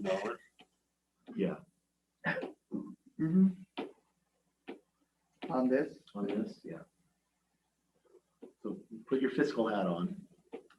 And again, if I thought it would get us to where we needed, and I could support that. We spent $1 million on the EOZ back 20 years ago, when $1 million was more money. So that's what you have to think about. Now, if and remember, this is a CUP, and so if we put a guidance out there that we think, for example, 750-foot setback is the guidance, right? The company comes in and they say they either follow our guidance or they go off of the guidance. But either way, they have to show why whatever setback they're proposing is good and will provide the purposes for the community and for everybody. And then it goes to the Board of Adjustment, who they may see something completely different. They may be like, you know, we heard the comments and we think 1,000 feet isn't enough. We think 1,500 feet is right. And they set that as a condition because it's a conditional use. And these are the reasons why. And that's how the process works. And then what happens after that is then the people get, but I wanted 2,000 feet. So I'm going to appeal this. And I'm gonna sue you. And so they're going to appeal it to the hearing examiner. And then the hearing examiner is going to say, okay, you think you need 2,000. This is what the guidance was 750. This is what they said. And then the hearing examiners can say, yeah, I agree with 2,000, or sorry, I don't agree. And then if they don't agree, and then the person goes, well, now I'm going to appeal this to Superior Court because I need a judge to make the decision. The process is extensive and it's long. Getting back to, I'm fully aware of all that. Getting back to this, I think discussion needs to be had on setbacks. I think discussion needs to be had on batteries. I think discussion needs to be had on cyclone fencing, how close to roads. So you're talking setbacks, so you want to have, not just on the panels, but the project itself, including the fences. Because I did notice in some of the stuff, they did not, the fencing in, because we saw a couple other models in other parts of the world, and the fences didn't fall into the setback, which I would remind folks, Crook County, the stuff that we've looked at that was in North Carolina or wherever it was, you know, the largest, their setbacks are like 50 feet, 25 feet, They're not 100 feet. residential either. Yeah. They're not around houses. No, but they're road that goes down. Yeah, and so I mean, so I'm not saying that that's right. I'm not, but I'm just saying there's a diversity of opinion on what is. I guess I would say fences is also a view shed issue. Okay. Do you want to look at, you know, silver fences, chain link fences, or black chain link fences? Do you want to look at razor wire or bob wire? Do you want to look at bob wire or just 7 foot tall? You know. So the one thing. You want the porches off the ground so the buddies can still get through or not? The one thing we don't have in some counties is view shed within their zoning requirements. If you look at Whitman County. We have rural character, which we're going to find out about real fast. So you have Whitman County where, you know, they have all those little step-toe buttes and everything. And you notice how there's no houses on any of them? Because they have this view shed. We don't have that as part of our zoning. We're also partially planning county. Yeah. And if that's where the board wants to go in the future, that's a decision, but right now we're, the view shed will be dealt with in here, which I'm sure in the scoping, someone will make the comment of The visual impact. the visual impact, and I need to see from every house what the visual impact will be. There And needs to be an then they analysis. will have to go and provide all that, those pictures and maps and everything. They have programs that do that. That's what I learned on that solar tour. Right, they modeled everything from. So my main question right now is, we can't write an ordinance in under probably 2 or 3 years. Right? Just can't do it. This moratorium can be good for like 6 months. Right. Maybe extended to a year. But we're not getting through a programmatic EIS for under $1 million in under 2 to 3 years. I don't see it happening. Maybe somebody could, but I just don't see it happening. And I think the reason you're thinking that is because if we try to do an ordinance and try to get through it in a timely manner, that there will be challenges put in our way to stall and drag it out to where it doesn't get done in a timely manner. From either side, sure. But you know And what? even with no challenges and it's a long time. Just the public process alone is. And then we have to go and hire all the people to do the studies to find out where it's at, right? That's how that works. Now, my question, in order to move forward, would be to Q to whether we can come up with a guidance document. Recommendation. Okay. Right, a recommendation. Our recommendations so that it gives the planning director guidance and so that it gives the board of adjustment guidance and so that it gives guidance to the developers of what we. This is what our expectations are. And if Q says we can do that, that's great. I'm happy with moving forward. I'd be even happy with holding the moratorium until that guidance comes out, right? If Q says can't do it, well, that changes how things are gonna look. Because remember, this is likely 2 projects that we'll have whole discussions about is 2 projects. Well, I going through think, the CUP. I think even if he says you can't give a recommendation document, that just means it wouldn't be legally binding. Doesn't mean you couldn't. Well, recommendations aren't legally binding. That's my point.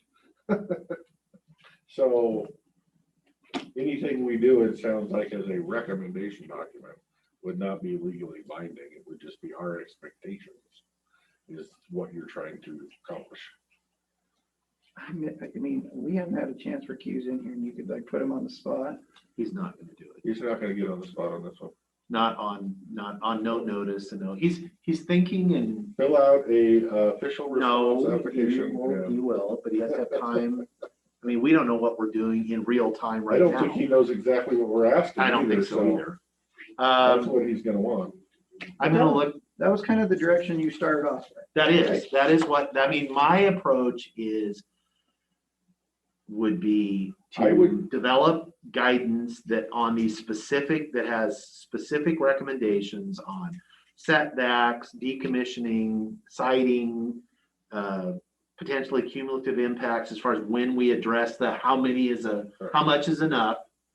That's what I had, and I included fencing as part of the setback Like I said, question. I'm sure, I mean, off the top of my head, I'm going to whip out a couple more. So Sure. My recommendation to the board would be to move forward with your little idea here. Block a period of time on a Thursday workshop or something for us to sit down. If there's more topics for discussion, throw them out to see if more than if the board majority wants to bring it up. If not, we just tackle each one of the items. Because there might be another item that pops up. Yeah, that I hadn't really thought of, right. And just block out some time. And yes, I want to get this done as soon as possible. This is not a stall. I don't want to wait 2 months to have us sit down. I'm, ready to roll. So, but I would say I would obviously say to extend the moratorium why we work through this process that I don't think is gonna get anywhere close to 6 months, but I kind of wanted to start this 4 months ago, so probably could have been done by now. Which is why I was saying, when we were talking about the moratorium, I said, why don't we just go work on this kind of stuff rather than enact the moratorium in the first place? I remember that, but you probably could have. No, he did. And I wanted to hear from people. Not that you didn't want to hear from people. I'm not suggesting that. Any thoughts, Madam Planning Director? She's like, nope, not She's just waiting. as confused as we are. The discussion. You're processing the discussion. You know, that's gonna stick from now on. Anybody who asks a question. And processing the discussion. So, Okay. so hopefully by next week, you can let us know that if we can even create a guidance document or whatever, that if it'll have any effect, if we need to take it out for a public hearing, or if it's our guidance from the board. Because Well, I it's literally- suspect it would be a resolution. Yeah. So it would be as binding as any of our resolutions are. And that would be the question of the prosecuting attorney is how much force can we put in a resolution short of a ordinance, which is the law, where you have no choice. You must do this. So, okay. I will look to the clerk as far as schedule. We'll put this on the schedule for next week, please. Next week, Tuesday? Next week, Tuesday. We can do a workshop too, but I think the first question we wanted to get some. And I would ask the planning director to continue processing the discussion and any thoughts that may occur to her or the natural resource director. If you had some, because there's a natural resource component that came up to this too. Especially when I use words like guidance documents, because I'm kind of pulling that from experiences in other, Well, and I would imagine that staff also has run across cases where they wish they had guidance on something that they can bring to our attention to add to this. You had a I was comment. just gonna say, we participated in the process to develop guidelines for the state for wind energy siting. It's used on every permit. It's, so we use guidance documents. It's pretty much, here's a starting point. I can't think of any projects where we buried from them.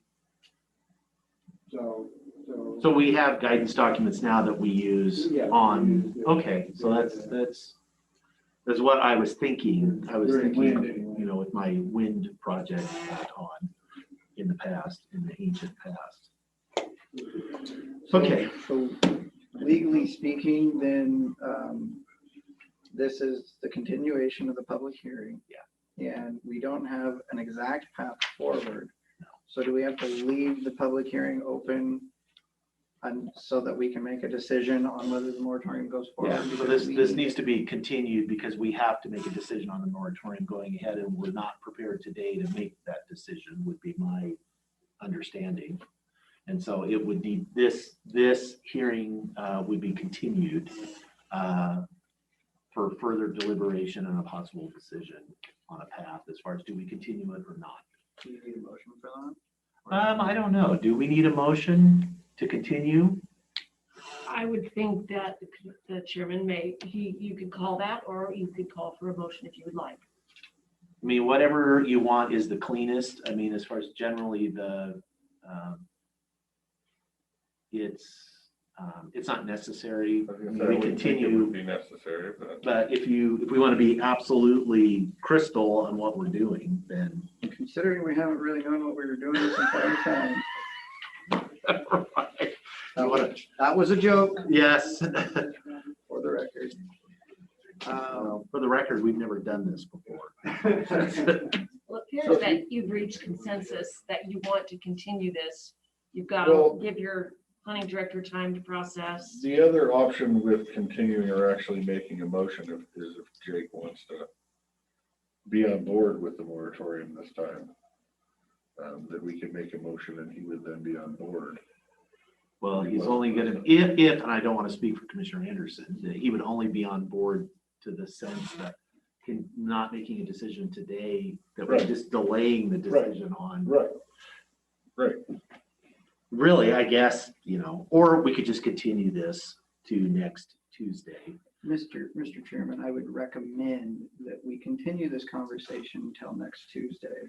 Seeing as how there are questions that need answered from the prosecuting attorney as well as staff on if Commissioner Sauter's ideas can work.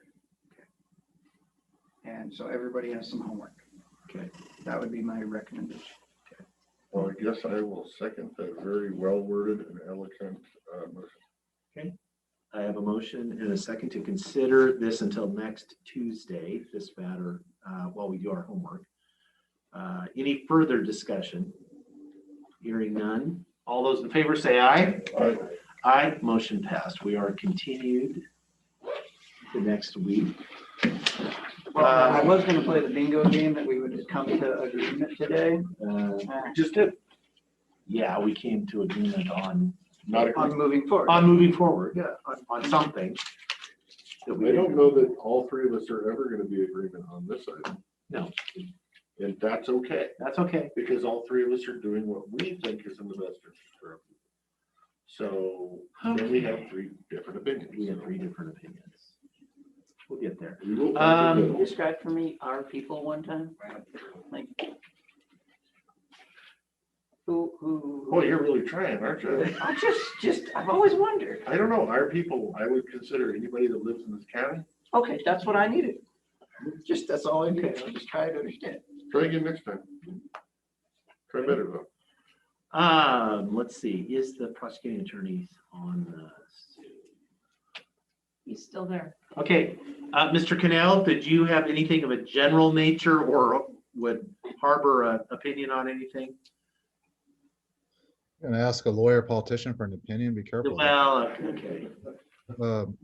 We do have some good news on the trial front. We do have a meeting today at noon with a lot of different stakeholders. It looks like we're definitely a firm go for our trial set for next Wednesday, the 19th. Currently, looks like we got about 8 matters set that day, but so we're highly confident at least one of them will go. The district court down in White Salmon is proceeding with their confirmation of juries trials on Tuesday. I think there's 20 something scheduled that day, and then the following week in East District Court. So there's going to be a lot of activity with jurors at the different facilities, with coordination of jurors, with witnesses, with different law enforcement. We're all going to, I think everyone's going to do their best to try to effectuate that. We just got to get that trial system going again. So we're one of the few counties that at this point are not doing it. Skamania County has been successfully moving forward with trials for about 6 months now. I think they've gotten 5 or 6, including a hotly contested week-long murder trial down. So I know that it's a bit that we have the ability to do it, and we have to move forward with it. So that's encouraging. As you can imagine, it's extremely busy now with that Horizon 30-something trial schedule in the next 10 days. That my office is exceptionally busy. The consequences of the Blake resentencing are exploding day after day. We're just simply inundated with requests at this point for resentencings for individuals that have been, because these ranges that affect a felon's sentence is determined on prior history.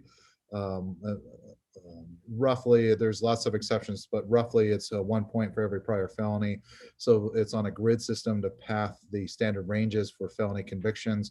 So now we have, at this point, I think about 20 people currently incarcerated, at least 20, possibly up to 30. We don't quite have a firm handle on it.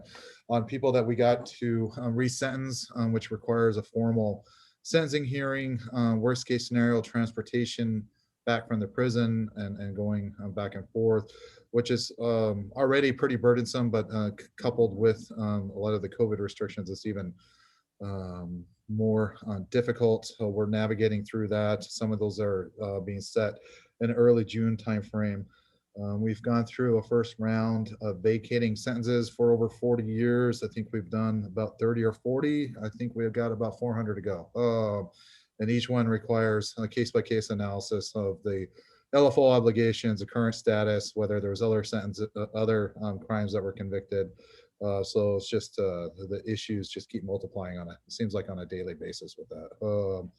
We do have a new staff person that started last week. We kind of poached her from the clerk's office, so sorry, Renee, but and she's working out very well. We do have a victim witness coordinator that had left us to join Wasco County DA's office based on a substantial increase in pay. She is set to start on Monday, so there's a lot of training going on, a lot of coordination.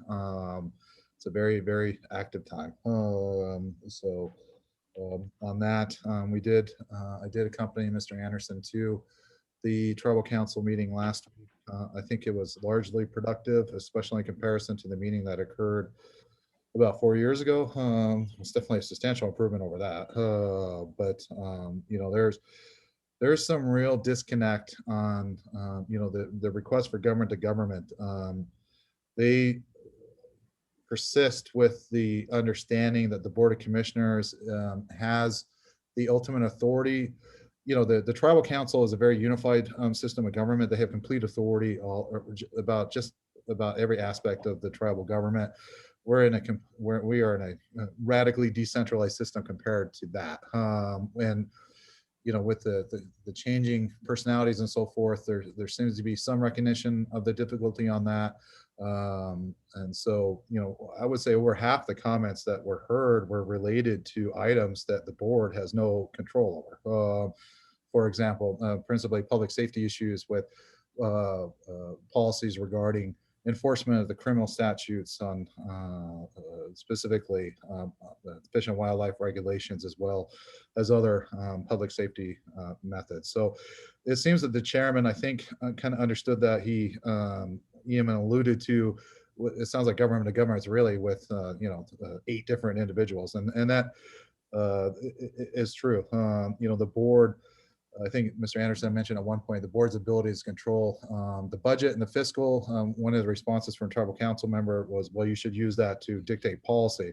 As you gentlemen are aware, or should be aware, you cannot do that. That would not survive legal scrutiny. And so, you know, there's lots of policies and procedures that can be affected and implemented by the board as it relates to many other topics, specifically the natural resources, the economic development, the land use policies and procedures, as the last couple hours, I think, is a pretty good indication of the ability of the board, but has no ability to, you know, one of the things that kept coming up was a disagreement that the state laws are applied to tribal members.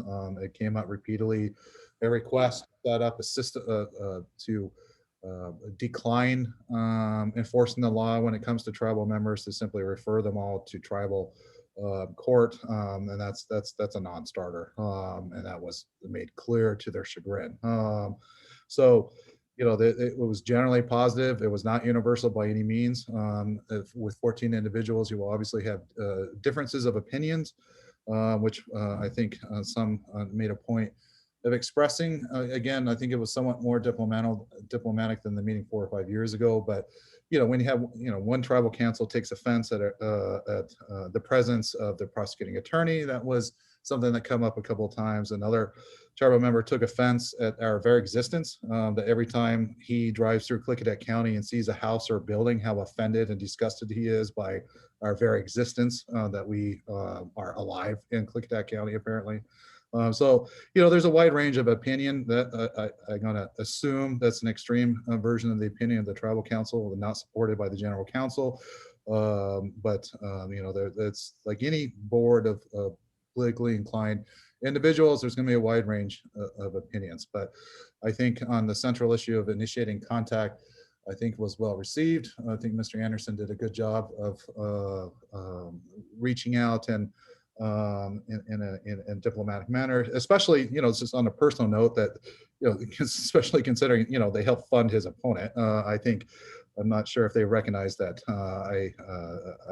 I take that as meaningful. I'm not sure if other folks did. So I think generally it was productive, but there are serious gaps. The Open Meetings Act issue did come up again. It's this, unfortunately, Mr. Sauter, you referenced it before. It's the same conversation that occurs, seems like every 2 or 3 years for decades now, that you view yourself as a sovereign nation and that that the state laws don't apply, but they still apply to the individual board members. So if 2 board members ran into each other on a beach in Mexico and started talking about county business, that is a violation of the Open Public Meetings Act. It doesn't matter where that business is being conducted. So that's just a fundamental disconnect. That it's been an issue that's been discussed at length with previous members. It is a new chairman that I think is much older and brings to the table a greater maturity and life experience. I think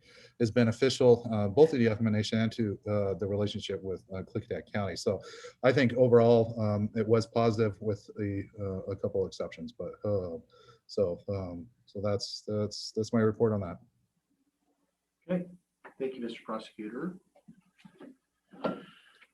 Any other legal matters to brief the board on?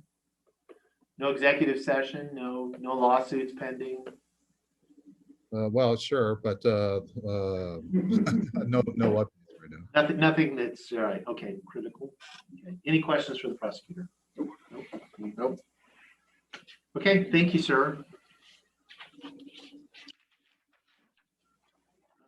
Brings us to board pending.